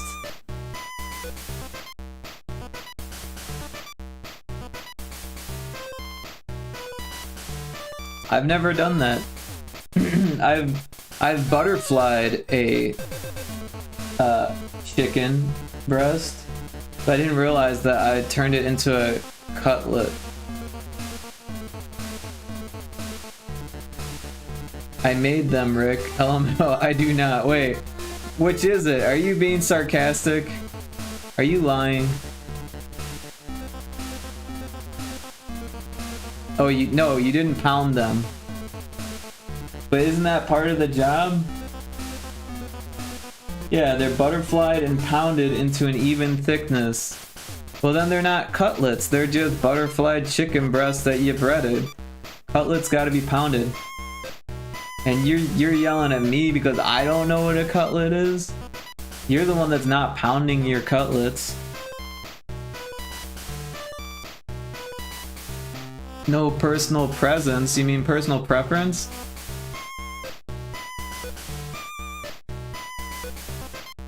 They do not. How am I yelling? You're yelling quietly.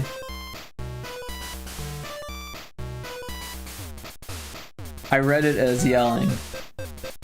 And you didn't correct me, so therefore... it was yelling. You said... OMG, Rick. That's yelling. That's yelling. Yes, sorry, one-handed messaging because of Charlie. Is Charlie occupying your other hand? Or is Charlie the one-handing messaging? And you're saying sorry for Charlie because they did a poor job typing, which actually would be a really good job for a dog.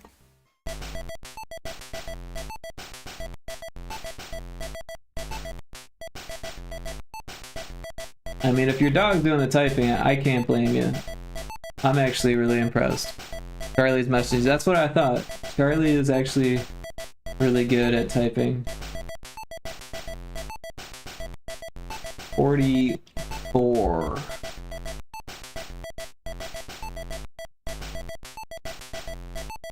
How many are there? 50 or 60?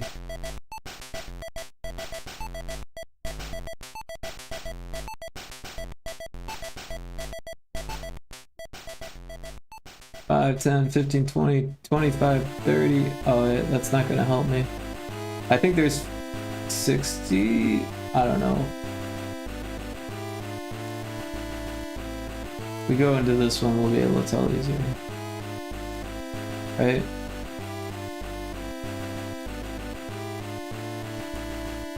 Get smaller. Not that small. What are you thinking?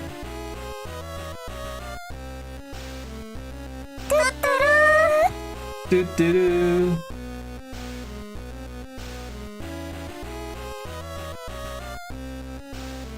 Why is this not what it's supposed to be?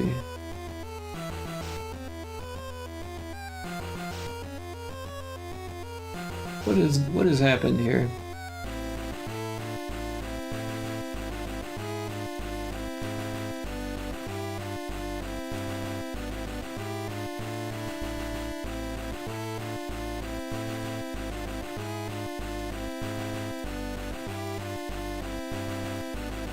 Also, why is it making everything so big?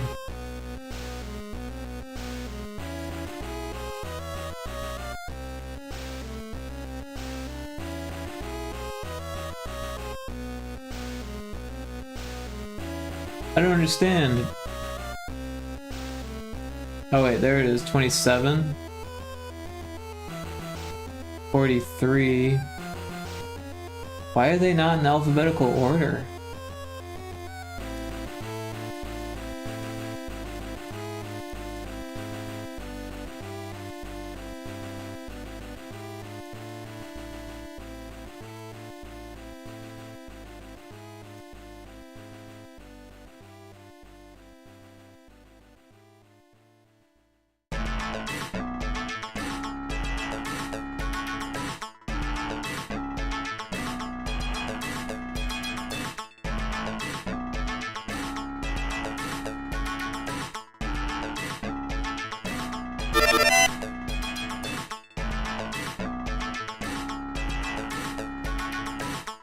Indie Maniac, welcome in.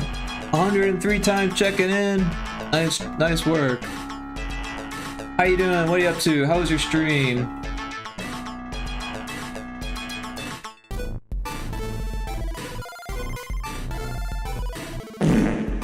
Uh-oh. Back to the farting. 57. Alright. So not quite 60. But we still got a bit of ways to go here.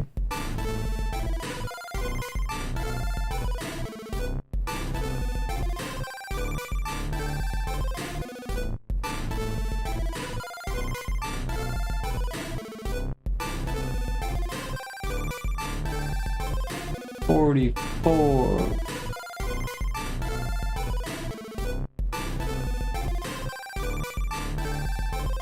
Lot Lizard's been following for 7 months, 14 days, and 1 hour.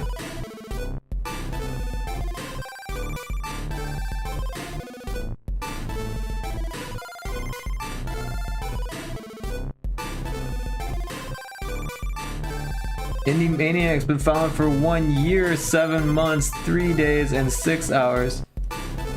That's kind of interesting how you've been here for almost exactly 1 year more than Lot Lizard. Show off.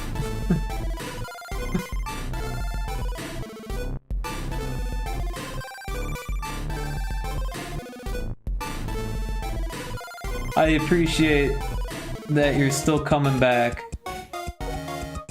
Even after everything.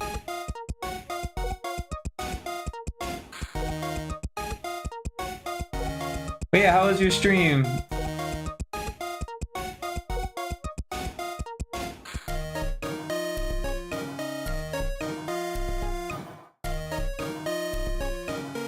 Did you play any good games? Also, thanks for sharing those free games in the Discord. I definitely grabbed both of them. I don't know if I'll play either of them, but I love having free games. Which reminds me, isn't there new free games on Epic? I kind of want to see what they are. See, Lottie, you're missing out on all these free games because you don't have PC. You don't have a PC, rather. I mean, don't get me wrong, they're not all great games. But look at this. This looks right up your alley, Lot Lizard. Tomac. Save the Earth Regeneration. Clone Drone in Danger Zone. Neither of these games look good. But they're free. What is this? Are they plant people? Is it a plant game? The legendary cult hit. The goddess of love trapped in a flower pot and save humanity. Oh, nurture. The goddess of love trapped in a flower pot and save blah blah blah. Honestly, I kind of want to check this out because I had an idea for a plant game that I thought would have been really cool. Like an idle game that's a plant game. So I'm gonna grab it. I don't think I'll ever play it, but I'm gonna grab it because it's free. And the idea of a plant game is actually definitely something that I've thought about doing. It doesn't look good though. I would want to make the plants like really interesting if I was gonna do it, not faces of people. And this looks like a voxel shooter. First voxel sword fighting game? I don't even fucking know. This looks terrible.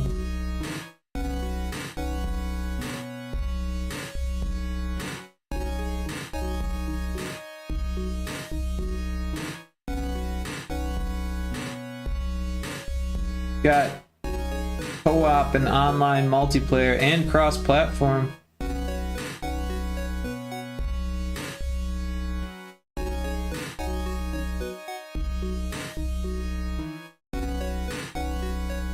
I'll probably never play it, but I'll grab it. Why not? It's free. I grab lots of free games that I never play on Epic. Because every week they've got 2 new free games. Let's look at my Epic Games library here. Look at all of these games that I'm probably never gonna play.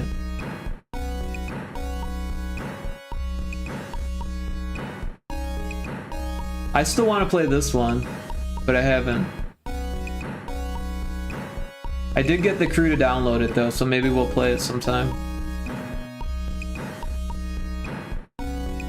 The Operator, this one was good. Didn't you play this one, Animaniac? The Operator? Or did you play maybe something like it? I don't fucking know.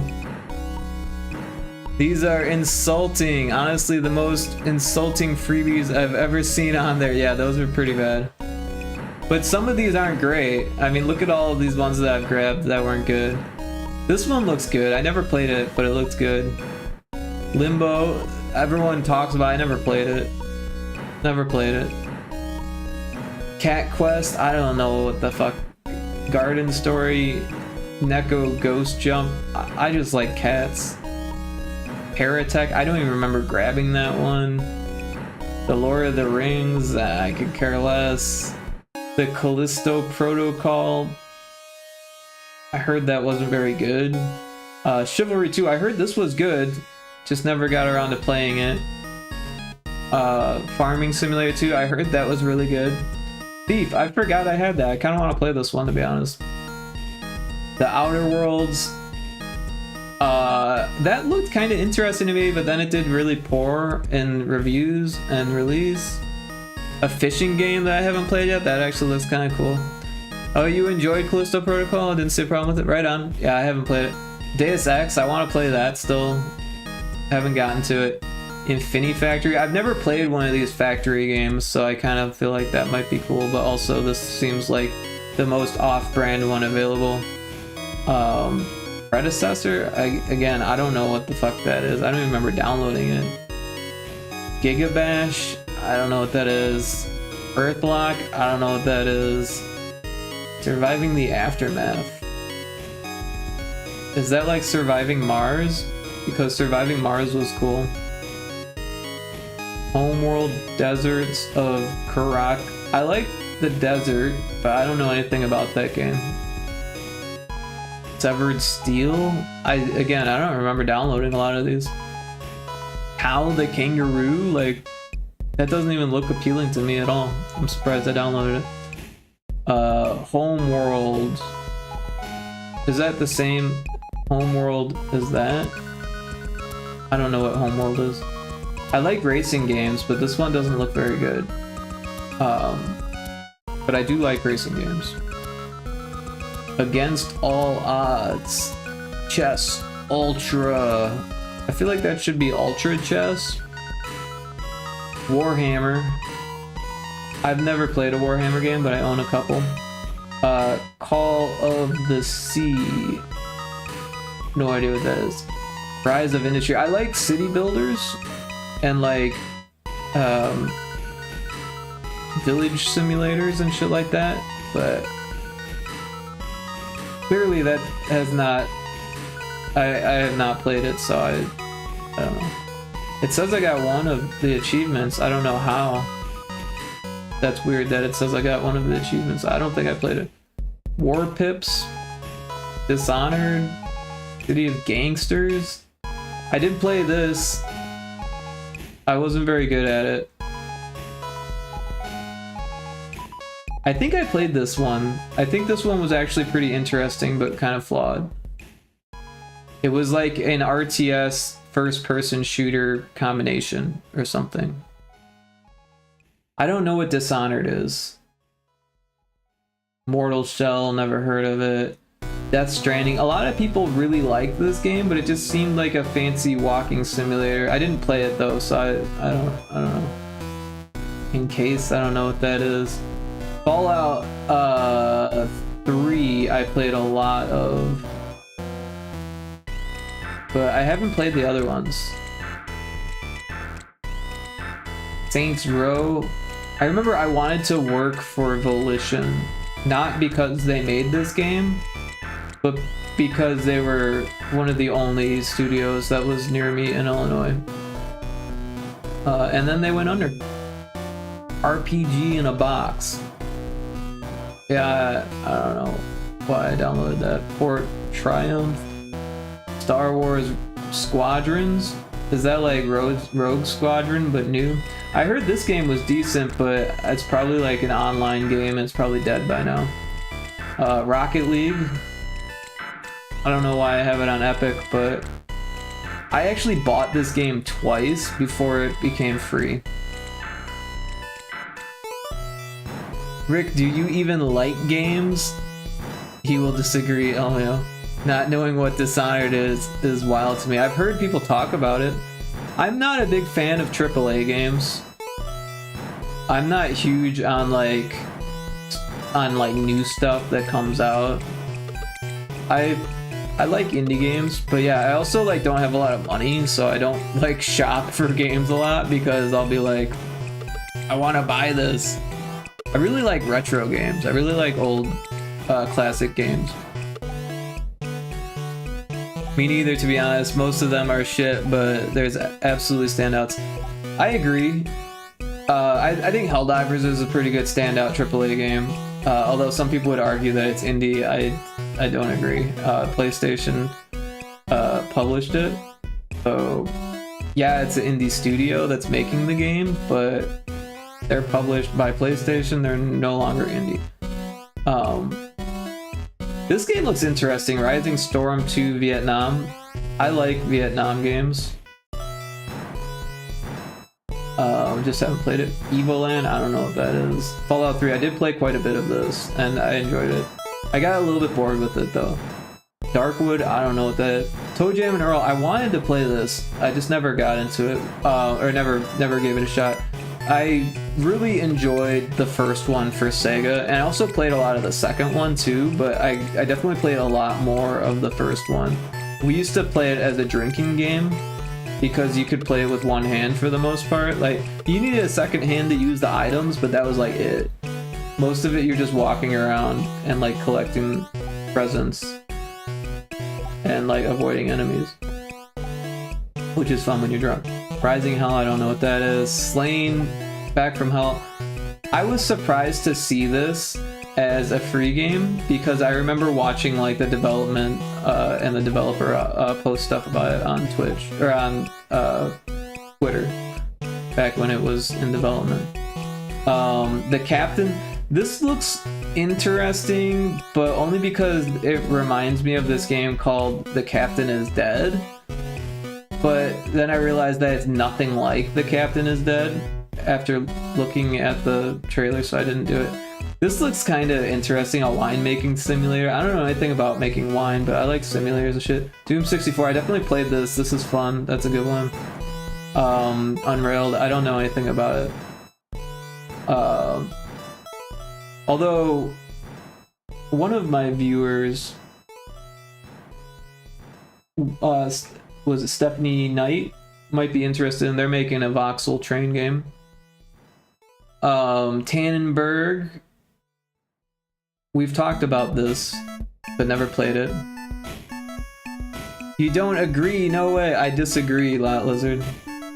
Backed by AAA money, yeah, it doesn't count. Stephanie is really cool and nice. Yeah, Stephanie Knight's awesome. Man-Eater. This was actually a lot of fun. I played the shit out of this one.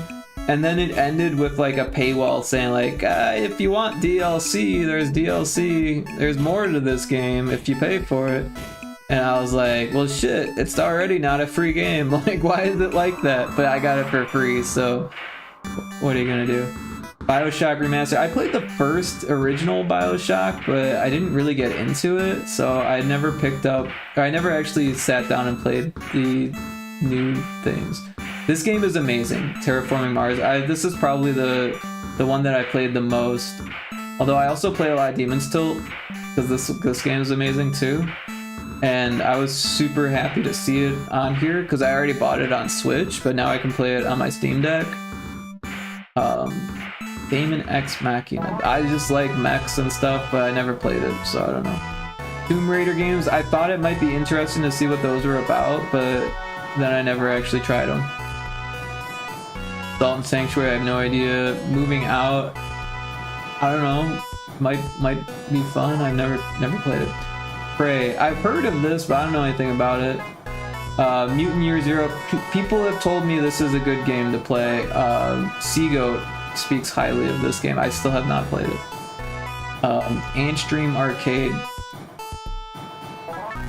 I like Centipede. I like Worms, but I don't ever play them on this platform because I have them on other platforms. So I don't know. Second Extinction. I love dinosaurs. I love fighting dinosaurs. I'm sure it's gotta be kind of cool if you can fight dinosaurs with guns. I feel like Turok could have been like a real cool thing if they would just kept going with it, but they like didn't do a good job with it. I really like the idea of Turok. I just like shooting dinosaurs with guns. Loop Hero is dope. I played the shit out of that. 4, I don't know anything about it. Tharsis was okay. It's like a dice game. I actually paid for it on Switch. And I only ever played it on Switch, so I haven't actually played it on this. But also, it was only like $2 or something when I got it, so it was worth the $2 maybe, but it's like a super hard dice game where you're like going to Mars. And I did not ever make it to Mars. Control, I heard Control was really good. Electric Mindset told me to play it. I never did. Among Us, I have not played. I honestly didn't even realize I had it. Night in the Woods is one of those like indie darlings that I never actually played, that I really don't know anything about. I think it's narrative based, but I don't know anything about it. The Blair Witch, I heard this was really good, never played it. Unreal Engine, that's not a game, but they want to remind you that it's available. Spellbreak was really good, but, well, not really good. Spellbreak was pretty good, but it was a battle royale magic-based shooter, and it got taken down. What the fuck is indie darling?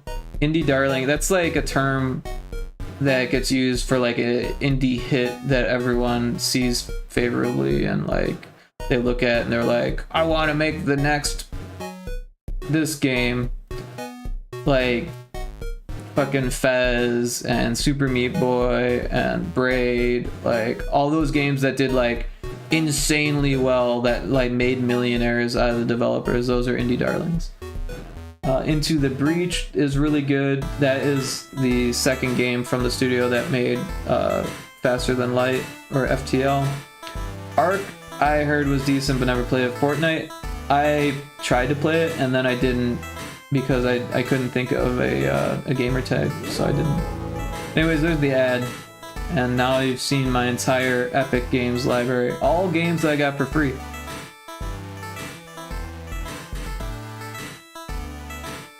Anyways, back to work.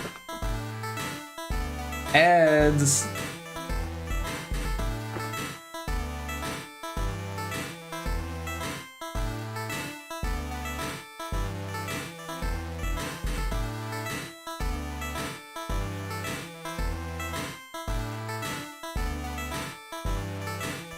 What the fuck? 6, Rick, 6.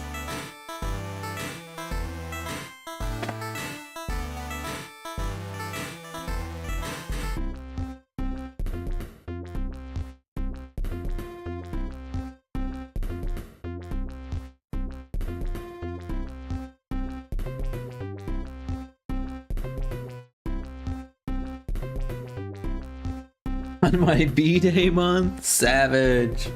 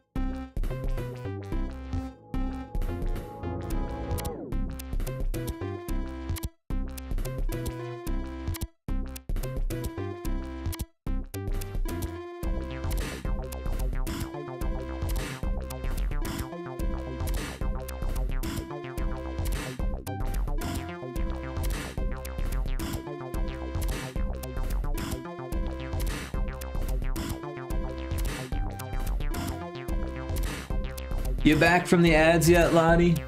All 6 of them?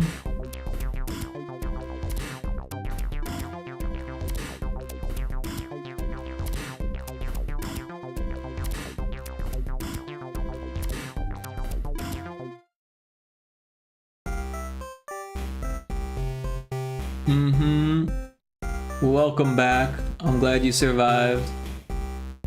Sorry for the ads on your birthday month.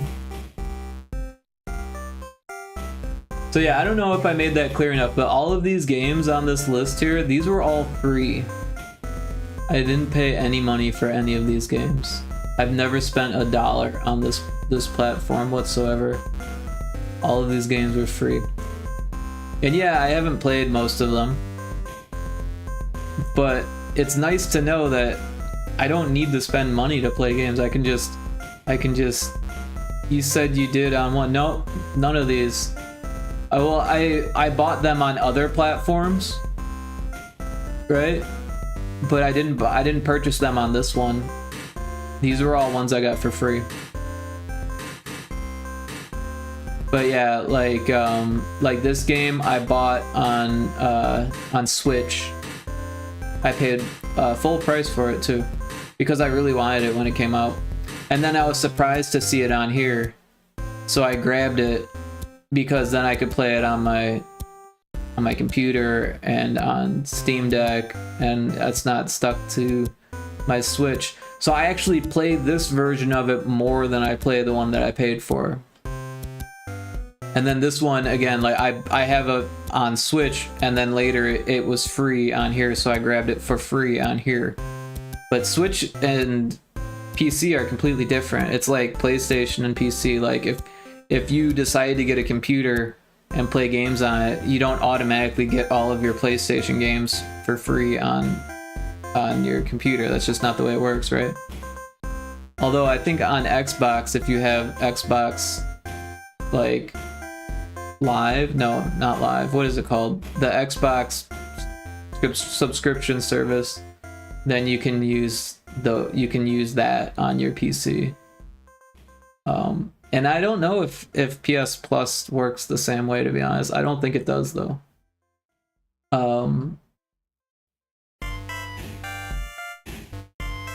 Yeah, I really don't know anything about PS Plus, to be honest.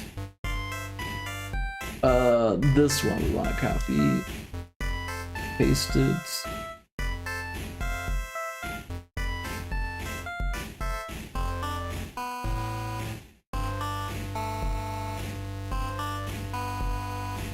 Oh, I hit Control B. Cancel.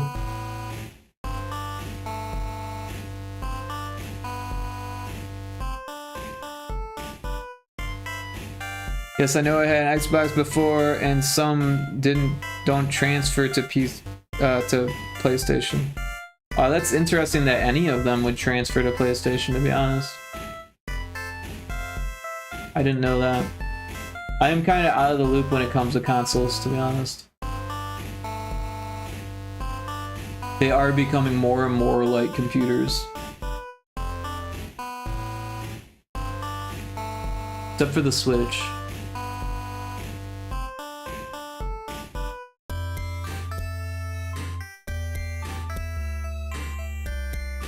$47.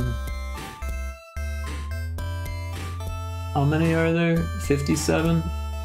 Only 10 more.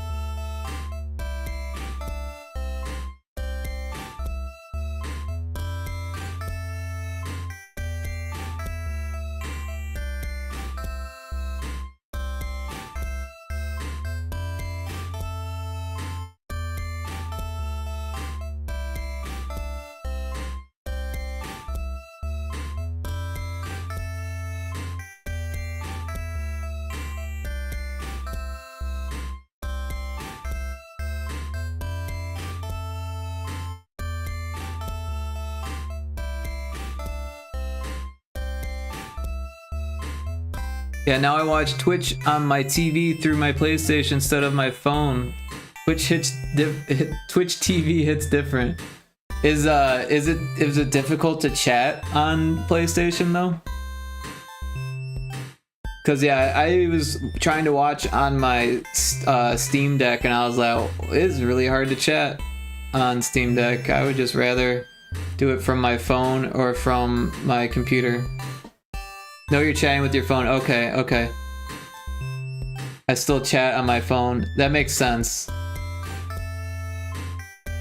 Like watch it on one platform and then have it on the other. Yeah, that makes or then chat on the other.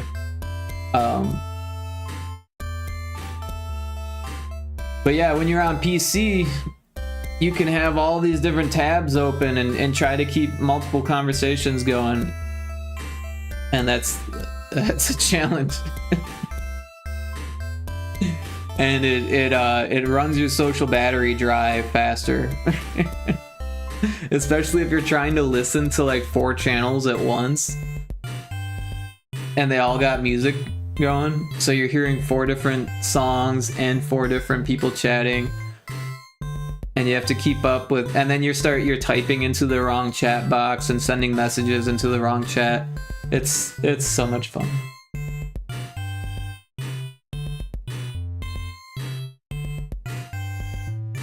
Your social battery's already low, Elmo, so I can imagine the struggle. Yeah, I mean, I go through phases where I'm more social. Right now, my social battery's fine because I have not streamed in a week, and I haven't really talked to anyone. I went to the hardware store today and didn't say a single word to anybody. I left the house, went to the store, bought the things I needed to, and came back and realized I hadn't spoken to anybody.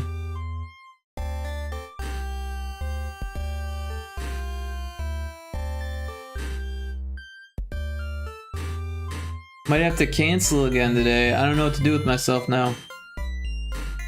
Well, sometimes you gotta take time to yourself and, you know, just, like, meditate. And, I don't know. I wish I could help you, guys. I'm not sure what to tell you. And your smoke detectors aren't out to get you anymore. Well, we don't know this for sure, but we're gonna knock on wood and hope for the best here.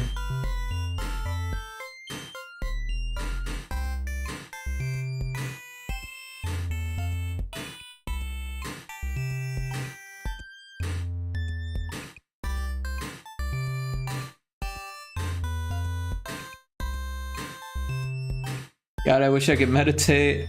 I wish meditating paid for my food, haha. Well, so the good thing about meditating is, and I guess this doesn't really work for Lottie since she can't meditate, but you can meditate on ways to improve your life, right? And I'm not saying like you need to do this because you gotta improve your life. No, I'm not saying that. I'm just saying that like it seems like a waste of time, but you can actually like focus your energy on like organizing yourself or coming up with ideas of how to, you know, make money or what kind of jobs you might want to apply for or whatever. Like I'm talking from a personal standpoint here. Like it helps me to align myself with my goals, and the more like naturally aligned I am with my goals, the easier it is for me to like notice when there's opportunities or to seek out opportunities or to like have a direction in mind, you know? Fucking right though. I'm generally already doing absolutely everything, bar selling my body, lol. I mean, I don't have the answers. I'm just telling you what I do when I am overwhelmed. I do it because I'm overwhelmed, and I don't necessarily expect anything to come out of meditating, except that I feel better afterwards. So, I don't know. Yeah, I hear you. Yeah, I wish it was easier to just like have more money. Just panicking, I guess. Yeah, I don't really have issues with anxiety. I mean, I get anxiety from time to time, but I don't really ever like panic. But also I do meditate quite often, and I feel like that does help me. But you know, different strokes for different folks. Like, meditation is more helpful for some people than others. Existential dread. Yeah, I've been feeling that lately for sure. All the jobs that like cause I use Indeed. I've been using Indeed for like over 10 years now, and all the jobs that they like try to show me are nearly all AI jobs, and it's like, what the fuck? Like, why would I want to, like, as an artist, why would I want to like actively make it harder for artists to have work while also not doing work as an artist, right? Like, I hate that. J-Tyrion says, I never liked Indeed. Yeah, I don't really like Indeed either, and I have gotten jobs through it though. People say ZipRecruiter is better, and I haven't found anything through ZipRecruiter. I don't know. All those job sites kind of suck. Oh god, Indeed. I put out like 20 applications in 3 weeks, and I've had nothing but rejections. And I'm applying for absolute shit and writing cover letters. You should try programming for Amazon. I see their jobs on Amazon all the time. Lots of gaming on LinkedIn now too. Yeah, I don't use LinkedIn. It just seems like I don't know. It doesn't seem like a good place to find work, but I don't know. I never use it, so. And yeah, I don't think I'll ever work for Amazon. Other than what I'm doing here with Twitch. It's technically owned by Amazon, but I don't think I would program for them. One of my first of all, I don't think I'm good enough at programming to do that kind of stuff. I mean, you gotta realize I literally only know game programming. That's it. And I'm limited in that as well. I pretty much only use C#. Like, I could read other code, and I've been like dabbling in fucking 6502 assembly and stuff, but like, I'm not good enough to make anything in any other language but C#. So yeah. But yeah, I do have a friend who I think was like trying to work for Amazon. I'm not sure if he ended up getting the job or not. I moved away. You never know, Rick, until you try it. Yeah, but I would not enjoy it. I wouldn't. Yeah, tech jobs are hard here, and I haven't had one for ages now, so no one will consider me. I can't even get cleaning jobs right now, though. UK is fucked. I don't think that's entirely true, Ias. I think that you personally might be dealing with that, but I think that if you keep trying, you might get lucky. I think that, yeah, maybe a cleaning job isn't lucky, but if you keep trying, you'll land something. Sometimes it feels like there's nothing, but it's just bad luck. I've been applying consistently daily for over a month, Rick, across 8 or 9 sites and in person. Keep it up. Don't get what's the word? Don't give up. It takes that sometimes. There's not a lot of work available right now. But there are jobs. They're just really hard to find. You're doing it. You're doing the right thing. You just got to keep doing it. I mean, like, it's even worse if you're just looking at games jobs, right? Oh my god, that's awful. I'm so sorry to hear that. We are desperate for help in every kind of job. It's hard already in TISMS burnout. I don't know what that is. Costing me my health now. Well, I will say that there are a lot of jobs. Autism's burnout. I got you. Autistic burnout. I understand now. There are a lot of jobs that don't require a custom cover letter, right? And sometimes by giving them more than what they need, you're kind of shooting yourself in the foot sometimes. And I don't know if, and I don't mean this like personally, I mean like in my own experience, sometimes jobs they don't even want like a full like resume. They want someone who like doesn't have a good resume, so that way they don't have to pay much, right? There's a thing of being such a thing of being overqualified for work. And if you show them that you're like super professional, you wear a tie to the interview, and like they're just looking for someone to fucking sling burgers, like that can actually hurt you, because they're like, well, we're not hiring managers right now, so sorry.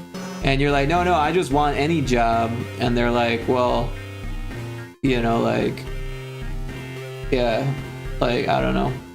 It's possible to do that, is all I'm saying. Yeah, like the ones that are like working in a petrol station garage or whatever. I haven't written flowery stuff for those. Jobs here are now taking people with records because everywhere is short-staffed. It's a local thing too, though, Lot Lizard. Like, different cities are going to be doing things differently, right? High population areas versus low population areas, and what jobs are available, what industries are popular in different areas. It's always going to be locationally and geographically different. But I don't consider myself a job expert by any means. I have had lots of jobs, but I don't think that really makes a difference. I think it's been luck or bad luck, or a combination of both. The easiest way to get a job is to have a friend who helps you to get a job. And that gets harder and harder to do the longer you live, right? Because first of all, when you get older, this is sad, but your friends, they start either dying, moving away, you might move away, you grow apart, they've got kids and a life, you've got a life, you might have kids, and there's less time to be friends and to make friends. And that means that opportunities are shrinking as well, because like I said, the best way to get jobs is for a friend to give you a job. It's so much easier. I've gotten most of my jobs that way. They're not always good jobs, but they are jobs, right? Like every pizza place I ever worked at was because I had a friend who knew they either worked there or their parents owned the place or whatever it was, and they're like, we're hiring, Rick is looking for work, Rick, do you want to come work for us? And I say, yeah, I need the money. I need one of those friend jobs. Is there DoorDash there? Lot Lizard's a big DoorDash user. I'm really doing everything, applying for everything. Just keep it up, Ayaz. All it takes is one to land.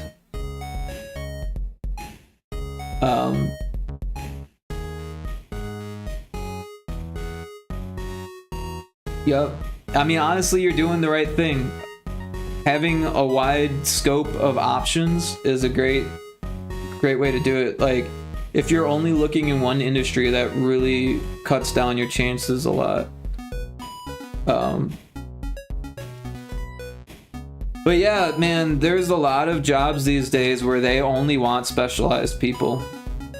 Like there was a job that came across my email list today about a podcaster wants an editor, but they need them to have worked on a like long form YouTube content creator like for 4 years.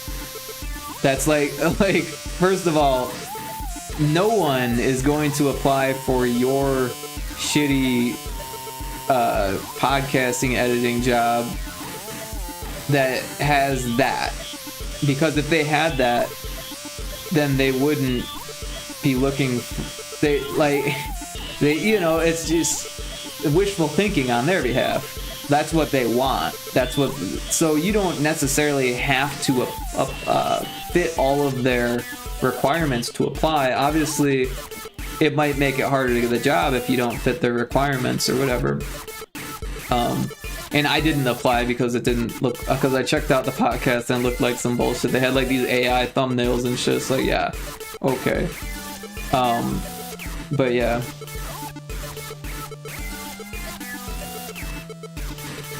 You spent way too much on it, like way too much. Lie on your resume and give friends as your references, LMAO. I've been a great reference for a lot of my friends. Like, yeah, she worked for us for years.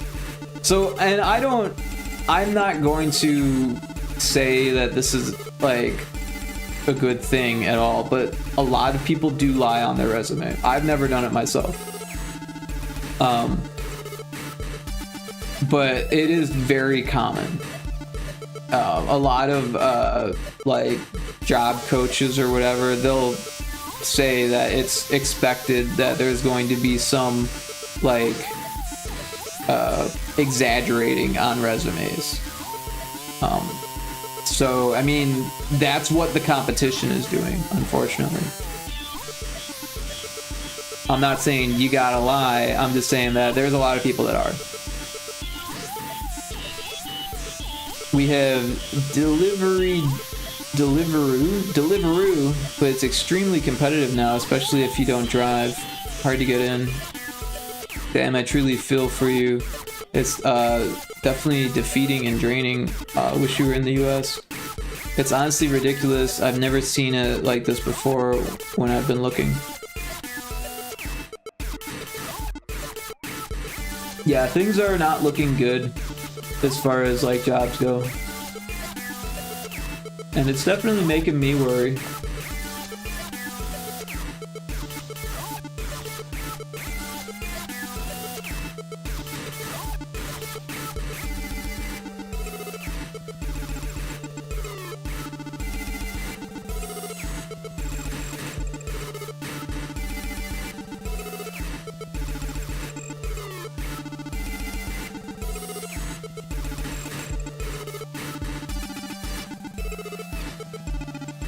All you can do is keep trying.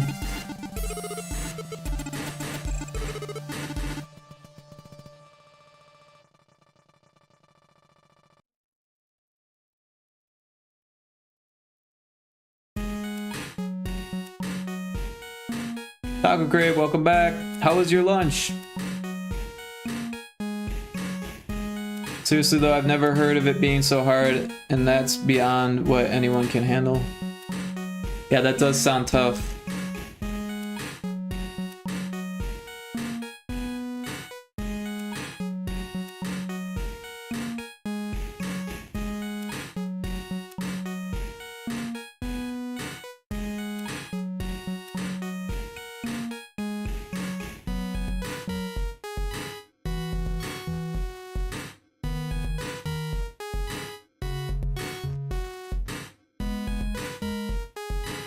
Lunch was good. Got leftover spaghetti. I'm big on red sauce pasta. There you go. Glad it was good. Me either, honestly. I have friends giving me advice left and right and center, and I'm like, you literally don't get it.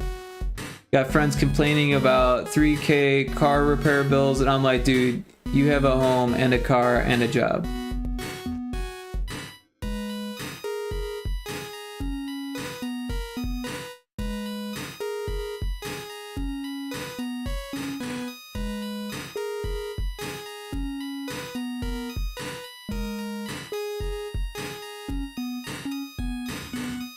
Well, you can't give up.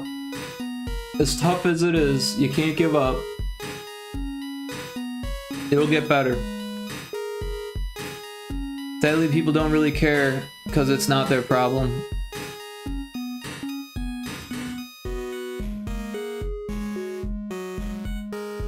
Yeah, I mean, I don't know what to say about it, to be honest.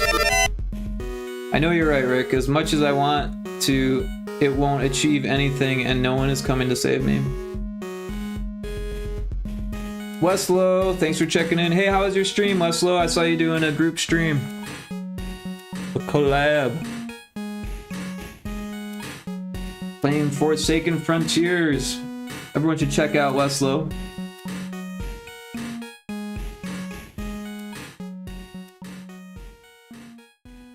How did the jam go? Oh, were you doing a jam recently? Very cool.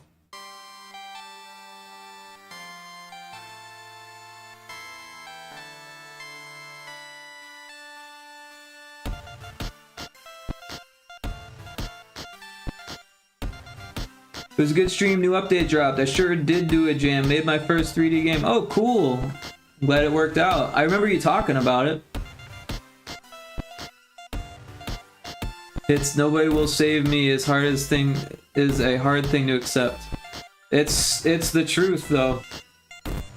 There is no knight in shining armor. Only person who can help you is yourself.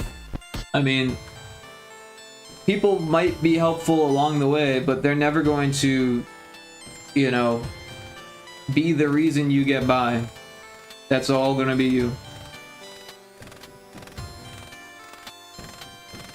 Wait, let me try now. It was a dumpster fire for the first 3 days. Main artist quit and blocked me 3 days before submission ended. Jeez. Yeah, so, and this goes for everyone, not just Westlow, but part of game jams is learning communication skills and dealing with people. And it's not a one-sided thing. It's a two-way street. So you're going to learn to deal with people that you don't want to deal with, and you're gonna learn how to talk to people who don't want to deal with you. And there is an ad in progress, so my apologies for that.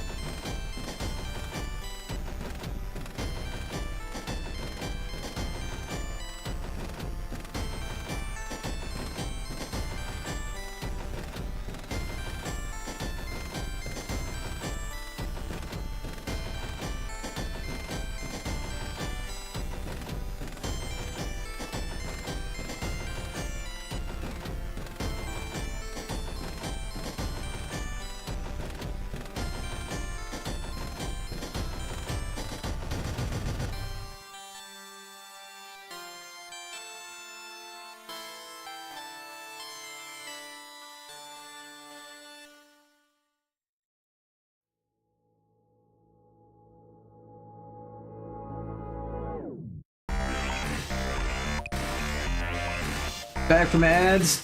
All right. Yeah, sorry for the ads, everyone. I'll catch up on chat now. Got a huge bit of catch up to do. Also, welcome back, Seagoat. Let's catch up here. It was the dumpster fire for the first 3 days. Main artist quit and blocked me for 3 days. Yeah, that sounds nuts. Standard, I had my dev quit midway through my first 3D game jam. It is standard. The first game jam I did, we started with 5 people and ended with 3, but one of them just worked on one song the entire time. And it was a 72-hour jam. And we ended up finishing the game. Westel says, I literally sat, cried, and worked 26 hours straight to finish it. Yeah, sometimes that's what it takes. And it's one of those like learning opportunities, right? Like, not only do you learn about like picking your team members wisely, but you learn about scoping your game in a way that like just in case things don't go as planned, you can still finish, kind of thing. There's all types of little lessons to be learned from game jams. I says, same, I pulled 6 all-nighters from mine and was just livid crying the whole time. Rage crying is definitely a thing. What is it? My DM in or Cryptic, the mod here, is also DM in D&D, and he always says crying is a free action. Yep, doing it a fair bit lately. Had my first proper autistic meltdowns for a couple years. Worked hard on getting those under control. Mind is wrecked now though. Are game jams always so tense? Is there a cozy jam? I feel that I'm consumed by rage, lol, sadly, no cure for that. Back from ads, the rage cry at the end of that jam hit different though. Literally same day my boyfriend broke up with me. Oh shit, I'm sorry to hear that, Weslow.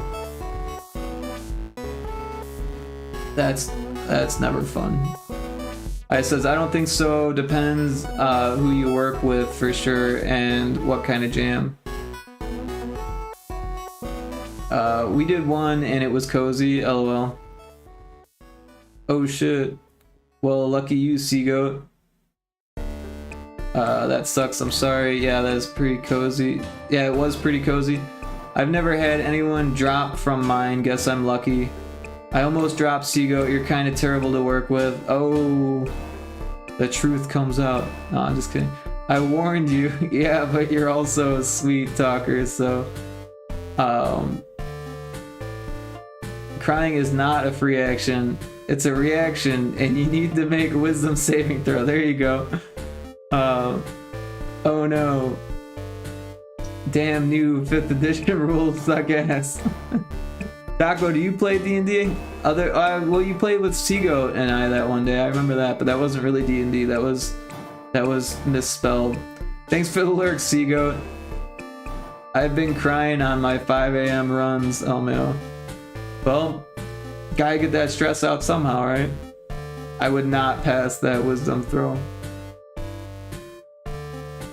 No, but I watch a lot of D&D on YouTube. Yeah, I honestly, that's how I got into it. I started watching it on YouTube and like other games too, other TTRPGs. And I started doing solo TTRPGs and stuff like that. That reminds me, I've actually been working on something that I haven't really shown anyone but Lottie and some of the gaming crew. I've been making, there's this site called Chartopia.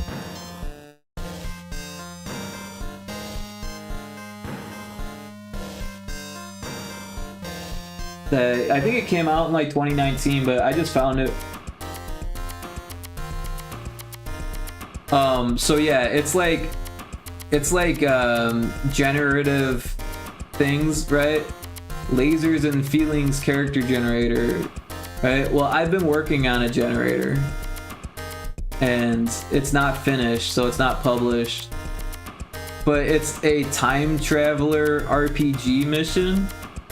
So like, and not all of them are done here, but yeah, here, Stone Age mission. A phoenix from the desert is becoming too technologically advanced, endangering humankind and human history. So some of them are pretty wild, right? J-Train says, I got into the Adventure Zone and that got me into D&D. Oh, you play D&D, J-Train? Awesome. There is a lot of D&D in the local area here. I was surprised. Like, even when I went to my bank and I started like my bank account here, the person she was like, you know, like, oh, what is your job? I was like, I'm a game developer. She's like, oh, do you play D&D? I play lots of D&D. I was like, oh, that's cool. Tabletop gaming is really big here. It is. It's like way bigger than I was expecting it to be. Also, like board games too. Board game developers are off the hook here.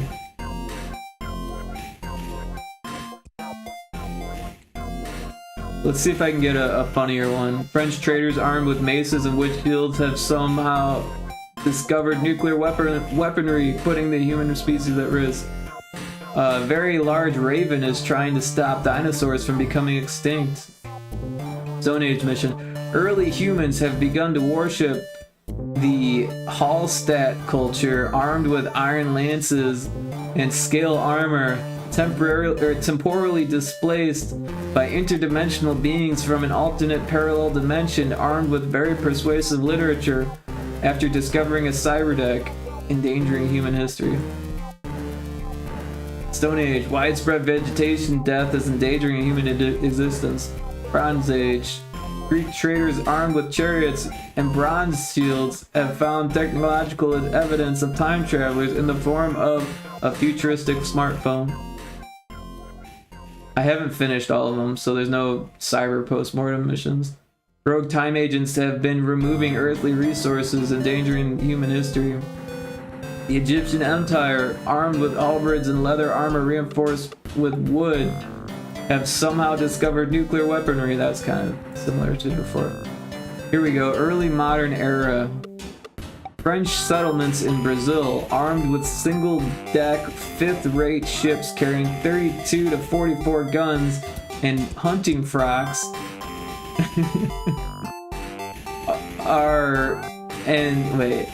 and Hayreddin Barbosa, an Ottoman privateer who dominated the Mediterranean, armed with two-decker, fourth-rate ships carrying 50 to 60 guns and pirate garb, are terrified by a viral pandemic caused by the Anunnaki extraterrestrials from the planet Nibiru, armed with mechanical spiders that crawl into bodily cavities to attack organs and use flying saucers that shoot lasers because of a dare, and it must be stopped.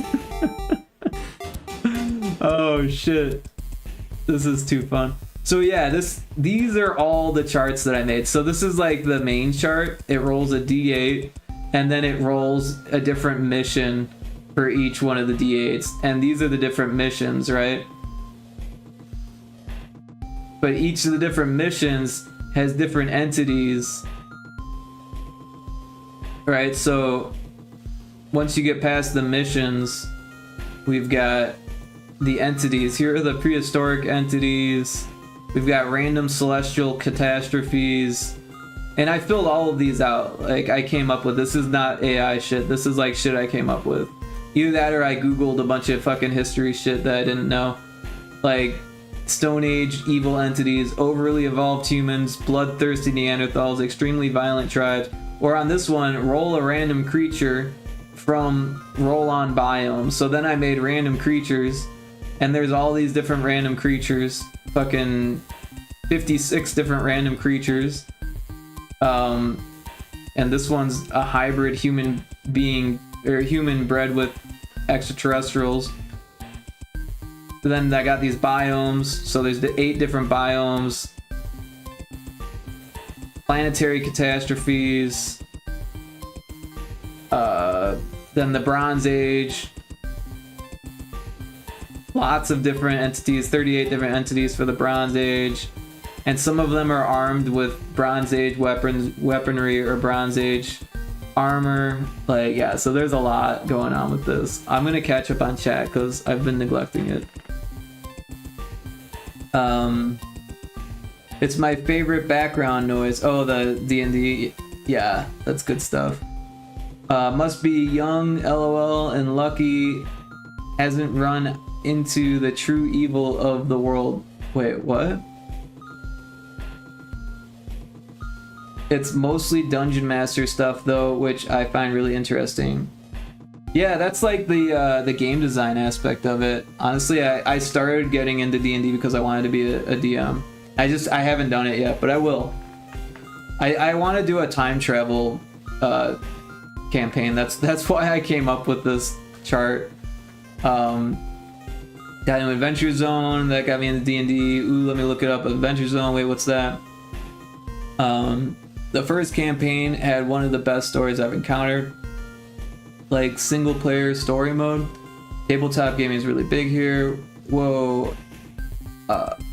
Avria is in here. I've known several tabletop devs. Wait, is this like point and click?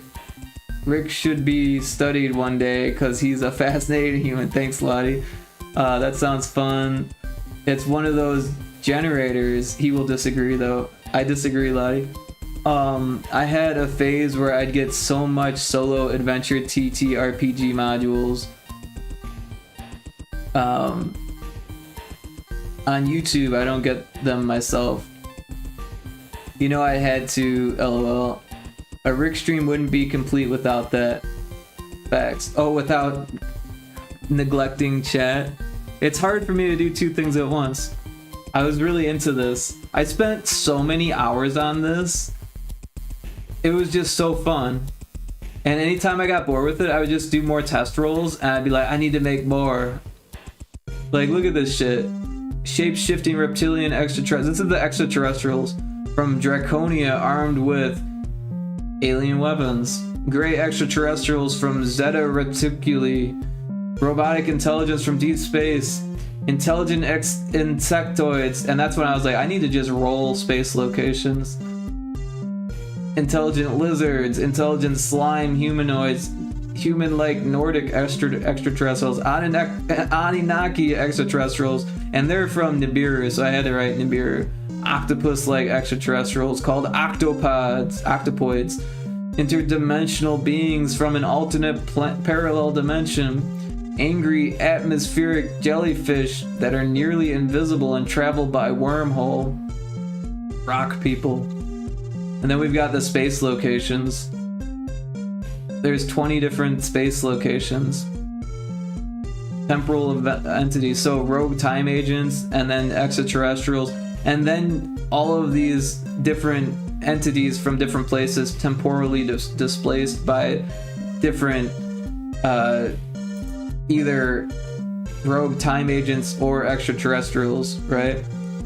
Intelligent lizards, word, yeah, lot lizards. Send you the site. It's called Chartopia.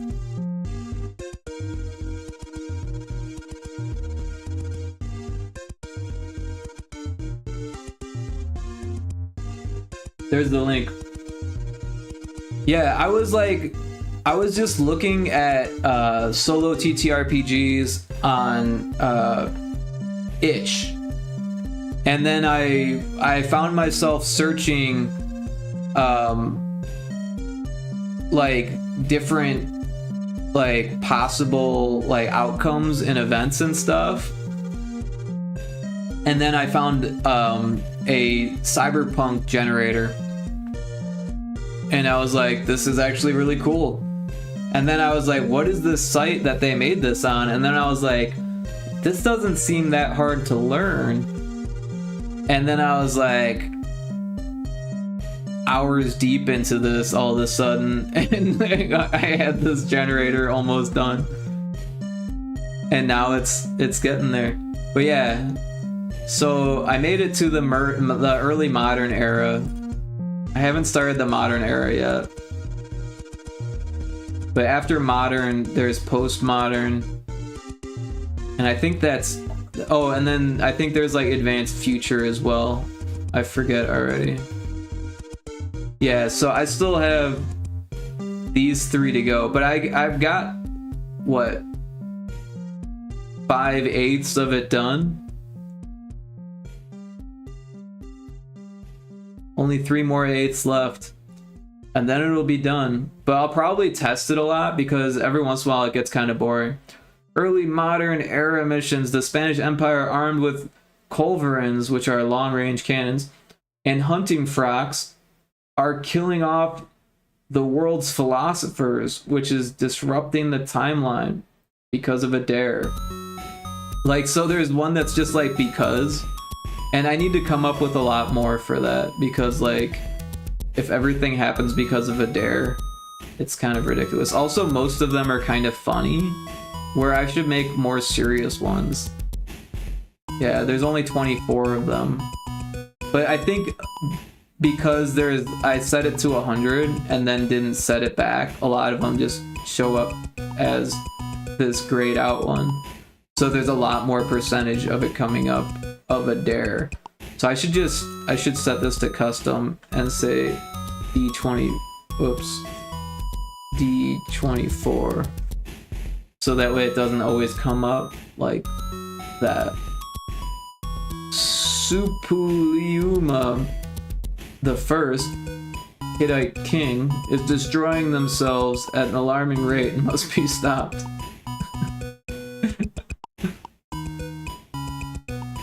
Here's a YouTuber that does solo adventures plus art. I need to find their at. Big fan of them. Sounds fun to also illustrate the random shit that happens to you. That's actually really cool. I haven't thought about like making content out of solo adventures. Oh no, Rick wants to do that for me one day. I have to pay him, obviously. What are you talking about? Did you just decide that what I want to do? We've never spoken about this ever.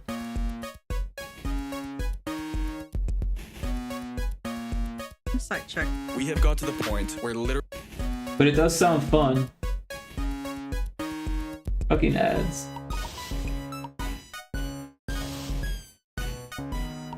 Notice the lie. She's like, okay, didn't notice. Is he gonna tell her who Pam is?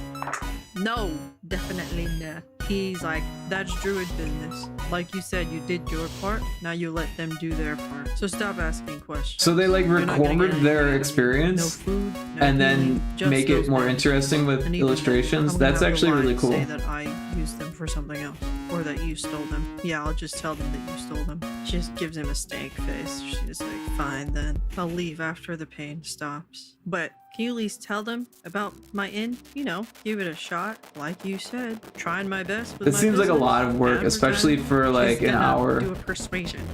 Ooh, 23. He shrugs. Maybe if he's on our way and we need a safe place to eat, we'll stop by. She just kind of nods and accepts that answer. Gets up after the hour passes and she's like, well, bye. Oh yeah, what's your name? And he says, Dominic. I'm Kenlin. And she gives him I wonder a smile. if- Nice to meet you, Dominic. See ya. I wonder if And this is she all done casts like- fly on herself and she flies away. Why do we kind of ship them? What do you guys think? Just this normal If guy she's, like, and doing this, flying elf, and she like, goes to in- Appleton. I don't know how to actually, describe and what she I'm rests thinking. there, and she tells Jimmy, Like, did she do this, like record all of this acting as it happened? Or did she play the game and then like write down the script and then act it out again? Like, that's what I'm wondering. It'd probably be a lot faster to just do it on the fly and edit that rather than like doing it a second time. But also it'd be really difficult to like make it like entertaining the first time without any thought, right? Because you if you like didn't have it rolling, you could definitely put more time and thinking into it. I'm assuming they record themselves and draw around it. Probably has some editing to the audio though. Yeah, and I'm sure like the more you do it, the better you would get at it, right? And also you would know like you could like make a sound or something and like that way you know where you're gonna edit it. Like when they used to do those claps for like directors, like where they had that thing that would clap like take one and then they clap, right? And then you just by looking at the audio you knew where to make the cuts, right? Things like that would probably make it go way faster. But that's a cool idea. I like that idea. I think they've done solo adventures a couple times before that. Yeah, that would make it definitely easier. A marker, Elmo, the clapper. Yeah, a marker, you're right. That's the technical term.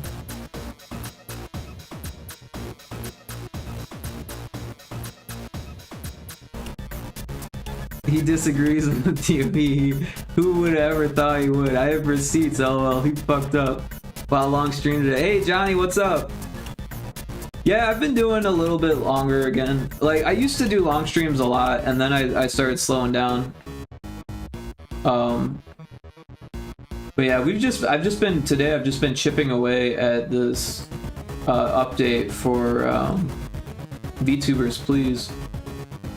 Ias gave us these portraits, but didn't have time to implement them. So that's what I've been doing, is implementing all of these new portraits. But I've just been working on the top row. And there's still a lot of work that needs to be done, actually. It's not gonna happen tonight. But hopefully I can at least finish putting in these, because there's only like 57 of them. Oh wow, these look really nice. Hard to believe they are Game Boy. It's so big. Yeah, Ice did a great job. They are backgrounds, so like we can get away with more detail and stuff. We turn off the... oh, I'm hitting the wrong button. Still hitting the wrong button. Yeah, so... like... we've got, like, the imposter, and then the non-imposter. The imposter, the non-imposter. Yeah, so there's, like, 2 versions of most of them. And, like, one of them is allowed in, and one of them's not.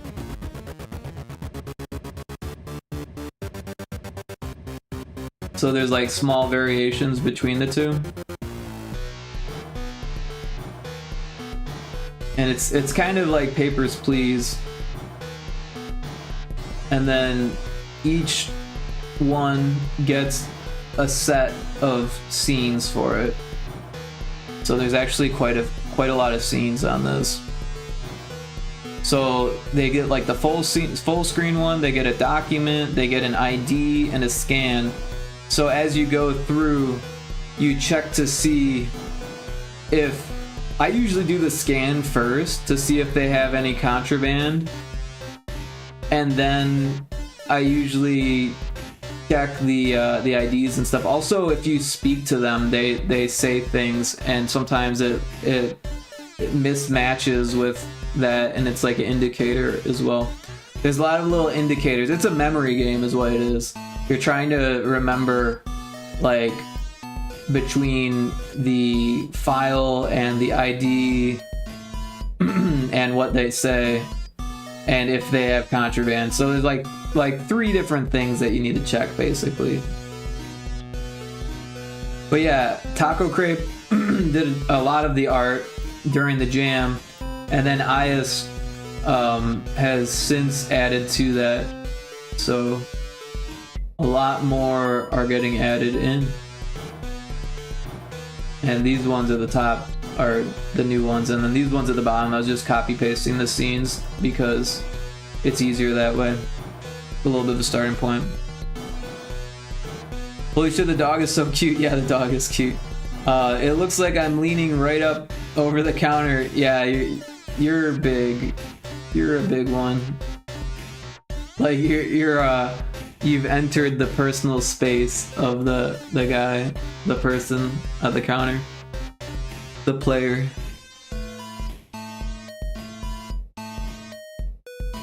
To be fair, I do that. Ias is amazing at it. He makes it look so easy. Although I watch his stream and my intrusive thoughts make me believe I can do it. You can. We all can. It's one of the most forgiving art forms. It's just time consuming. That's kind of you to say, Elmo, but trust me, I cannot. Defo can. I think just remove mine, Rick, for real. It looks dumb. you can. The fun part about pixel art is the barrier of entry. It isn't as daunting as normal digital art. Yeah, I mean, I don't know. It's a challenge. It's a fucking challenge for sure. The thing is that you gotta be okay with it not looking good. That with any art, if you're expecting it to be a masterpiece and you're always gonna be mad at yourself that it didn't turn out good, then you're probably not gonna be a good artist, right? Because you have to be okay with it looking like shit, because that's how it starts for everyone. Even the people that are like really, really good at art, they had to make stuff that looked like shit at one point.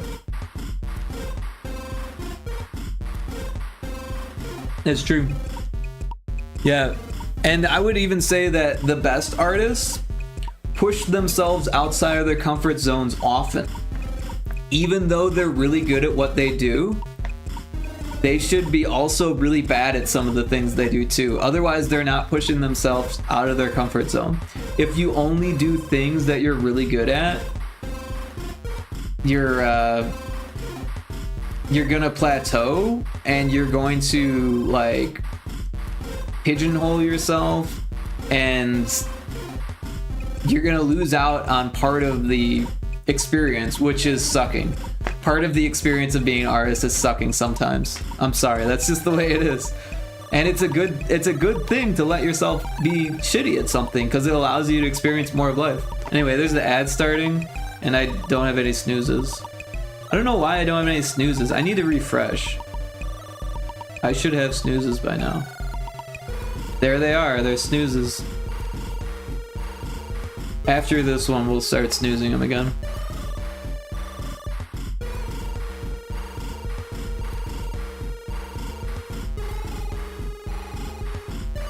Fucking ads again, oh my god.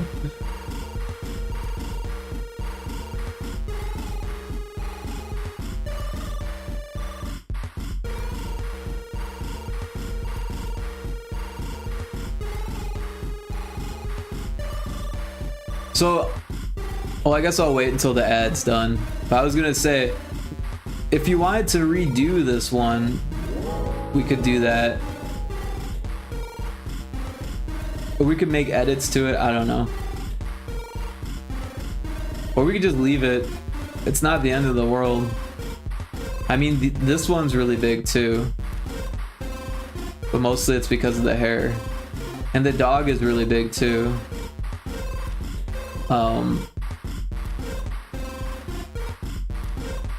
Like, I don't know. I don't think it's gonna make that big of a difference.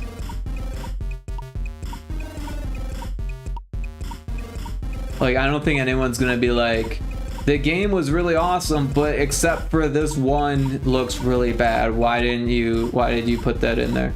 It is a little bit funny though, like seeing these ones next to each other, because they're so different.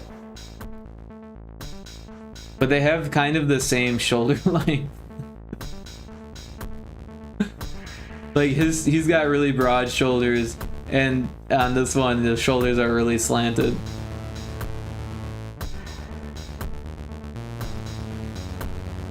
I love ads. I wish I got them. If you got ads, Taco, you could donate them to Lot Lizard and she'd love you forever. She is a huge fan of ads.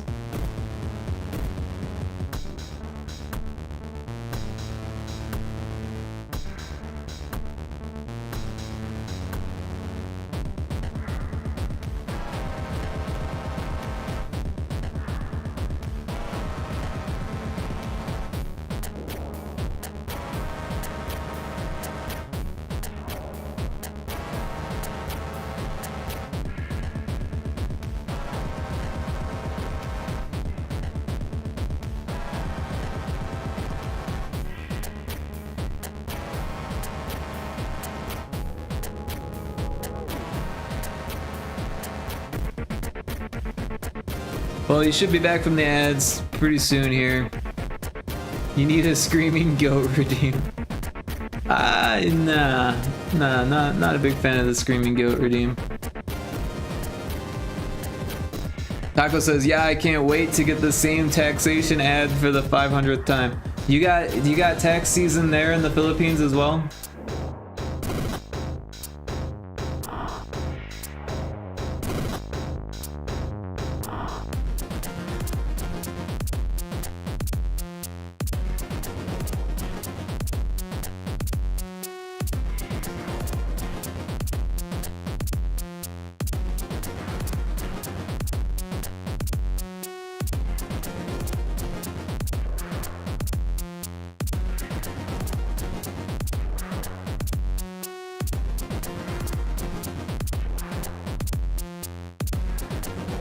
I think we're back from the ads, right? Right, Lot Lizard? Just to catch up on chat here, Ias had said, hell yeah, you have to opt to do things you're shit at. Not only do you learn a new skill, you appreciate the ones you have much more. Very true, very true. I'm a big fan of trying new shit. And like allowing myself to suck. I think that's a good thing. Otherwise, you'll be afraid to try anything you don't suck at. It's okay to not be good. Lot Lizard said there's an artist on TikTok that paints mental health disorders, and it's fucking amazing. Right on. I mean, that's a pretty common thing for artists to paint, whether they realize it or not. Fucking ads again. Oh my god. Ain't no way you love these. You need a screaming goat redeem.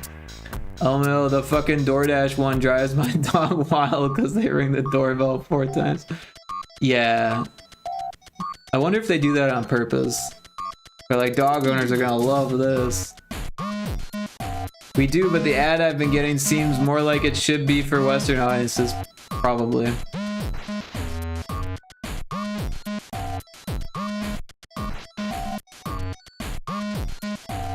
No, not how she does, Rick. Well, artists all do things differently.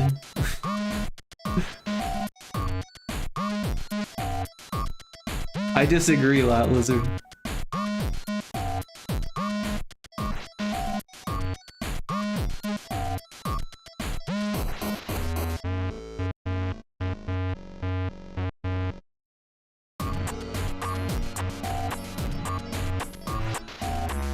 There's 4 paintings in one. She uses blacklight, etc. Oh, that's cool. I was always a fan of those. It's hard to explain. I'll send it to you so you can still disagree. Oh, I think I know what you're talking about. Like, I saw this artist at a festival who used LED frames that had like RGB like red, green, and blue LEDs all around the frame, and then the paintings were done using colors that reacted differently to the different LEDs. So, and then the frame had like a cycling circuitry on it, so it would cycle through the, you know, it would be red, and then it would be blue, and then it would be green, and there would be 3 different paintings of the same painting that were animated. So it was literally an animated painting that changed colors, like, and it looked fucking cool as fuck. It was a little gimmicky, but, and also probably pretty expensive to do, but man, it was way cool looking.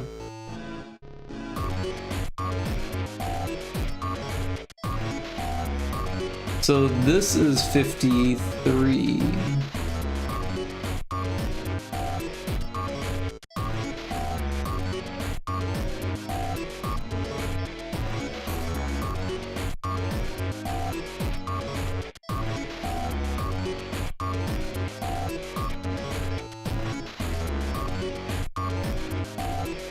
I'm gonna send it because it's worth it, yeah.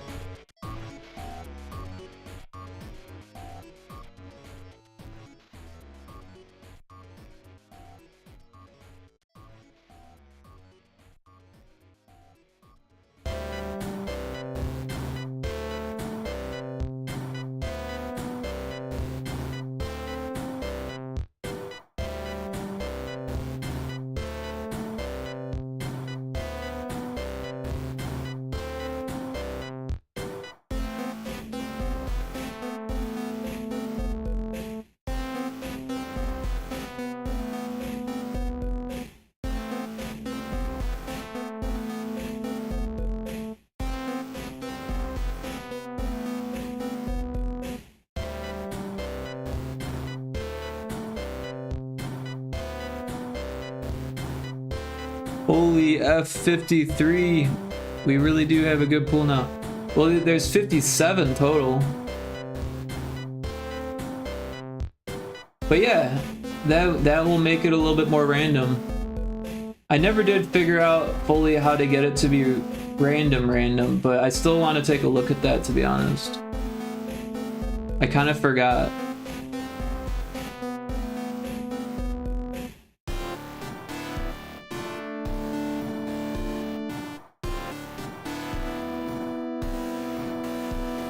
Or I guess not to be random, to be shuffled like a deck is what I meant. Because right now it's random, which means that like anything could happen. You could get the same one 3 times in a row because it's random.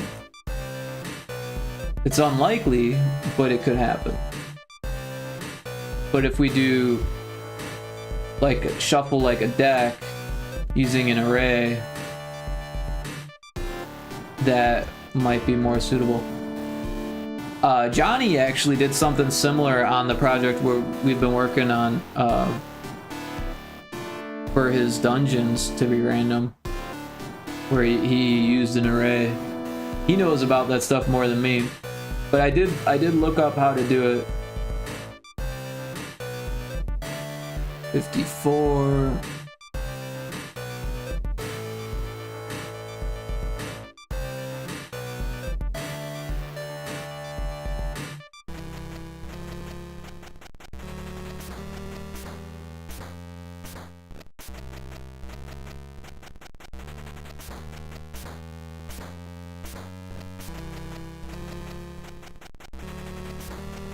Character rich environment. Ah, yeah. Nice.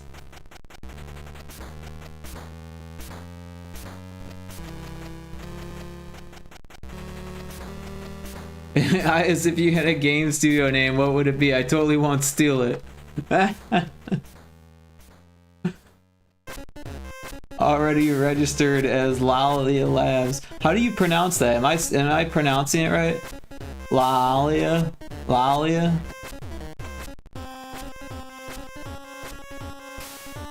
Yeah, that's right. Lalia? Okay. Is it La Alia or Lalia? It's more like a British double A sound. La. Lalia? I don't know about British double A's.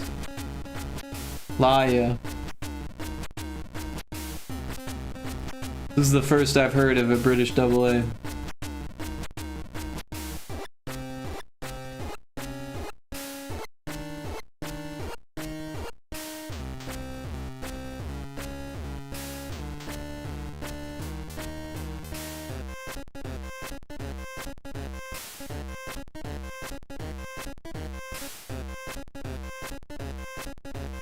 But we don't actually have them in language, just in phonemes? I don't know what a phoneme is. Is that like a... I don't even know what that is. How I'd say it pretty much... LOL, Lalia.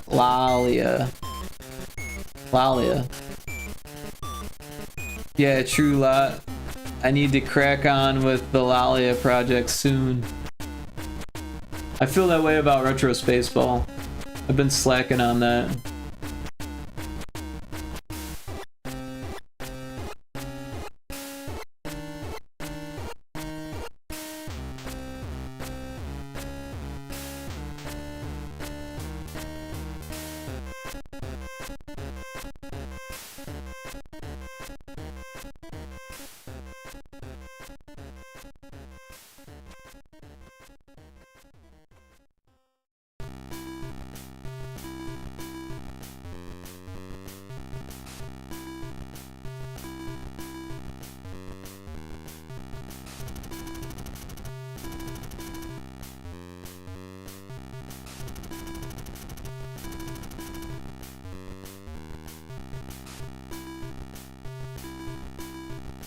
Man, these two look really similar.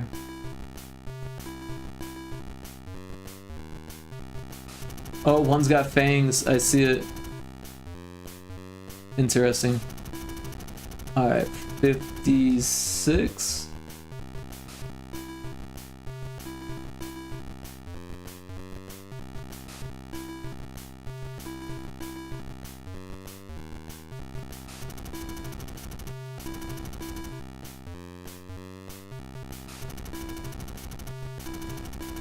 A phoneme is like a basic common sound to any language, like the auditory building blocks, speech, Lego.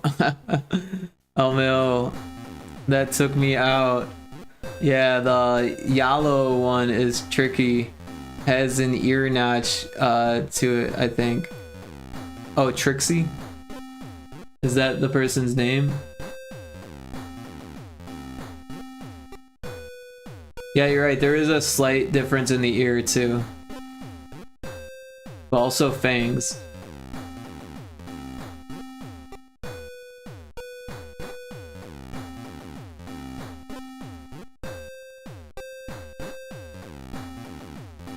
Yeah, tiny difference in the ears.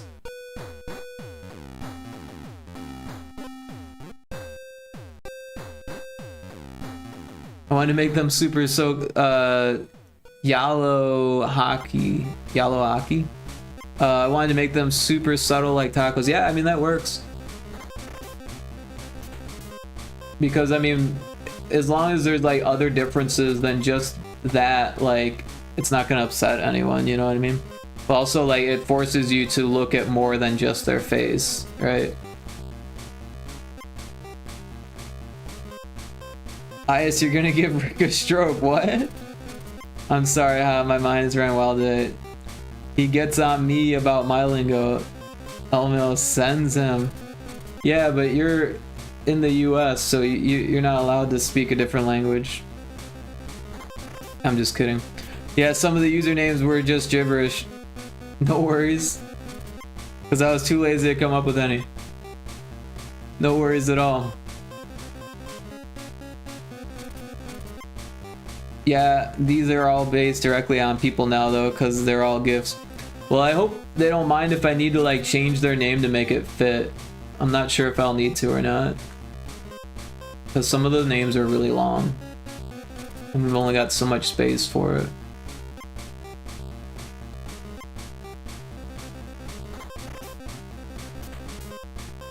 See, LOL, I'm not allowed. Rick has officially lost his mind.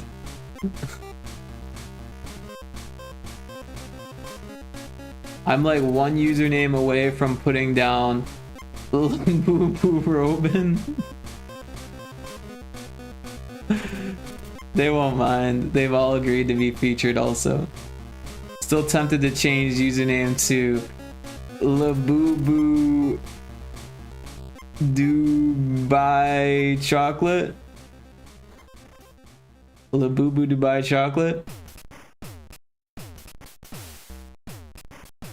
LMAO, please do.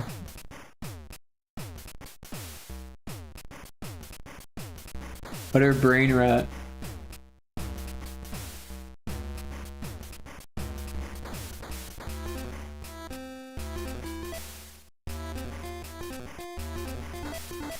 Oh, the sleepy puppy.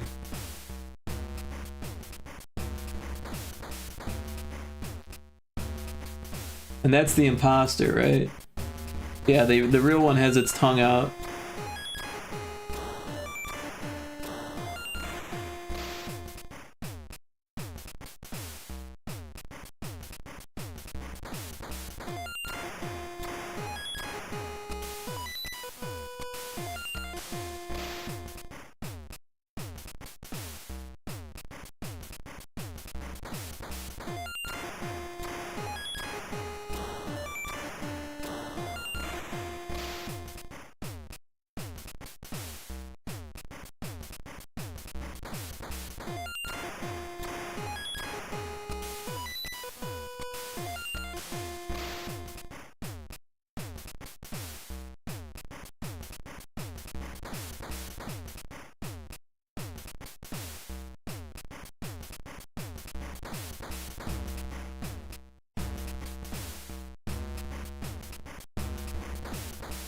Alright, we got all 57 of them in. However, none of them have documents, IDs, or scans. So they all look like me right now. So that won't actually work. And there's a lot of work cut out for me here. It is 3:30 in the morning.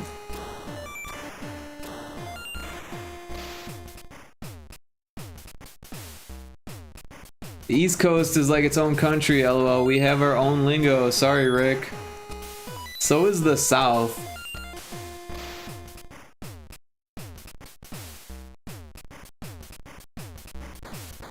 And the West used to be like that, but everyone kind of adopted what the West says, the West Coast says. And Chicago is a little bit like that, but more just like the accent, and we all say you guys instead of y'all. I need in on Cobblemon so bad next time. I was crying at some of Fato's streams. So funny. The shit Fato does in there is so hilarious. It was a lot of fun, actually.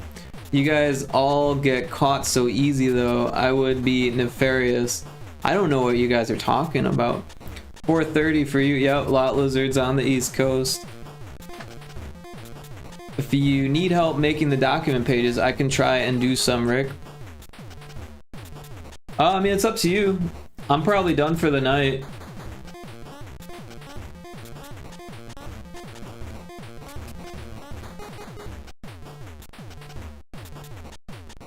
I'm not gonna stop you if you want to, though. Okay, then, lol. Let me live. Okay, you're allowed to live for one more night. I'm just kidding. I'll likely kill you in the morning. No, that's from The Princess Bride. Yay, Lottie lives another day. Thank you, Emperor Rick. This guy, though. They were playing open source Pokemon mod for Minecraft and constantly stealing from each other. Like, you guys were all playing on the same server? That sounds fun. I never did play the Pokemon Minecraft mod. I had a buddy who was really into it, though. Was fun to watch. Yep, like a big server with a lot of people. Ah, okay.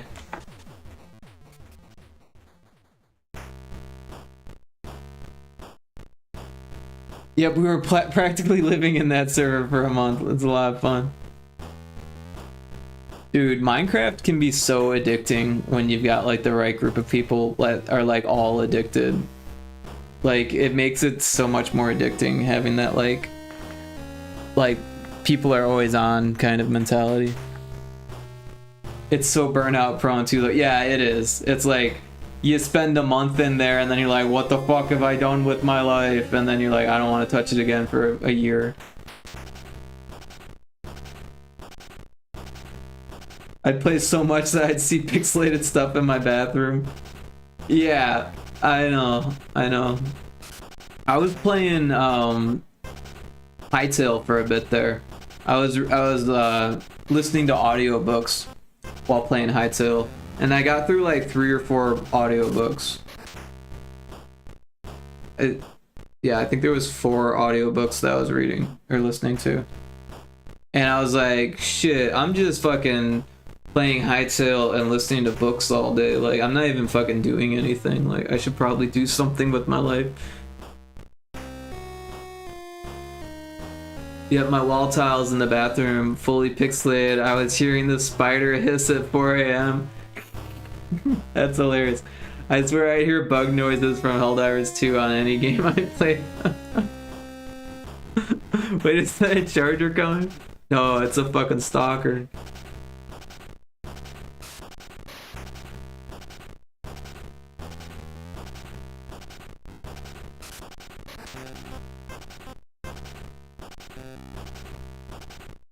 I always think the Chargers and the Bile Titans are just like people in mechs. Like, oh, it's probably just a teammate. And then I turn and he's like right on top of me trying to like kill me with his claws. You think we'll be calling this done after this, Rick? Yeah, probably, I would think.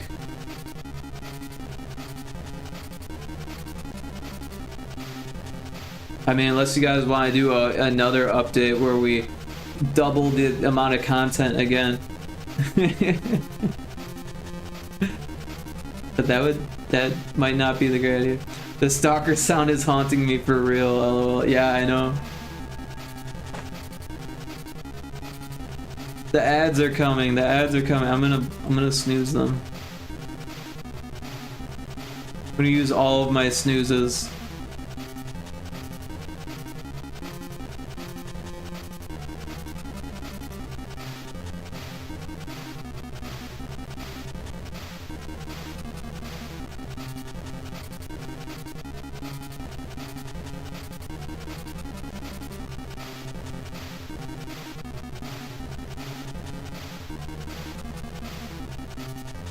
The only thing I was considering adding, though, of course, I don't know if it's possible, is like trend events. So people are more likely to bring a specific type of contraband or less contraband on any given day, etc. I mean, that could be done. Oh, the ad snoozes are an early birthday gift. Well, happy birthday, Lottie. Now I don't need to get you anything. I snoozed the ads. Probably not enough variance to make it worth it, though. It could be done. I don't know if it'll be worth it. So the one bit of feedback that we got from anyone was that there wasn't enough narrative. I think. I don't know, I think it's on itch. But we'll probably get a bit more feedback on Newgrounds when we post it there.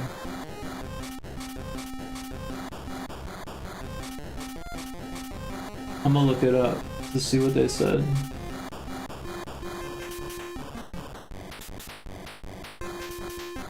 Oh, wish there was a bit more tension though. That was the feedback that we got. Everything else was positive,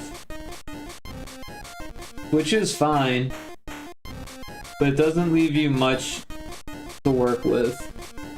But yeah, if we could figure out a way to add more tension, I do think that would be a good thing, but easier said than done, right?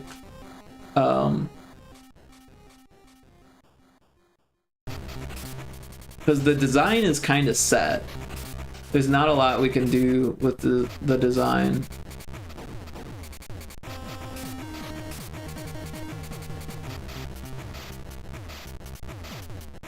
We could do stuff with the narrative, right? Like maybe when the new day starts, maybe there's a new cutscene for each day, you know? Like we could make more of these and then just put one more in every day. Of course, that's a lot of work if we're gonna do fancy art that matches this stuff. Also, then the writing, we'd have to come up with things to write. And then somehow make it work with it. Like end day cutscenes. Yeah, I think it would be better if it was like beginning of the day as far as like the writing goes, but yeah, they would happen after a day, right? So, but that way it would be like building anticipation for the next day, right? Because anticipation is so one thing I've learned in game design is that anticipation is where the dopamine gets released, right? Dopamine is like the neurotransmitter that like makes you feel good, right? It's one of the neurotransmitters that makes you feel good. But like a lot of people think that it happens like when you get the reward, but it's actually the anticipation of a reward that causes you to feel dopamine. So if you're like about to like roll dice, it's not the, oh, I got a natural 20, that gives you the dopamine. You would think that, but it's not. What gives you the dopamine is rolling it, shaking it in your hand or whatever, and then rolling it and not knowing what it's going to land on. That's where the actual dopamine gets released. So if in any time you're designing a game, it's important to try to maximize that anticipation. And that's why you see like in like games that like mobile games that have spinners and shit like that, the spinner will go longer than you expect. Gamba mechanics. I don't know what Gamba is, but I imagine it's something like gambling mechanics. But yeah, like that kind of stuff, like gambling addiction. Exactly. That is why gambling uses so much anticipation, right? And then what adds to that is that when you do get a natural 20 or you do roll 777 or whatever, fucking all the bells and whistles go off, you know, all of the juice that you can throw in there, because the next time that you're rolling, your brain's gonna remember all of the excitement that comes from getting the natural 20, and that's gonna add to the anticipation. That's what Taco said too. LOL just said Gamba. Rick, don't do lingo. I think that's like a gaming term though. Like gotcha isn't G-O-T-C-H-A, it's G-A-C-H-A. Because it's a genre. And not like got ya. It's some weird shit, man. Gamba is just slang for gambling. Okay. Well, I'm learning new stuff. I'm old, Taco. Treat me like a elderly. Respect your elders. Gosh, what the hell? And how sad I know that, LOL, because I'm not a big gamer. You're a huge gamer. You're just in gamer denial. Lot Lizard's literally like the biggest gamer in the room. And she's like, I'm not a gamer. Disrespect your elders, steal their pensions. Even though I said it too, LOL.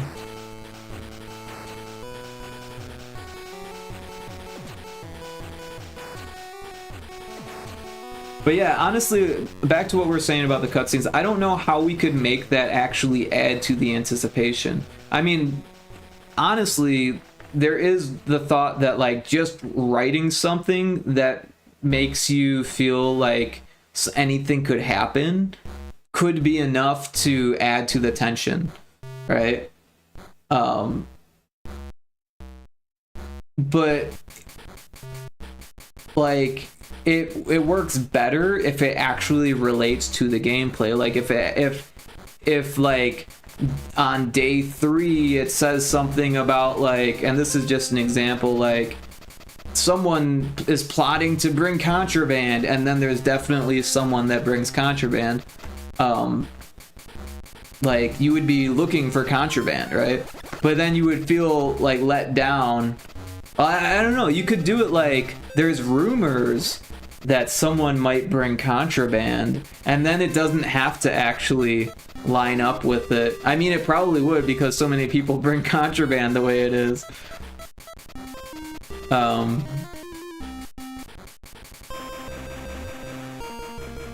Lotlas, you play COD. I think you're a textbook gamer. Yeah, Lottie is basically a gamer. You should see how many hours she has in these fucking games too. Like, she is a fucking, like, she's like a hardcore gamer. She's not just a gamer, she's a hardcore gamer. That's all I played until I was brought here, LOL, and started only COD maybe 2 years ago. The games that won't give you the title of gamer would be Mario Party or something. That's such an outdated view, Taco. Come on. You're a gamer even if you play mobile games these days. What if we added checkpoints every few days with a short scene to be like, you're doing great, but you gotta start hitting targets. And we start docking more for mistakes. Well, I mean, those are ideas. The docking for hitting more mistakes, I feel like that just makes the game more challenging. And I don't know if that's what we need, to be honest. Because adding more characters is already going to make the game a little bit more challenging, because then there won't be so much like, oh, I recognize that one, right? There'll be a little bit of that, but it won't happen as often because there'll just be more characters.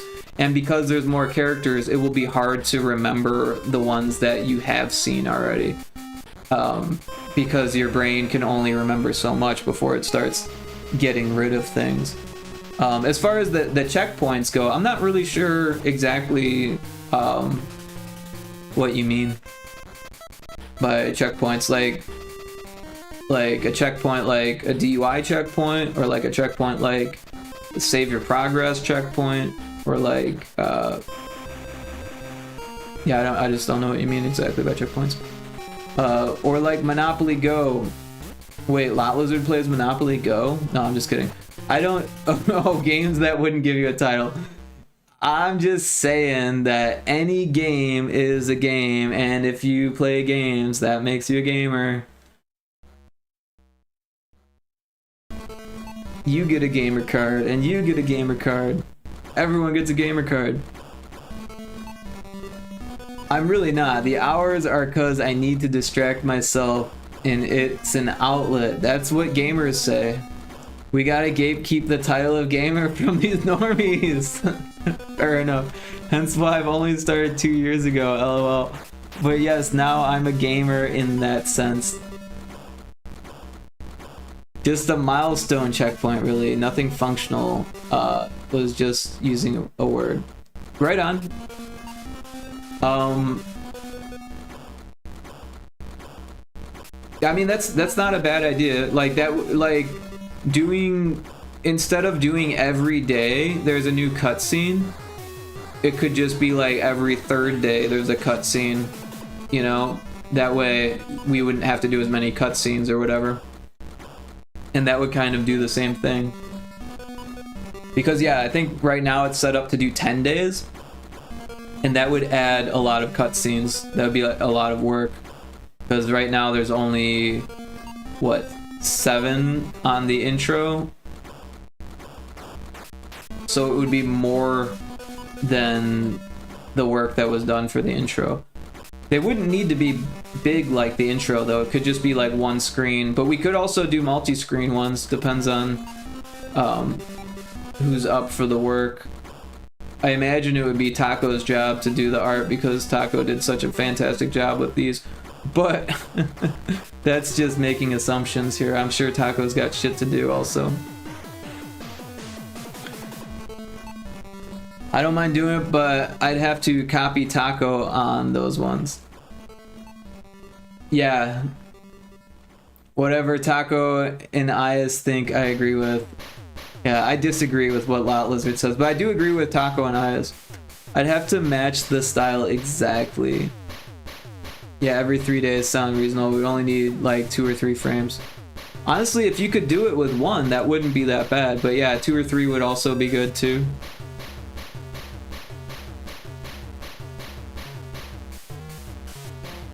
Taco says he's very busy. I can handle the cutscene. Yep, probably would take some time though. Well, there's no real rush on time. It's gonna take me a while to finish this also. Judging by what I did tonight, it's probably gonna take about 4 times this, right?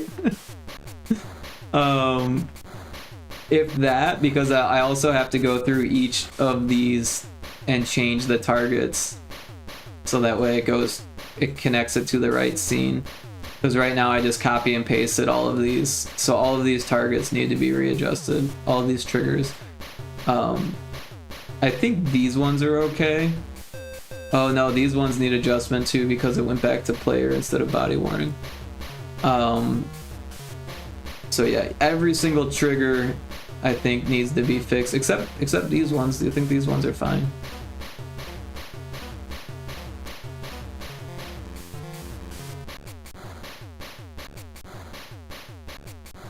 Yeah, these checkmark ones are fine, but all of these triggers need to be changed. And the images need to be re-put in Aseprite and put into the engine. So yeah, still lots of work. Yeah, we just need like a manager character with a clipboard or something. That's a great idea. I mean, I don't have an idea for the character itself, but that is a great idea to have like a boss, not like a boss, and like, yeah, more like a manager. Not a boss you have to fight, but a manager. Almost like an antagonist.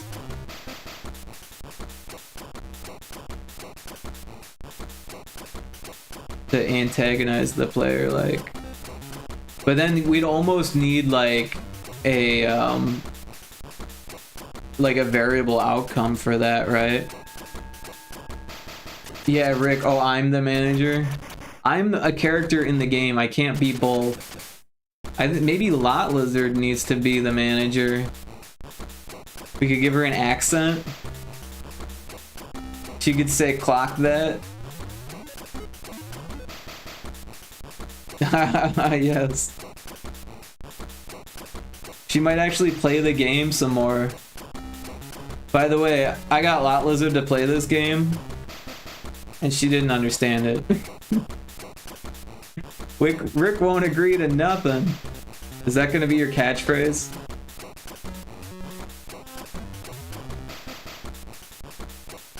I did too. I thought you told me you didn't understand it. Did you understand it? What was your feedback? Lot Lizard, when you played it, what was your feedback?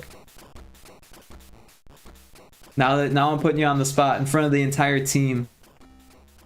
The entire team's here. I'm putting you on the spot. Better give us feedback that's usable. I told you and Taco I got the same person every day twice. That's right. Now I remember. Receipts. Well, hopefully by adding more characters you won't get the same one every day. Ayo! Well, good memory. And receipts. Look at me go. Look at everyone, look at Lot Lizard. She goes.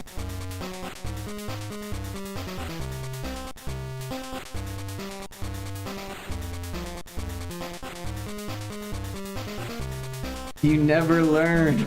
I never do. Oh wait, this one is still not the dog. It needs to be the dog.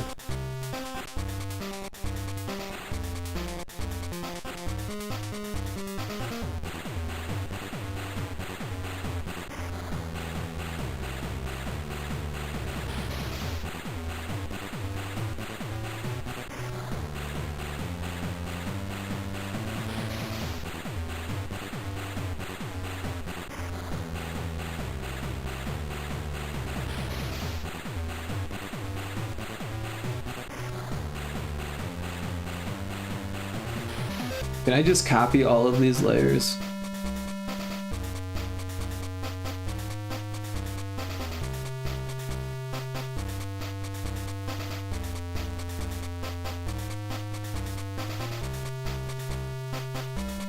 Hell yeah. Of course they're not in the right folder, but...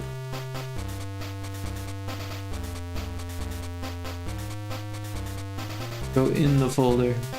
Oh, they are in the folder.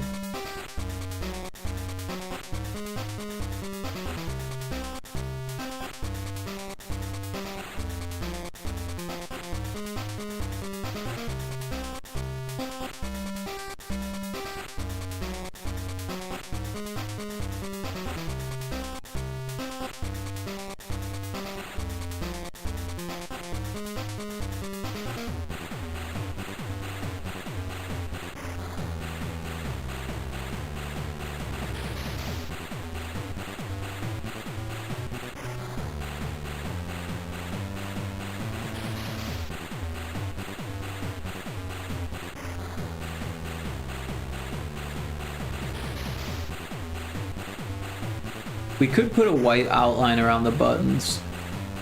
Of course, then it wouldn't match the rest of the game.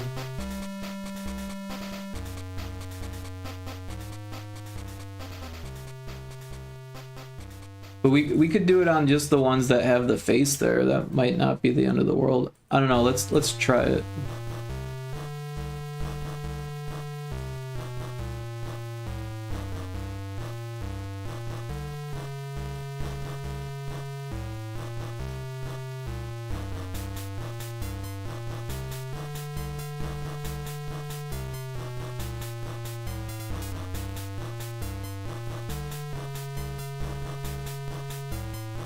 Definitely makes the button easier to read.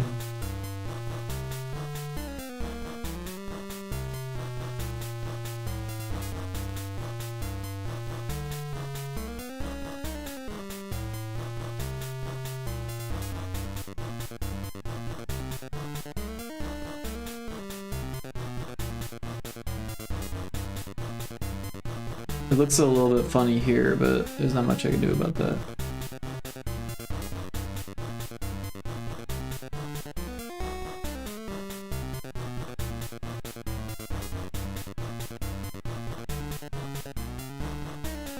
It's gonna be hard to fit it in the little box.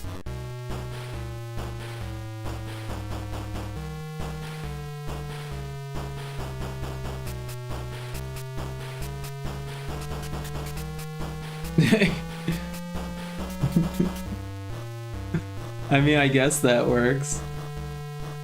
Just kind of jam it in there. Of course, the way it was done is with one color.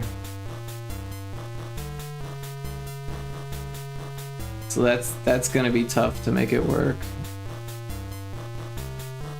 Whoa, that's not the right color.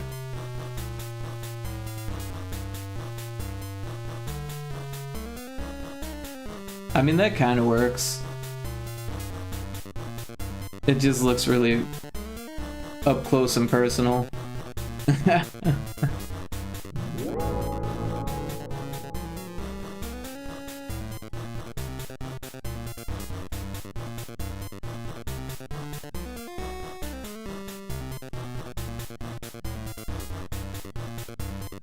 Alright, now it's time for me to catch up on chat. Now that there's an ad break. No, I guess I should wait for the ad to be done.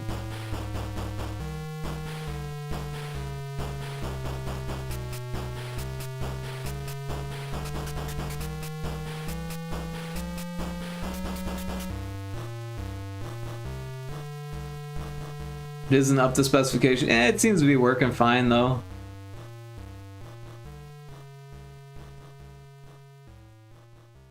How come I'm the only dev in the game? Where's Taco?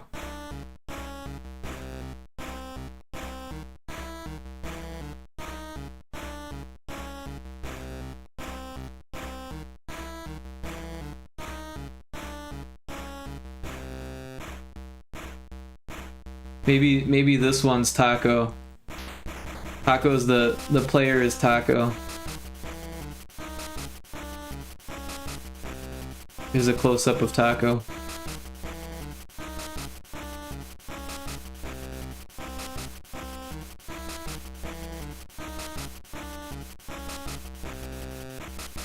Either that or this one, the evil Taco.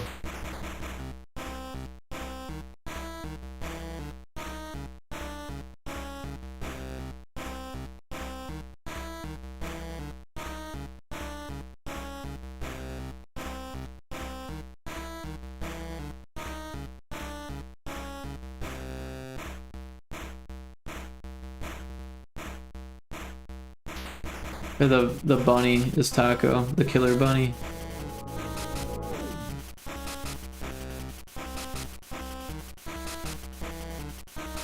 Are we back from ads? I've been patiently waiting to see all of this.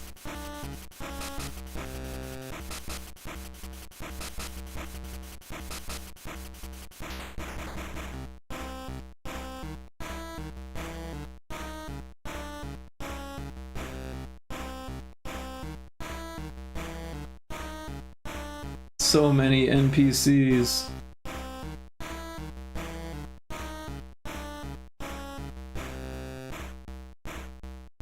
Body, we back from ads? I'm a Taurus. I come only with facts, especially in arguments or proving the point. Lottie 1, Rick 0. Just ditch it, it's fine. That works. I shouldn't have included it. I made that one to be a profile pic. Ads, it isn't up to specifications. Oh, if I hear this Bon Jovi State Farm one more time. Oh, we halfway there. Fucking A, they play it every time. Because they know you love Bon Jovi.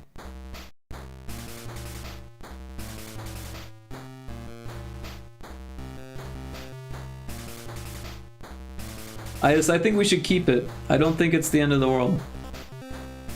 I think it's a Easter egg.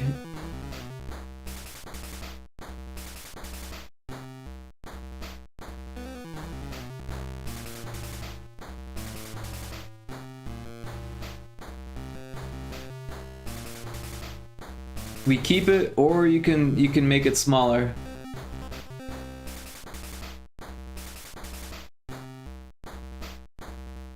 Are you trying to talk like me? You do the Bia Kula one the best. Indiana has my top tier down. So good. Yeah, when I read what you write, I hear it in my head in your voice now. From all the hell diving.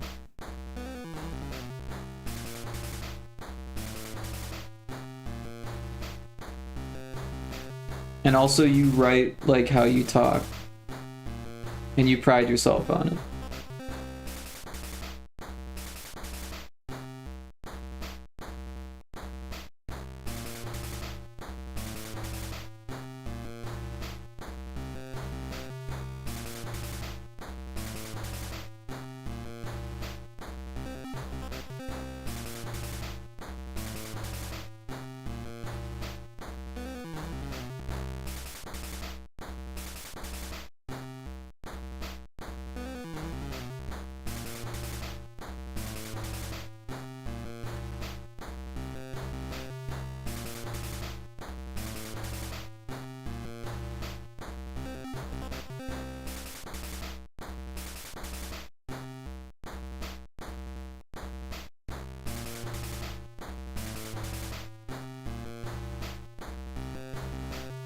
Even the random friends on games, lol, no Rick, it's just who I am. I don't try and be anyone else, lol, or fit in and talk right, lol. You're such an individual, lot lizard. It shows in how individual you are.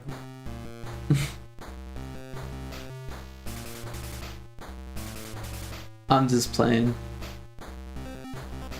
Low key. Wow.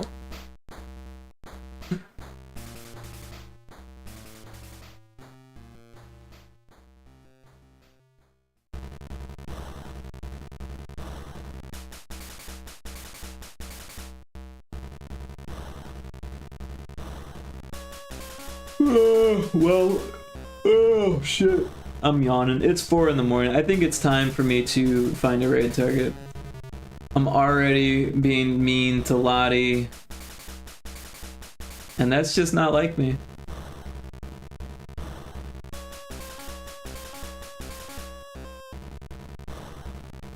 Yup.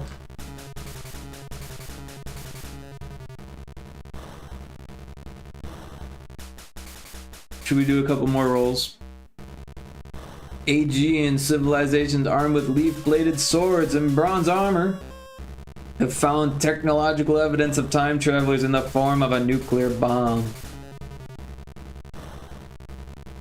Peter the Great, Tsar of Russia, armed with single-deck 6-rate ships carrying 20 to 28 guns and steel breastplates temporally displaced by rogue time agents, have purposefully left behind hover boots that were discovered by the Kingdom of Israel armed with double-edged swords and iron armor, disrupting the timeline. The Mughal Empire, armed with tomahawks, steel breastplates, are killing off the world's philosophers, which is disrupting the timeline because of spite. It must be stopped. Time to go, good night. Night, Lottie. See you later, Lottie. Lottie never hangs out with the raids. She doesn't like being part of the raid. I don't know. What's up with that? Time-traveling autonomous humanoid robots armed with radiation beams sent from the distant future are planning to slaughter early Indian kingdoms and republics of the Gangetic Plains, armed with iron javelins and iron armor because someone burned their tongue, which will alter the course of history. Widespread drought is endangering human existence. Hey, she likes who she likes and avoids who she doesn't. Frequently ditched on raids too. I see how it is. Odysseus, Greek celebrated in Homeric epic, has started a religion involving praying for an extraterrestrial fungus that is converting nearby civilizations in a way that disrupts historic timeline. They're praying for an extraterrestrial fungus. That's hilarious.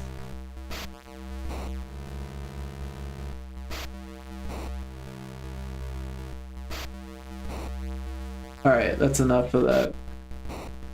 As much fun as it is. And this needs to be saved. Is anyone online? Chubby is. Oh, Electric Mindset's on still.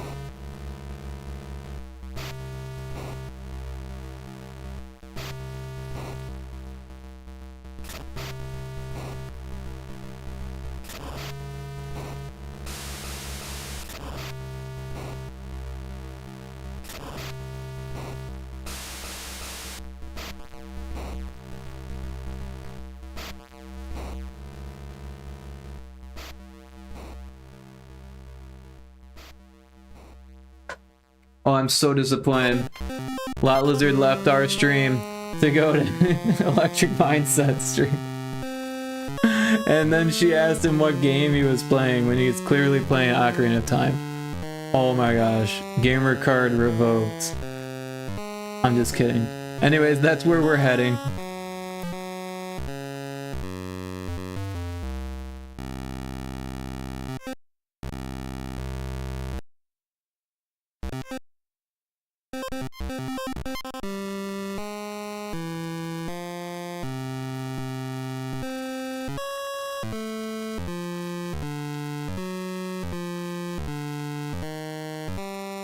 Thanks for the stream, Rick. Lots of progress. Yeah, thanks for being here. I just always appreciate it.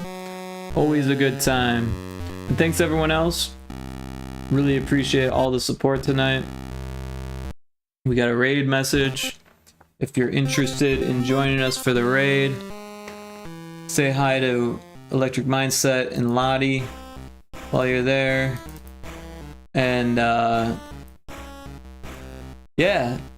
Thank you, Mig Creates Games for the raid, Seagoat for the 5 bits, Taco for the raid, and Lot Lizard for the 10 stream streak.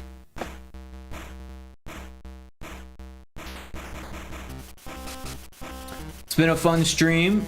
We didn't do any collabs with Indiana Crones tonight, but he did drop in, so thanks for that. And it was fun making games instead of playing games for once, which used to be the norm. And then I got sucked into this whole playing games thing. But yeah, till next time, I don't know when that'll be, but it will be at some point. Maybe tomorrow. But yeah, I do have D&D in the morning. I should probably go to bed. Anyways, see ya on the other side. Bye, everyone.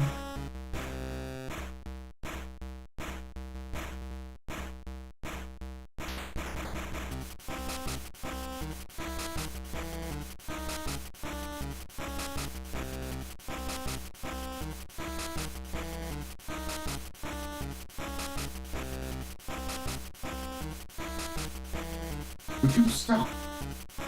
Can I throw a goddamn flower around this part? I hate puzzles. I don't mind puzzles, it's just that I never really get used to these.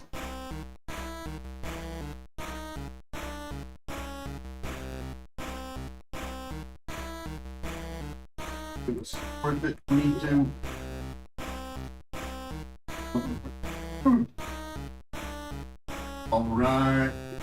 James Ray, thanks, man. I really appreciate it. Really kind of you. Whoa, what was that? Oh, I feel like I just got cheated out of that. That's not real. Can't do that.